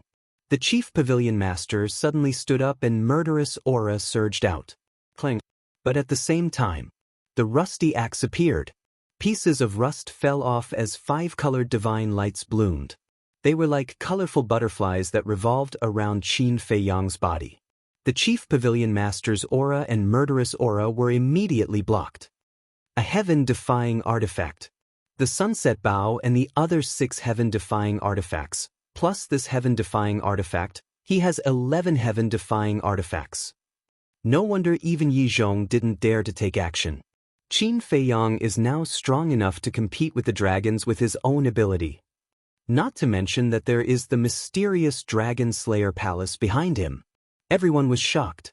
They never expected that in just these years, Qin Feiyang had developed to such a terrifying extent in the Divine Land. Do you think a heaven-defying artifact can protect you? The chief pavilion master said gloomily. I may not be able to protect a heaven-defying artifact. But what about 10?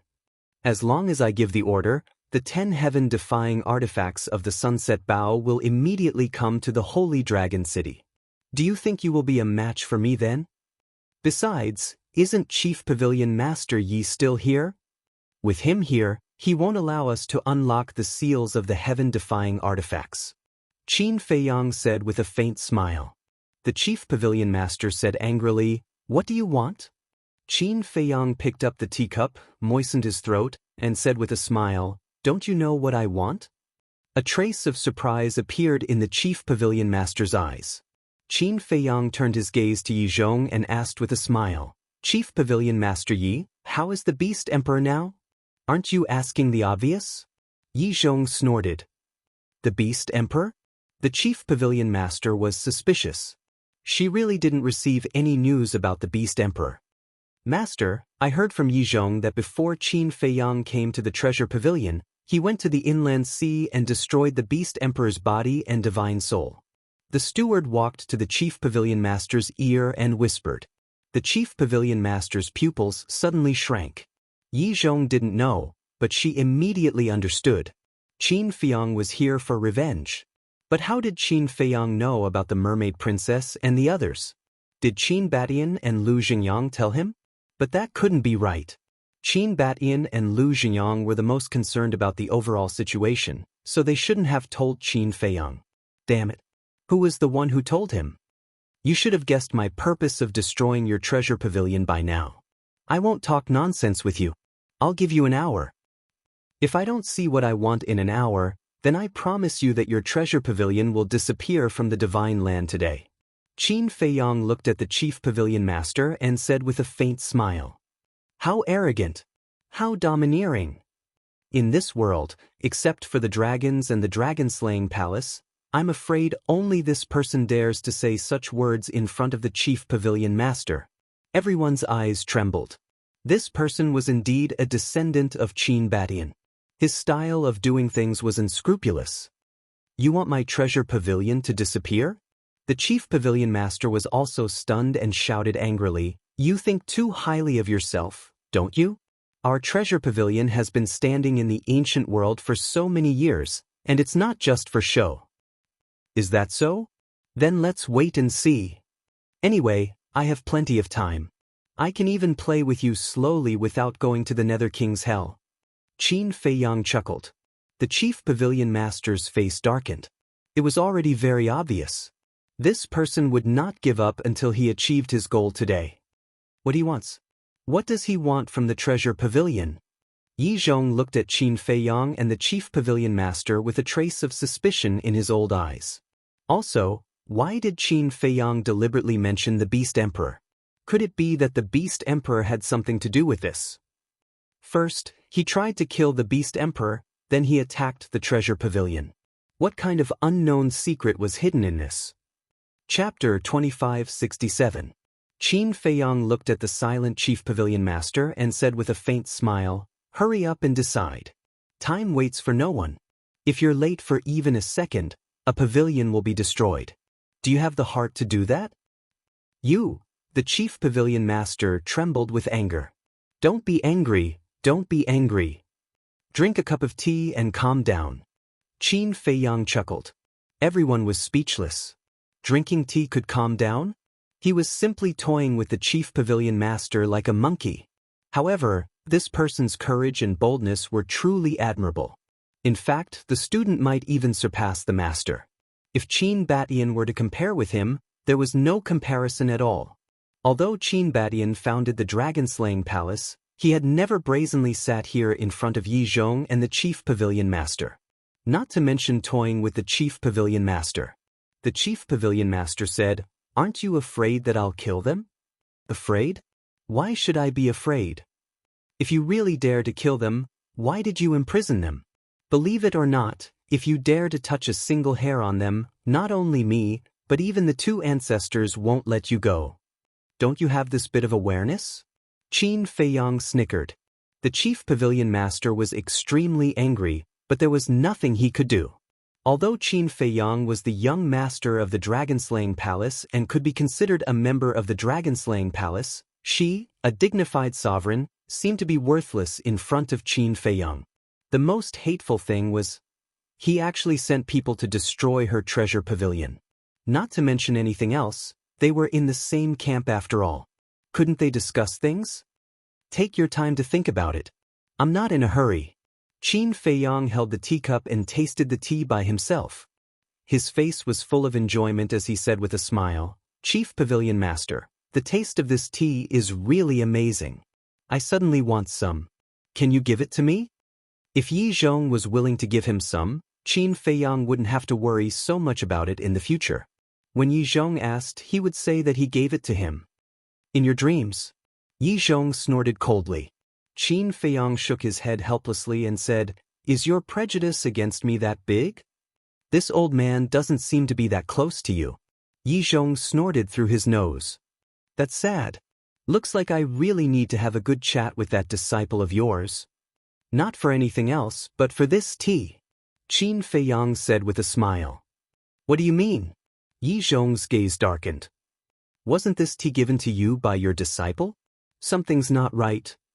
He gave it to your father and even gave him a whole jar. You got these tea leaves from your father. Am I right? Qin Feiyang smiled faintly. You're spying on me. Yi Zhong stood up and glared at Qin Feiyang. No. Spying on me doesn't sound good. You should understand that I'm concerned about you. Qin Feiyang waved his hand. Concerned? Yi Zhong was burning with anger. The chief pavilion master rolled his eyes and looked at Yi Zhong. Why don't we join forces and call Long Zun and the others over to kill him? Join forces? Qin Feiyang laughed and said sarcastically, hell is about to open. Do you think Chief Pavilion Master Yi will do such a risky thing now?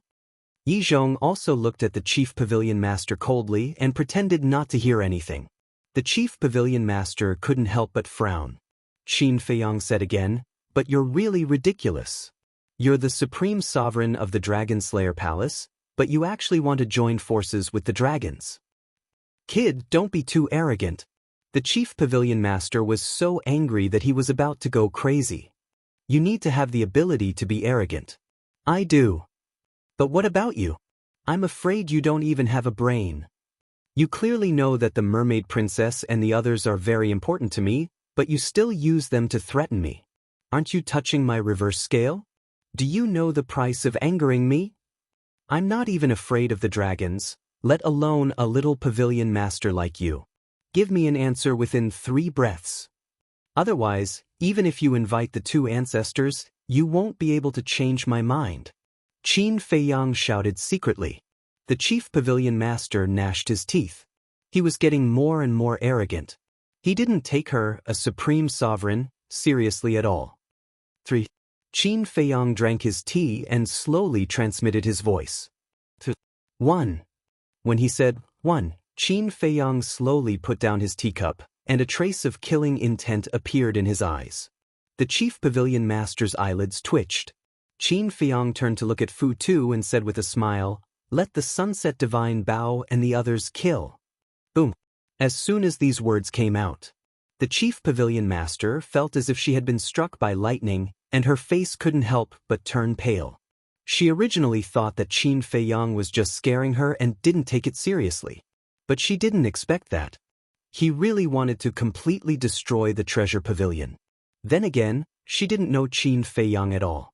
He didn't cause trouble, but he wasn't afraid of trouble either. If he was provoked, he would follow even the heavens. The artifact spirit laughed.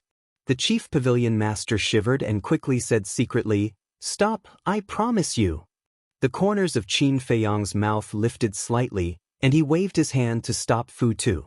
He looked at the chief pavilion master and transmitted his voice with a smile. I thought you had more backbone, but it turns out that you're just like this. Being humiliated again and again, the chief pavilion master couldn't help but have a trace of resentment in her eyes. Although these words were secretly transmitted and were not known to others, one must know that with her status and strength, she had never been in such a difficult position before. I'll go to the Dragon Slayer Palace and release them. You also immediately tell Hui and the Sunset Divine bow to stop. The chief pavilion master said secretly. Of course. Tell them that I'll be waiting for them at Black Tortoise Mountain outside the city. Qin Feiyang transmitted his voice. The chief pavilion master took a deep look at Qin Feiyang, turned around, opened an altar, and left. She left? What's going on? Could it be that the chief pavilion master doesn't care about the life and death of the treasure pavilion? How is that possible? The treasure pavilion is the work of the chief pavilion master. I think they must have made some secret deal. Everyone whispered. Qin Feiyang also got up and looked at Yi Zhong with a smile. I still have something to do, so I won't accompany the chief pavilion master. See you later. Yi Zhong also got up and transmitted his voice. This old man will wait for you in the Nether King's hell. I definitely won't let you down. Qin Feiyang smiled faintly and put away the tea table and reclining chair. He turned to look at Fu Tu and said to himself, go and inform Sunset Godly Bao and the others to meet me at Black Tortoise Mountain. The weapon spirit of Fu Tu responded secretly and disappeared like a flash of lightning. Qin Feiyang also opened an altar and swaggered away. Until then, the steward let out a sigh of relief. He found that his whole body was drenched in cold sweat. Although Qin Feiyang didn't make a move from the beginning to the end, the invisible pressure emitted by his calmness made even him, a half-step invincible realm expert, a little overwhelmed. The rise of this man was unstoppable. Not even the dragons. He could even predict that the future of the ancient world would change greatly because of this man. After Qin Feiyang disappeared, Yi Zhong also left without saying a word. This little guy is really scary. Yeah. It's the first time I've seen such a terrifying young man. He didn't make a move, nor did he get angry. He just sat there calmly and planned his strategy. Who can compete with him? He's a rare talent. People muttered. Even though a world-shocking battle hadn't occurred, Qin Feiyang's godlike figure had already been imprinted in their hearts, and it was impossible to forget. Black Tortoise Mountain. Qin Feiyang took out an image crystal and notified Hui Yi, the five-clawed golden dragon, and Feng Daji. Then he closed his eyes and waited silently. Hui Yi, Feng Daji, and the five-clawed golden dragon returned. How was it? The three of them asked with a smile. If the chief pavilion master didn't compromise, would I have called you back? Qin Feiyang smiled faintly. Then what does she look like? Hui Yi was curious. What do you mean? You asked about her appearance as soon as you arrived? Qin Feiyang was stunned. I'm just curious. If she's a peerless beauty, then we have to be gentle. After all, we have to be gentle with her. Hui chuckled. Qin Feiyang's face twitched. He turned to look at the five-clawed golden dragon and asked, Little Gold, did you see Shangguan Fenglan when you went to the northern region with him? He didn't let me go at first. But am I that obedient? Follow him stealthily. The five-clawed golden dragon glanced at Hui Yi and laughed. Then the next time you have the chance to see Shangguan Fenglan, tell her that someone is flirting with women in the divine land and is very dishonest. Qin Feiyang said. Understood. The five-clawed golden dragon laughed. Bastard. Hui Yi glared at the two of them. Feng Daji snickered. It turned out that Hui Yi also had a nemesis. After waiting for a while, the axe, the sunset bow, and the other 6 divine artifacts also returned. Next to the 6 divine artifacts, there were a large pile of interspatial rings and interspatial rings floating in the air, like a small hill. This is your harvest? Qin Feiyang was surprised. That's right. The sunset bow's artifact spirit said proudly. Qin Feiyang quickly asked, Is there a 7th grade divine elixir fire? 7th grade divine elixir fire? I really didn't pay attention to this matter. The artifact spirit said. Qin Feiyang looked at Hui Yi and the other two. We didn't pay attention to it either. After we caught them all, we rushed to the next city. But I don't think there is a 7th grade elixir fire. Even if there is, it's with the chief pavilion master. Feng Daji said. Qin Feiyang nodded. Last time, the treasure pavilion's manager said that the highest grade of elixir fire and elixir furnace was 8th grade divine elixir fire. And 7th grade divine elixir fire and elixir furnace were also considered top-notch. If it were anyone else, they wouldn't be at ease to leave such treasures elsewhere. Although there may not be elixir fire, there must be a lot of legendary divine artifacts. Hui Yi said. That's for sure. Qin Feiyang nodded. When he was on the 10th floor of the treasure pavilion in Holy Dragon City, he saw a lot of legendary divine artifacts and divine techniques. Okay then, go to the Black Tortoise realm and give these treasures to the Fire Lotus. Then you can go into seclusion. After this seclusion, you can only see me when I come back from the Nether King's hell. Don't miss me too much. Qin Feiyang smiled. Stop being so narcissistic. Who would miss you? The five-clawed golden dragon sneered. That's right. Without you, we can live comfortably. Hui said. Huh. Qin Feiyang laughed and sent the 3 of them and the 10 heaven-defying divine artifacts to the Black Tortoise realm. He waited outside alone for the mermaid princess and the others. Chapter 2568. Time passed slowly. Qin Feiyang frowned when he did not see the mermaid princess and the others. Was the chief pavilion master playing tricks? But that did not make sense. Even the dragons did not dare to confront him, let alone a mere treasure pavilion. Besides, this was the chief pavilion master and the Beast Emperor's fault. There was no reason for them to go against him. Swoosh. Suddenly, silhouettes appeared above Black Tortoise Mountain. Qin Feiyang looked up, and his eyes were filled with excitement. Were they not the lovers and companions he had been thinking about day and night? Dan Wankai, Zhao Tailai, Tang Hai, Chui Li, Willow Tree, Blood Qilin, Golden Leopard, Thunder Leopard, Yuhuang. There were also Tantai Li, Qin Rushuang, Mermaid Princess, Fing. Boss. Young Master. When everyone saw Qin Fiang, their expressions were also incomparably excited and they immediately surrounded Qin Fiang. Feiyang, I thought I would never see you again. The mermaid princess threw herself into Qin Feiyang's arms. I'll take care of everything. Don't be afraid. Qin Feiyang's heart ached. The mermaid princess nodded. Damn it. Supreme Cloud and Supreme Beast are inhumane. How dare they imprison us? Don't worry. Revenge is a dish best served cold. They'll fall into our hands sooner or later. That's right. We'll let them know why the flowers are so red. The Blood Qilin, Thunder Leopard, Golden Leopard, and Yuhuang gnashed their teeth. Qin Feiyang looked at the beasts and nodded.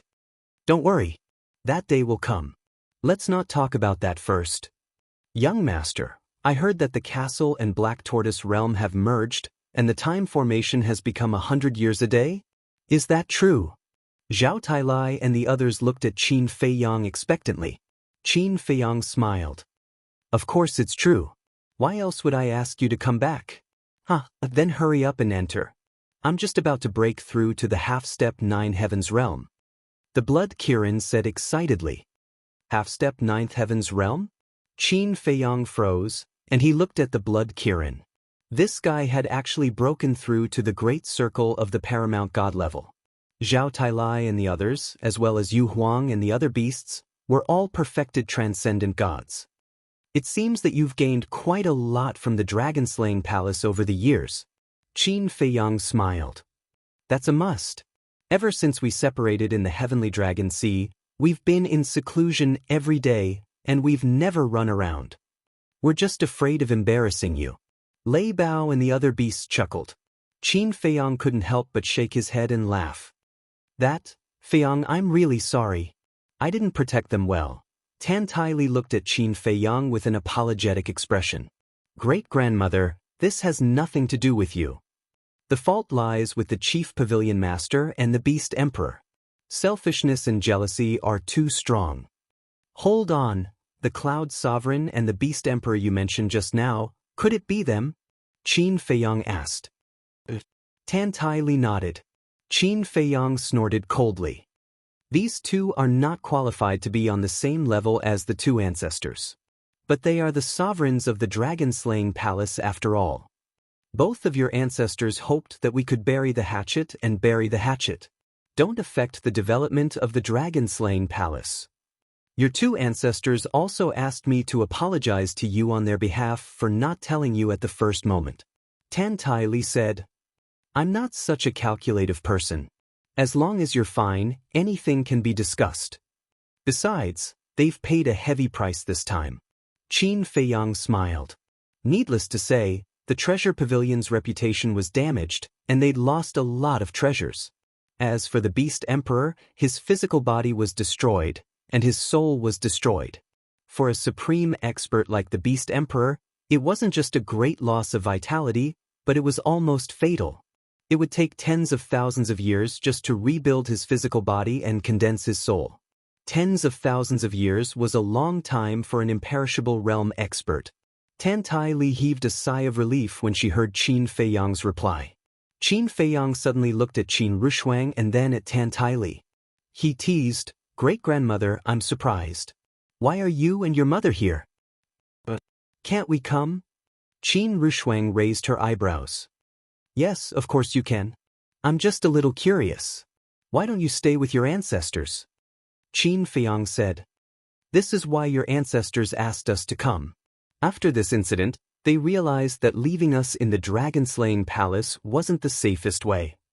So they asked us to come to you. Actually, before entering the dragon-slaying palace, I didn't expect the situation to be so complicated. Tan Li sighed. We're all family. Isn't it too serious to say that we'll come to you? My door is always open for you. As for the dragon-slaying palace, I think that indecisiveness will only lead to trouble. My two ancestors should be more decisive, Qin Feiyang said.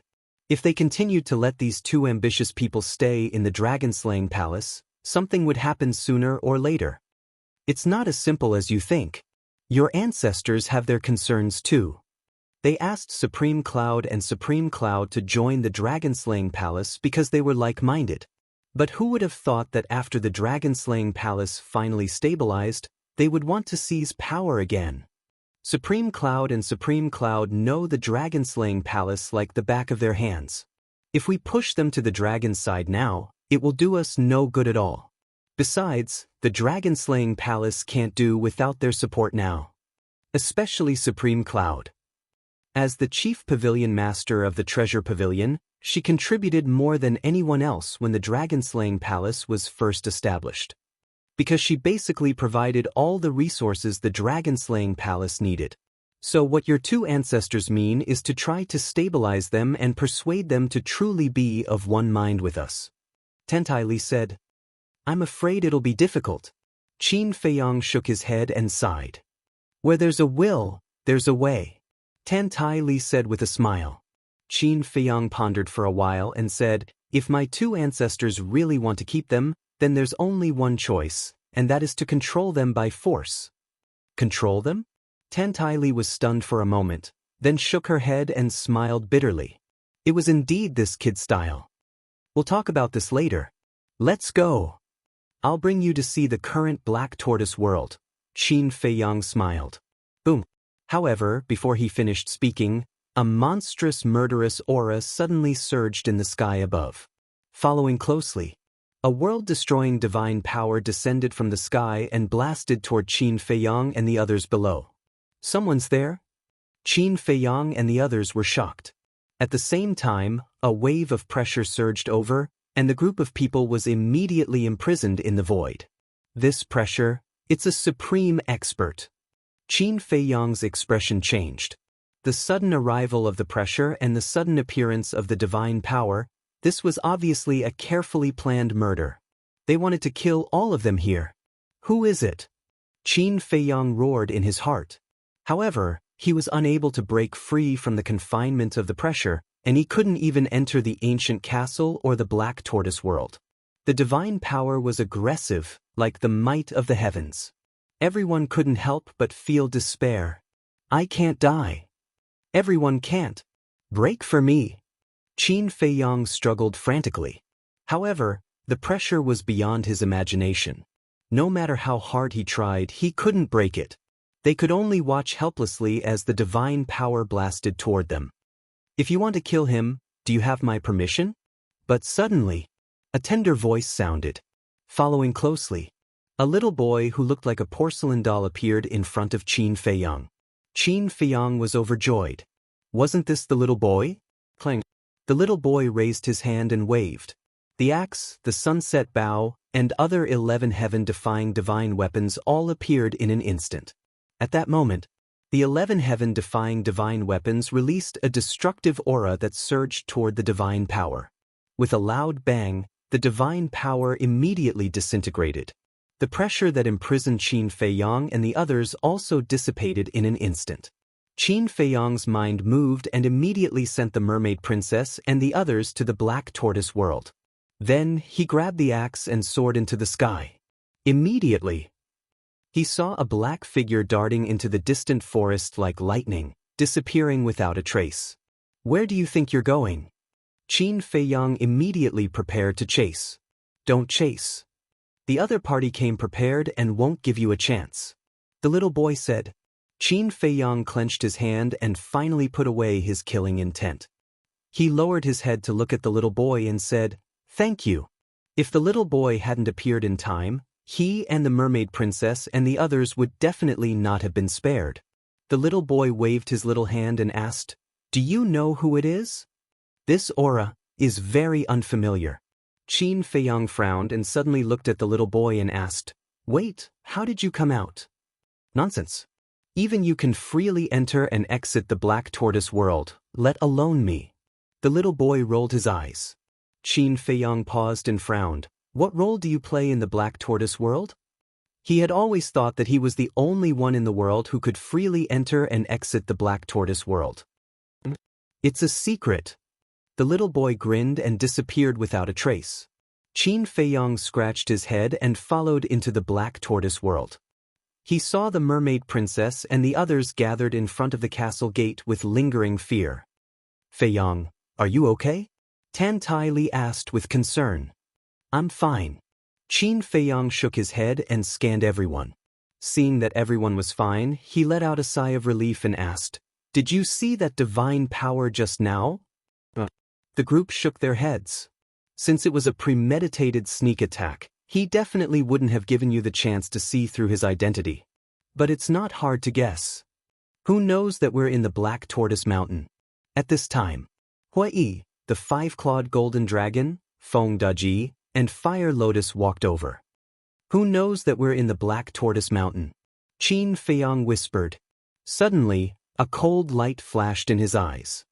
He raised his head and looked at Hui and the others, Chief Pavilion Master. Because at that time, he only told the Chief Pavilion Master that he would meet up with the Mermaid Princess and the others at the Black Tortoise Mountain. That's right. This woman is not ordinary vicious. In the blink of an eye, she planned such a terrifying murder. Fortunately, that little brat can also leave the Black Tortoise world. Otherwise, you would have been doomed this time. Hui said. Chapter 2569. I'm going to send a message to my father. We can't let such a sinister person live. Qin Rushuang said angrily. We can't let this go so easily. It's already too much for them to spy on us and imprison us in the Dragon Slayer Palace. Now they want to kill us.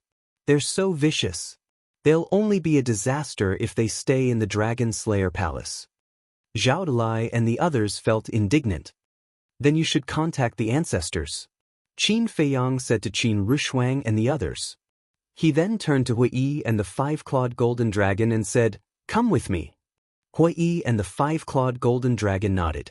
The mermaid princess hurriedly asked, Feiyong, where are you going? You have to pay the price for your wrongdoings.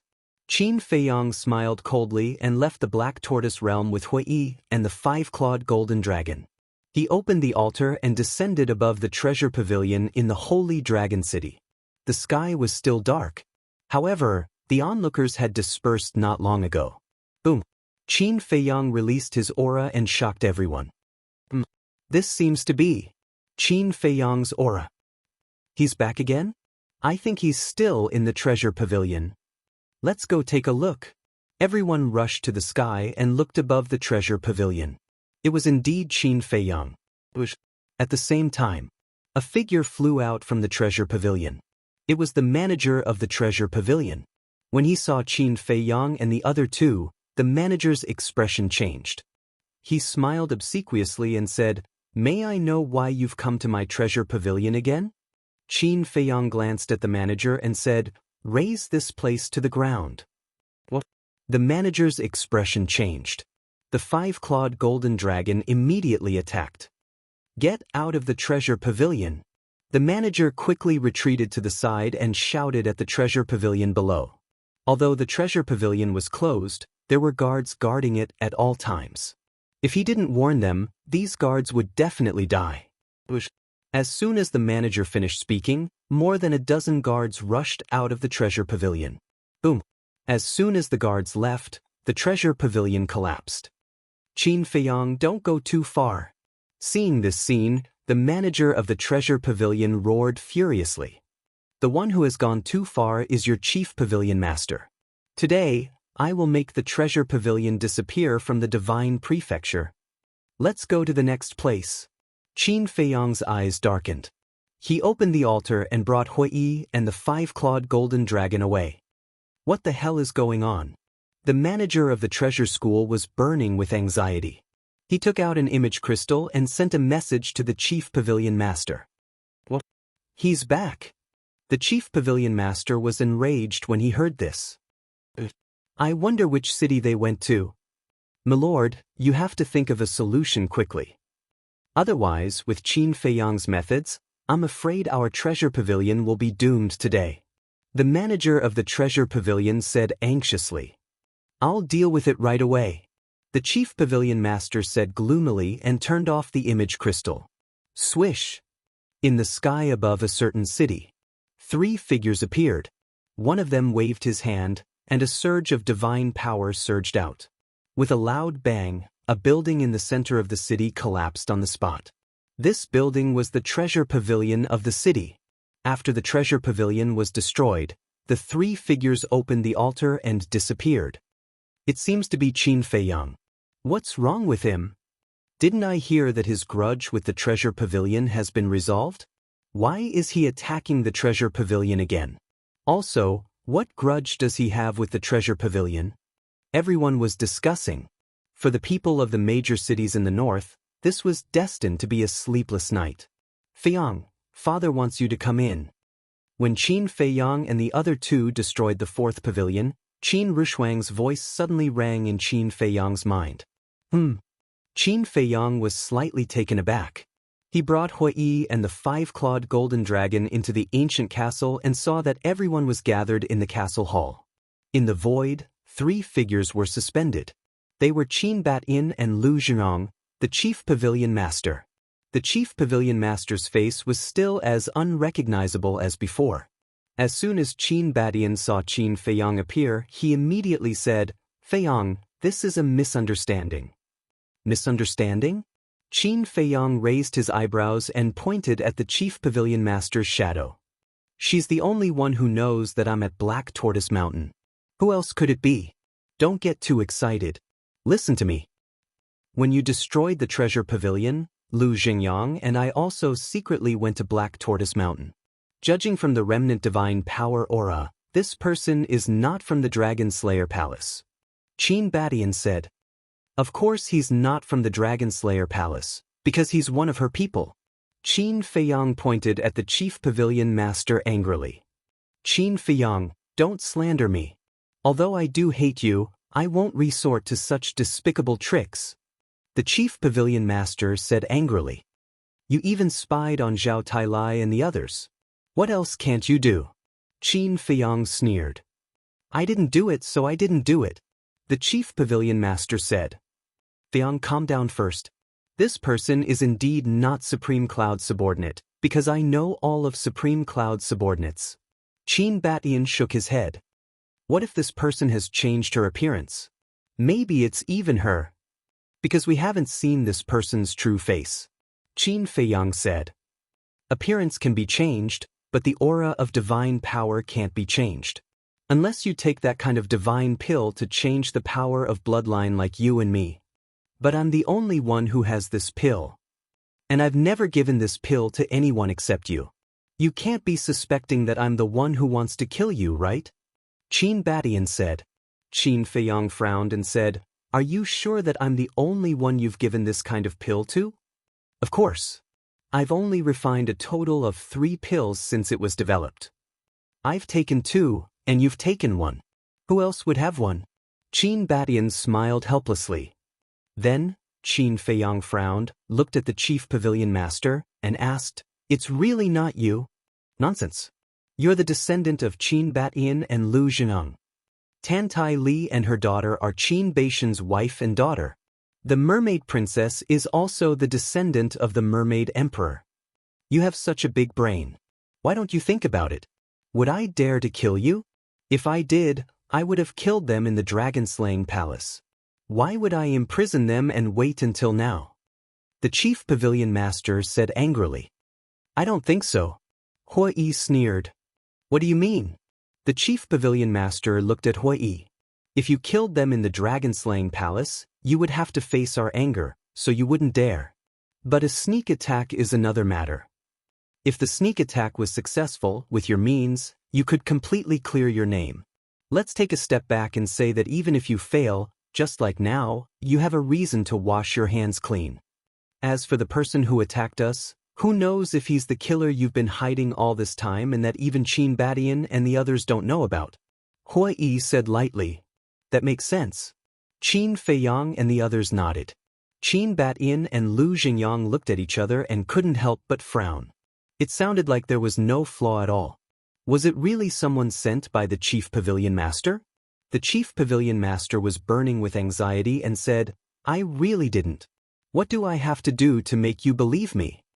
Qin Feiyang's eyes flashed and he said, It's not difficult for me to believe you. What do you want to do? The chief pavilion master raised his eyebrows.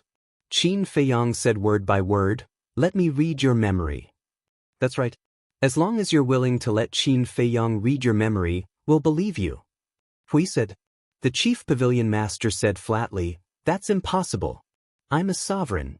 But before the chief pavilion master finished, Qin Badian said, Supreme Cloud, this is the only way to solve this matter. You? Supreme Cloud glared at Qin Badian. I know your concerns. You can rest assured. If it's really not you, I'll immediately let Qin Feiyang remove his control over you. And apologize to you personally. Qin Badian said. Supreme Cloud's expression was uncertain. Supreme Cloud, isn't it just to prove it? Since you didn't do it, what are you afraid of? Lu Xingyang said. I agree. But if it's not me, then I'll make the two of you kneel down and apologize to me. And Qin Feiyang must hand over the Sunset Divine Bow and the other 10 heaven-defying divine weapons to the Dragon Slayer Palace. Supreme Cloud looked at Qin Badian and Lu Xingyang and said. Hearing this, Qin Badian and Lu Xingyang looked at each other with a trace of melancholy in their eyes. Qin Feiyang and the others also looked at each other. Such calmness and confidence. Was it really not her? Or was she just pretending to be calm? If you dare to agree, I'll immediately let Qin Feiyang read my memory. Supreme Cloud looked at Qin Badian and Lu Xingyang aggressively. Qin Badian and Lu Xingyang were hesitant. Qin Rushuang said telepathically, Feiyang, what should we do now? They didn't expect Supreme Cloud to make such a request. If Supreme Cloud had really sent someone to assassinate them, it would be fine. But if not, the loss would not be small. Besides, the reason the Sunset Divine Bow and other divine artifacts followed Qin Feiyang was because of the origin of the Black Tortoise world. They themselves would not agree to join the Dragon Slayer Palace. But they were extremely unwilling to give up on Supreme Cloud's memory. Phew! Qin Feiyang took a deep breath and looked at Supreme Cloud. Don't make things difficult for our ancestors. If it's really not you, I'll kneel and kowtow to you in apology. Alright. Supreme Cloud nodded and asked, Then what about the 10 divine artifacts? I really can't agree to let the 10 divine artifacts join the Dragon Slayer Palace. Because they are unwilling to join the Dragon Slayer Palace. You know the temper of divine artifacts. If you force them, it will only be counterproductive. But you can change your request. As long as I can do it, I'll agree. Qin Feiyang said. Supreme Cloud shook his head. I only want the 10 divine artifacts. No discussion. Are you deliberately making things difficult for Qin Feiyang? Are you doing this because you have a guilty conscience? Are you trying to use this to make us give up the idea of reading your memory? Hui sneered. I didn't do it. What's there to be guilty about? In short, as long as you agree to my conditions, I'll let you read my memory without a word. I won't resist. Supreme Cloud said faintly. Chapter 2570. Fire Lotus walked to Qin Feiyang's side and whispered, She's determined to make things difficult for you. I know. Qin Feiyang nodded. Didn't he imprison the mermaid princess and the others for the 10 divine artifacts? However, he dared not agree.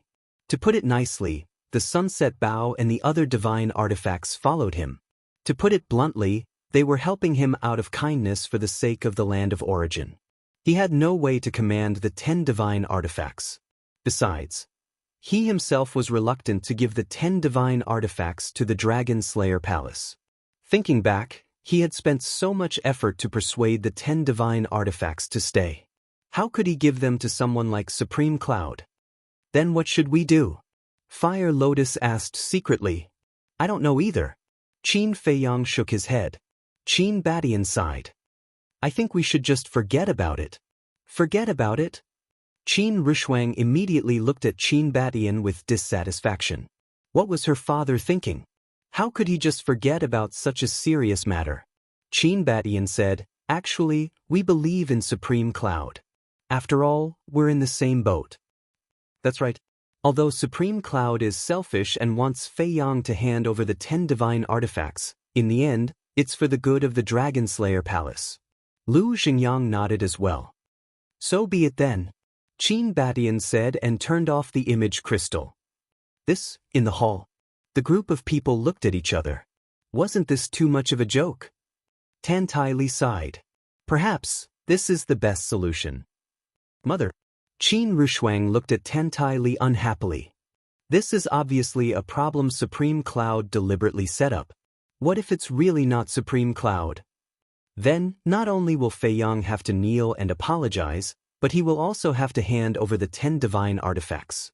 When has Fei Yang ever kneeled to others? We can't let him suffer this grievance. Tan Tai Li said, I'm not afraid of being wronged, but I'm afraid of the Sunset Divine Bao and the others, because I don't have the right to order them around. Qin Fei Yang shook his head, feeling aggrieved. He really wanted to vent. At this moment, Qin Rushuang's image crystal rang again. Qin Rushuang looked at the image crystal suspiciously. As it recovered, 2 shadows appeared. Father? Uncle Lu? Qin Rushuang was stunned. The 2 were none other than Qin Batian and Lu Xingyang. Qin Batian glanced at the crowd, then focused on Qin Fei Yang. Supreme Cloud has left. There are some things that we would like to discuss with all of you in private. Please speak. Qin Fei Yang said. Qin Batian laughed and said, Is there a fire in your heart that you have nowhere to vent? Qin Fei Yang nodded. This is reality. Actually, we also know that this was most likely done by Supreme Cloud. But what can we do? First of all, the Dragon-Slaying Palace cannot do without the support of the Treasure School. Because over the years, the resources of the Dragon-Slaying Palace have basically been provided by the Treasure School. Secondly, Supreme Cloud and Supreme Beast have always been on good terms. If we attack Supreme Cloud, Supreme Beast will definitely not sit back and watch. At that time, the Dragon-Slaying Palace will definitely face a situation of collapse. The most important thing is, Supreme Cloud and Supreme Beast are very powerful. Even if Supreme Dragon finds out that they were the 2 Supreme Emperors of the Dragon-Slaying Palace, Supreme Dragon will not accept them. As long as they sincerely submit to the dragons, Supreme Dragon will definitely accept them. At that time, the situation of the Dragon-Slaying Palace will be even worse. We may even face destruction. Qin Batian shook his head, his face full of helplessness. Qin Fei Yang asked, So you have been holding back? Otherwise? Qin Batian asked. Qin Fei Yang was silent. Fei Yang, this is a dispute between forces. No matter where it is, no power can avoid these disputes. As the leaders of the Dragon-Slaying Palace, we must consider the overall situation. After all, we are not like you. We are not willful, nor do we have the capital to act recklessly. Lu Xingyang said. Qin Fei Yang sighed and nodded. All right, let's put this matter aside for now. No need to put it aside. Lu Xingyang shook his head. Qin Fei Yang looked at Lu Xingyang in surprise. We are us and you are you. Don't worry about us. Do what you have to do. Your ancestors and I know that you are determined to enter the hell of the Nether King. It's useless for us to stop you. As far as we know, Supreme Cloud and Supreme Beast will also enter the hell of the Nether King. At that time, no one will care what you do in the hell of the Nether King. You can do whatever you want. Lu Xingyang said with a smile. I see. Qin Fei Yang nodded and said with a smile, So the 2 of you are also scheming. Brat, how can you say that? What are we scheming? Qin Batian and Lu Xingyang glared at Qin Fei Yang. No. As long as I understand. Qin Fei Yang waved his hand. All right then. Be careful. Qin Batian warned. Qin Fei Yang said with a smile, Don't worry, I will not let anything happen to great-grandmother. You are getting more and more improper. Qin Batian rolled his eyes at Qin Fei Yang and then looked at Tan Tai Li. As an elder, sometimes you should discipline him. Don't be too indulgent. Tan Tai Li shook her head and laughed. All right then, take care. After Qin Batian finished speaking, he decisively switched off the image crystal without the slightest hesitation. Zhao Lai retracted his gaze and looked at Qin Feiyang, asking suspiciously, "Young lord, what do the two of them mean? You still don't understand? They mean to let Supreme Beast and Supreme Cloud stay in the hell of the Nether King forever." Qin Feiyang said. This. Zhao Tailai was dumbfounded. How is it? The means of these two ancestors are quite terrifying, Qin Feiyang said with a smile. But is there a difference? Zhao Tailai was doubtful. Of course there is a difference. Our ancestors' biggest concern is the resources provided by the treasure pavilion. If Supreme Cloud and Supreme Beast die outside, the people of the treasure pavilion will definitely hate us. Let's talk about it later. Killing those two will not be an easy task. But it's different in the hell of the Nether King. Supreme Cloud won't be able to control the treasure pavilion in the hell of the Nether King. If my guess is right, after we enter the hell of the Nether King, the two ancestors will definitely start planning to take over the treasure pavilion. In other words, they want all the resources of the treasure pavilion in their own hands. In this way, even if Supreme Cloud comes back alive from the hell of the Nether King, her position as the chief pavilion master of the treasure pavilion will only be in name. And as long as they get all the resources of the treasure pavilion, our ancestors won't care if Supreme Cloud goes to the dragons. Qin Feiyang said. Zhao Lai smiled. Hearing you say that, they are indeed quite powerful. You must be joking. If father wasn't powerful, how could he have achieved what he has today? Qin Rushuang said proudly. Yes. Zhao Tailai nodded repeatedly. But I still hope to control Supreme Cloud and Supreme Beast. After all, as our ancestors said, they are not weak and are the main fighting force against the dragons. Qin Feiyang said. Tan Taili smiled. Didn't your two ancestors say that as long as we enter the hell of the Nether King, you can do whatever you want? Let's wait and see. Try your best to control them if you can, and kill them if you can't. Qin Feiyang said. Hui Yi asked, but will Supreme Beast enter the hell of the Nether King? Supreme Beast's body and soul have been destroyed, and he only has a strand of consciousness left. I'm afraid he won't dare to take the risk. The five-clawed golden dragon said. That depends on how much he hates me. If he really hates me, he will go in. Even if he doesn't go in, as long as he can get rid of Supreme Cloud, it's still not bad. Qin Feiyang smiled faintly. Everyone nodded. Qin Feiyang sighed and looked at everyone. All right then, you guys go ahead and cultivate. I'll return to the Dragon God Palace first. Wait. Let's refine the Yin-Yang Chaos Pill and Supreme Nirvana Pill first. The Blood Kirin hurriedly said. So anxious? Qin Feiyang was stunned. Of course. The Blood Kirin nodded. All right then, after refining these pills, I'll return to the Dragon God Palace. Qin Feiyang smiled and turned to look at Huo Yan. He said, help me prepare the medicinal ingredients. At the same time, the Dragon God Palace. Where's Li Bu'er? Is he not back yet? In the valley. Yi Zhong looked at Qin Feiyang's cave residence angrily. No. Next to him. Yi Shuer shook her head. Yi Zhong said angrily, what the hell is this bastard doing? What's wrong? Yi Shuer looked at Yi Zhong suspiciously. You don't know, but Qin Feiyang has his eyes on him now, so no matter what, we can't let him sneak into the hell of the Nether King. Yi Zhong said in a deep voice. Yi Shuer was stunned and wondered, why would Qin Feiyang have his eyes on him? Nonsense. This kid is causing trouble every day. How can he not be targeted by Qin Feiyang? Yi Zhong's face was full of anger. Yi Shuer covered her mouth and laughed.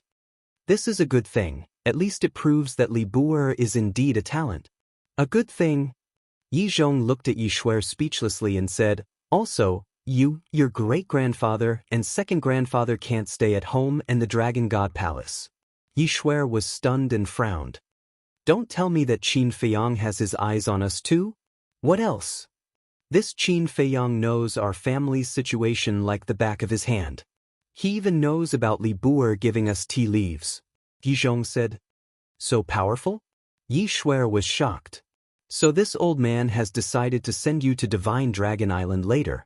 Divine Dragon Island is the safest place now. This old man has already discussed with revered dragon, and he has agreed. In short, before this old man comes back from the hell of the Nether King, you guys stay on Divine Dragon Island. Yi Zhong said in a deep voice. Divine Dragon Island? Yi Shuer was stunned for a moment, then her eyes were full of curiosity. She was not unfamiliar with this place. She often heard her grandfather talk about it, but she had not been there until now. Yi Zhong pondered for a moment and said, Go home now and bring your great-grandfather here. Yi Shuer nodded and then opened a teleportation altar that led to the entrance square. Let me go back with you, I'm a little worried. Yi Zhong thought for a moment and stepped on the altar. Chapter 2571. When Yi Zhong brought Yi Shuer back home, he explained the situation to the old man and asked Yi Shuer to clean up. Yi Zhong took out the image crystal and contacted Yi Cheng. In the castle. On the second floor. In a cultivation room. Yi Cheng took out the image crystal suspiciously. Big brother? Looking at Yi Zhong's shadow, Yi Cheng was a little stunned. At this time, shouldn't Big Brother be preparing to open the Nether King's hell? Why did he still send him a message? Yi Zhong said, Go home immediately, I'll wait for you at home. Go home? Yi Cheng was slightly stunned and asked suspiciously, Why do I have to go home? I'll send you to Divine Dragon Island later. Do you know where Li Bu'er is? Yi Zhong asked. Why do you suddenly want to send us to Divine Dragon Island? Yi Cheng quickly reached out to stop Yi Zhong and asked suspiciously. Yi Zhong briefly explained the situation. When Yi Cheng heard this, he couldn't help but smile bitterly in his heart. He didn't expect that Qin Feiyang's words would make Big Brother so anxious. He wanted to tell Yi Zhong that there was no need to go to Divine Dragon Island, because Qin Feiyang wouldn't hurt them. But he didn't dare to say it. Yi Cheng smiled and said, Then wait for a while, I'll contact Li Bu. Hurry up, Yi Zhong urged. Yi Cheng nodded and turned off the image crystal. He got up and walked out of the cultivation room and towards the first floor. Done. In the cultivation room, Qin Feiyang waved his hand and thousands of pills flew in front of Fire Lotus. There's no need for so many. Fire Lotus was stunned. It's better to be prepared. Qin Feiyang smiled and looked at the Blood Kirin, Zhao Tailai and the others who were surrounding him, and said, If you need it, you can get it from Fire Lotus. Okay. Everyone nodded excitedly. Young master, at this time, Yi Cheng ran in and whispered a few words into Qin Feiyang's ear. No way. Qin Feiyang looked at Yi Cheng in astonishment. Why not? Big Brother wants us to meet him immediately. Yi Cheng said. What is it? Zhao Lai and the others looked at the two suspiciously. This master of mine was afraid that I would sneak off to the underworld monarch's hell. To think that he wanted to send me to the Divine Dragon Island. Qin Feiyang smiled bitterly. Everyone suddenly understood. The mermaid princess smiled and said, He cares about you. I don't deny that I care. However, I really cannot go to this Divine Dragon Island. If you go there, you won't be able to escape. Qin Feiyang shook his head. I don't want to go either. Although the Divine Dragon Island also has a time array, can it be compared to the Black Tortoise World and the Ancient Castle? Yi Cheng said. Qin Feiyang looked at Yi Cheng and said with a sneaky smile, Then why don't we go missing? Yi Cheng was taken aback. He said hesitantly, That's not a good idea. Qin Feiyang said, Otherwise, what are you going to say to him? This, Yi Cheng frowned. He really couldn't think of a better idea. Let's go missing. When I successfully sneak into the underworld monarch's hell, he won't be able to do anything when he finds me. As for you, just throw the image crystal into your cosmos ring and stay here to cultivate. Qin Feiyang said. Yi Cheng clenched his teeth and nodded. Fine. Before you come back from the underworld monarch's hell, I must break through to the half-step imperishable realm. As soon as he finished speaking, the image crystal rang. Yi Cheng took out the image crystal and said with a bitter smile, It must be Big Brother's message. Then what are you hesitating for? Qin Feiyang said with a smile. Yi Cheng pondered for a moment, then decisively threw the image crystal into his cosmos ring and returned to his cultivation room. What a ruthless person. Everyone looked at Yi Cheng's back and couldn't help but shake their heads and laugh. If only Yi Zhong were as easy to talk to as Yi Cheng, how great would that be? Qin Feiyang shook his head. Take your time. There's no rush. Fire Lotus said with a smile. It seems that I can't go back to the Dragon God Palace now. Qin Feiyang pondered for a moment, then looked at everyone and said, I'll refine some more life-saving pills. You can go out. Then he looked at Fire Lotus and said with a smile, help me prepare the herbs for the divine life pill.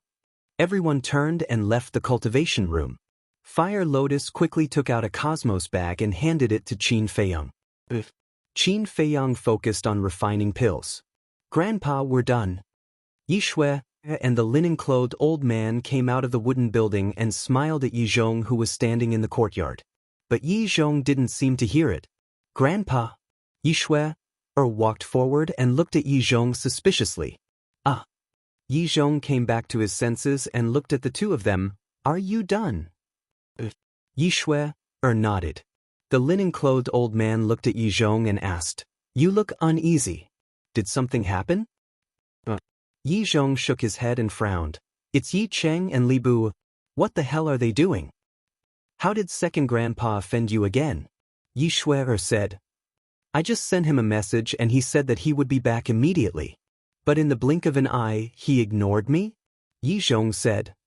How is that possible? Let me try. Yi Shui didn't believe it and took out the image crystal. But after a while, Yi Cheng didn't respond. This, Yi Shui couldn't be stunned. The linen-clothed old man said worriedly, could something have happened? How is that possible? He was fine just now. I think Yi Cheng must have been led astray by Li Bu and teamed up to fool me. Yi Zhong said angrily. Grandpa, don't always say that about him. Li Bu is actually quite good. Let's talk about it later.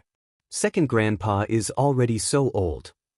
Does he need Li Bu to lead him astray? Yi Shui was speechless. Now, she felt that in her grandfather's eyes, Li Bu could lead everyone astray. You're still speaking up for him? Yi Zhong glared at Yi Shui. Yi Shui smiled embarrassedly and said, don't be angry. What should we do now? Yi Zhong pondered for a while and put away the image crystal. He said helplessly, I'll send you guys to Divine Dragon Island first. What about Li Bu and second grandpa? Yi Shui said. Li Bu, I'm already sure that he wants to fish in troubled waters and enter hell. As for your second grandpa, he might have been instigated by Li Bu. I'll send you guys to Divine Dragon Island first, then go to the plains to take a look.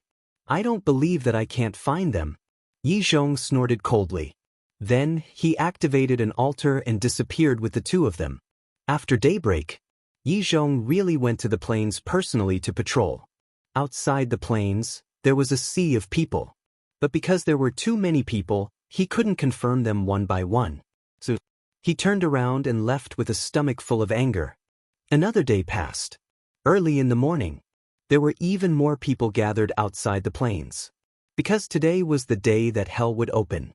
At a glance, the sea of people was endless. Everyone looked at the plains, their hearts filled with anticipation. In the crowd, there were two inconspicuous old men in black.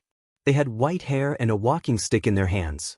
In the arms of one of the old men, there was even a small golden wolf.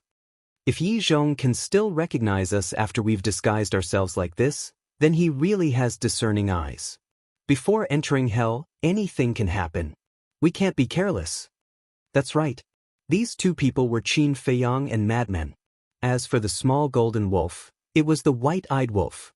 Since coming to the ancient world, the white-eyed wolf had been cultivating in seclusion and rarely appeared. There were almost zero people who knew of its existence. So, compared to Qin Feiyang and madman, it was much safer and didn't need to be afraid of Yi Zhong's investigation. And before coming to the plains, Qin Feiyang had already sent Wang Qi, Lei Bing, and Jiang Dafei back. Lei Bing and Wang Qi had also broken through to the peak of the Nine Heavens realm. Madman suddenly pointed to the crowd on the left and said in a low voice, "Look at those people over there, they don't seem to be simple." Qin Feiyang looked over in surprise and saw 5 or 6 middle-aged men and women standing together in silence. And their auras were all concealed, making it difficult for people to see through them.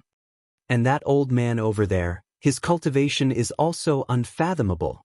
I think he should be an imperishable realm expert. Madman pointed to a white-haired old man on the right. Imperishable realm. Qin Feiyang's heart skipped a beat and he turned his head to look. The white-haired old man looked very ordinary and didn't have any companions beside him, but his expression was very calm. To be able to be so calm at this time, his cultivation must be extraordinary. I wonder how many imperishable realm experts came this time, Madman said telepathically. Then why are they hiding their cultivation? The white-eyed wolf was suspicious. Nonsense. Of course they are hiding their cultivation. That's because not everyone is related to the dragon race. They are also afraid of being targeted by the dragons. In short, their purpose of going to the Nether King's Hell is to find opportunities and they don't want to have anything to do with anyone. They don't want to participate in any disputes. Especially the dispute between the dragons and the dragon-slaying palace. Madman thought. If they want to be alone, then why are they going to the Nether King's Hell? The white-eyed wolf snorted. Qin Feiyang said, everyone has their own aspirations, we shouldn't force some things. That's right. This time when we enter the Nether King's Hell, we mustn't show off. We will hide under the umbrella of the dragons and slowly look for opportunities. Madman nodded. Suddenly, a group of people came from the Dragon God Mountain range. These people were all wearing the clothes of the Dragon God Palace. Qin Feiyang even had an impression of some of their faces.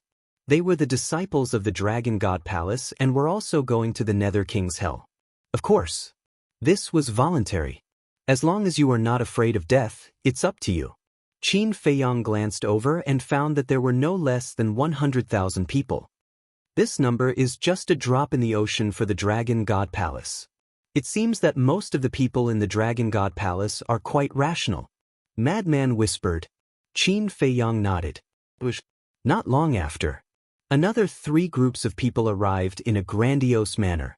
Each side had no less than 100,000 people, and they were all wearing the clothes of the Dragon God Palace. I don't think I've seen them before, Qin Feiyang muttered. There was also a trace of suspicion in Madman's eyes. These people's cultivation wasn't low, almost all of them were in the 9 Heavens realm. They seemed to be from the West, South, and East Divine Dragon Palace. Sure enough, the opening of the Nether King's Hell alarmed the entire Divine Land. Some people whispered. It turns out that they are from the West, South, and East Divine Dragon Palace. Qin Feiyang and Madman suddenly understood. Aren't Wu Baichuan and Du Yuntian also going to the Nether King's Hell? Quickly find them, where are they? Madman transmitted his voice. Chapter 2572. After carefully searching for a while, Qin Feiyang and Madman finally found Du Yuntian and Madman in the crowd. The 2 of them were standing in the East and West Dragon God Palace camps. But compared to before, they were extremely low-key now. Standing in the crowd, they were silent and their auras were concealed. If one didn't pay attention, one wouldn't notice them. Do you think they entered the East and West Dragon God Palace for the same reason as you, for the Divine Stone of Fate? Madman transmitted his voice. Divine Stone of Fate? Qin Feiyang was slightly stunned and shook his head. It's not that I look down on them, but how can they get the Divine Stone of Fate? You really look down on them. Actually, these 2 are quite powerful, but because they don't have any heaven-defying divine artifacts and techniques, compared to you, they are a lot dimmer. Madman secretly said. Indeed. They don't look that old, but to have such cultivation, how can they be ordinary people? Perhaps when you enter the Nether King's Hell, you will understand how terrifying they are. White-eyed Wolf echoed. Because in the Nether King's Hell, all of Qin Feiyang's trump cards would be restricted. At that time, he could only rely on his own cultivation and strength to deal with the unknown. Perhaps he might even suffer a great loss under the hands of these 2. I hope so, Qin Feiyang whispered. After all, they were all young lords of the dragon-slaying palace. If they were too weak, then it wouldn't be fun. However, compared to these two, he was more curious about the young lord in the south. Even Hoi and the five-clawed golden dragon couldn't find out the identity of this person, as if this person didn't exist at all. Such a mysterious person wasn't something an ordinary person could do. Qin Feiyang looked at the Southern Dragon God Palace. The Southern Dragon God Palace also had hundreds of thousands of people. But after observing for a long time, Qin Feiyang still didn't know who this young lord was. Or perhaps, this person didn't come at all. The sun had already risen high in the sky. Swish! Suddenly, two figures descended on the plains, and a terrifying aura enveloped the entire place. It was Yi Zhong and the young man. The young man yawned, looking dispirited. The snow python turned into the size of a palm and laid on the young man's shoulder. It seemed to be affected by the young man as it also looked drowsy. He also wants to enter the hell of the underworld king? Madman looked at the young man in shock. Everything is within my expectations. Qin Feiyang transmitted his voice. What do you mean? Madman was taken aback and asked. This young man's background is unknown, and his strength is unfathomable. Yi Zhong will definitely not be at ease leaving him in the Dragon God Palace. Qin Feiyang transmitted his voice. That's true. Madman nodded. Greetings, Grand Hallmaster. The people of the East, South, West, and Dragon God Palace all half knelt in the air to welcome him. As the Grand Hallmaster of the Dragon God Palace, he was naturally famous in the Divine Land. Other than the people from the Dragon God's Palace, everyone else also bowed. Quick, pay your respects. Qin Feiyang dragged the madman and quickly bent down. Why should I bow? Madman looked at him with displeasure. If everyone salutes, but we don't, wouldn't that attract Yi Zhong's attention? Qin Feiyang secretly said. Madman nodded in realization. Indeed, they couldn't attract too much attention. Actually, fortunately, Qin Feiyang thought of this, otherwise they would definitely be discovered by Yi Zhong. Because while everyone was bowing, Yi Zhong's eyes were like torches, sweeping across everyone. Obviously, he was looking for Qin Feiyang. Because according to Qin Feiyang's usual performance in the Dragon God Palace, he would definitely stand with his back straight. However, the result disappointed him. Did he not come? Yi Zhong frowned. Impossible. This brat definitely wouldn't miss this opportunity. He must be hiding in the crowd. He actually bowed along with everyone else. How wronged. Then this old man wants to see how long you can endure. Yi Zhong rolled his eyes and shouted, Everyone, kneel down for this old man. What? Kneel down? Qin Feiyang and the madman's expression froze. Why should we kneel? Someone asked puzzledly. Among them, there were also many people who didn't want to kneel. Yi Zhong said sincerely, Hell needs tens of thousands of people to kowtow before it appears. This is nonsense, right? White-eyed Wolf transmitted his voice. It must be nonsense. This old man knows that we won't easily kneel to anyone, so he deliberately did this. Qin Feiyang secretly said, The older the ginger, the spicier it is. Then what should we do? The madman frowned. Qin Feiyang didn't say anything and glanced at the others. Everyone looked at each other and finally believed Yi Zhong's words and knelt on the ground one after another. They are fools. White-eyed Wolf was speechless. Don't blame them.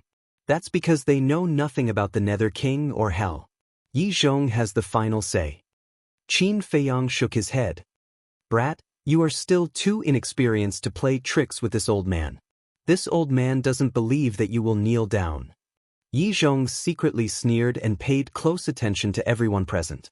So, everyone knelt down, and only Qin Feiyang and the madman were still standing. Yi Zhong immediately looked at the two and coldly shouted, Why aren't you kneeling? Hearing Yi Zhong's shout, everyone also looked at Qin Feiyang and the madman. Qin Feiyang smiled bitterly. He turned around and swept his gaze over everyone. Then he secretly took out a medicinal pill and stuffed it into his mouth with the speed of a thunderbolt. This was not a pill but an illusion pill. Because he wanted to change back to Li Bu-er's appearance, he had to take the illusion pill. If he took the pill, he would directly restore his true appearance. The madman also smiled helplessly and took out a pill and threw it into his mouth. Yi Zhong's mouth immediately raised into a smug smile. Greetings, Master. Greetings, Grand Hall Master. The two of them flew up, their expressions full of frustration. Yi Zhong joked, Hell is about to open, so what if you kneel down? Master, you can't do this. Qin Feiyang was dissatisfied. Why do you still look unhappy? Do you know that in order to find you, this old man racked his brains to come up with this method? Yi Zhong secretly shouted angrily. Qin Feiyang quickly said, I'm sorry, it's this disciple's fault, but this disciple really wants to go to hell. Yi Zhong decisively shook his head and secretly said, Go to Divine Dragon Island immediately. Madman, you go too. Not going. The two of them shook their heads. Yi Zhong immediately blew his beard and glared, and transmitted his voice. Do you know how dangerous hell is? I don't know. But we're not afraid. Qin Feiyang secretly said. You? Yi Zhong glared at Qin Feiyang angrily. Why was he so stubborn? Yi Zhong, why don't you let them go? It's good to broaden their horizons. The young man next to him suddenly said. Yi Zhong coldly snorted, You make it sound nice, but when they encounter danger, you'll protect them? This young master will protect them? The young man was stunned. Qin Feiyang and the madman immediately cast a pleading look at the young man. The young man shook his head and smiled, saying, Okay, this young master will protect them. Yi Zhong was stunned. He actually agreed? Master, the safety problem has been solved. You won't object now, right? Qin Feiyang secretly laughed. Madman's gaze shifted as he looked at Yi Zhong and said, Actually, I entered the underworld king's hell to meet Qin Feiyang. Qin Feiyang was slightly stunned, glanced at the madman, and hurriedly nodded. This disciple also wants to meet Qin Feiyang. You really won't cry until you're in the coffin. Don't regret it when the time comes. Yi Zhong snorted through his nose. Thank you, Master. Qin Feiyang was overjoyed. Yi Zhong glared at him and secretly asked, Where's Yi Cheng? I don't know. Qin Feiyang shook his head. You don't know? Kid, do you still want to go to hell or not? If you want to go, tell this old man the truth. Yi Zhong said angrily. Qin Feiyang was helpless and said with a sound transmission, I knew he was hiding somewhere to cultivate. Yi Zhong frowned. He didn't even go to the Divine Dragon Island? Was Yi Cheng stupid? Didn't he know that there was a time formation on the Divine Dragon Island? How would I know? Yesterday, he sent a message to this disciple and only said that you were going to send us to the Divine Dragon Island. He didn't reveal anything else. Qin Feiyang shook his head. None of them are easy to worry about. Yi Zhong's face was filled with anger. Lord Grand Hall Master, is hell still going to open? How long are you going to make us kneel? Below, there were already people who were dissatisfied. Yi Zhong sorted out his emotions and said expressionlessly, It will open immediately. Finished.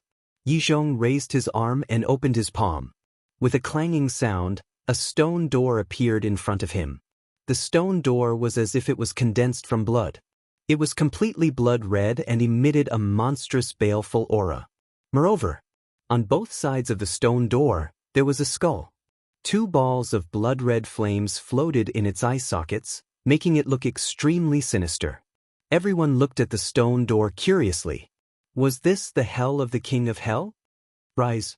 Following Yi Zhong's explosive shout, the stone door floated in the air and began to expand with the wind. The baleful aura became more and more terrifying. It was as if a demon king had been born, and the blood light dyed the entire plain red. Finally, a giant stone door that was hundreds of feet tall appeared out of nowhere. That terrifying baleful aura was as if countless demon kings had awakened, causing everyone present to feel a chill in their hearts. I'm not going. I'm not going either. A stone door already has such a terrifying baleful aura. Then how scary would it be inside hell? Before the stone door even opened, many people felt fear in their hearts. Even the strongest experts hidden in the crowd couldn't help but hesitate. Open! Yi Zhong shouted in a low voice. With a loud clang, the stone door slowly opened. An even more terrifying baleful aura surged out like a torrent. In an instant, everyone felt as if they had fallen into the abyss of hell, and their bodies couldn't help but tremble. In their hearts, there was a fear that couldn't be dispelled. What kind of place was hell?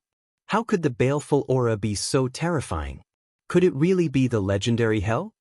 I'm really not going. I'm leaving now. Someone screamed in horror, got up and fled without looking back.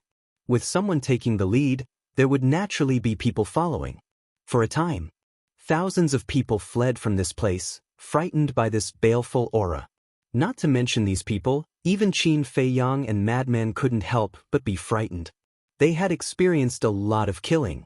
But at this moment, under the shroud of this baleful aura, they couldn't help but feel scared.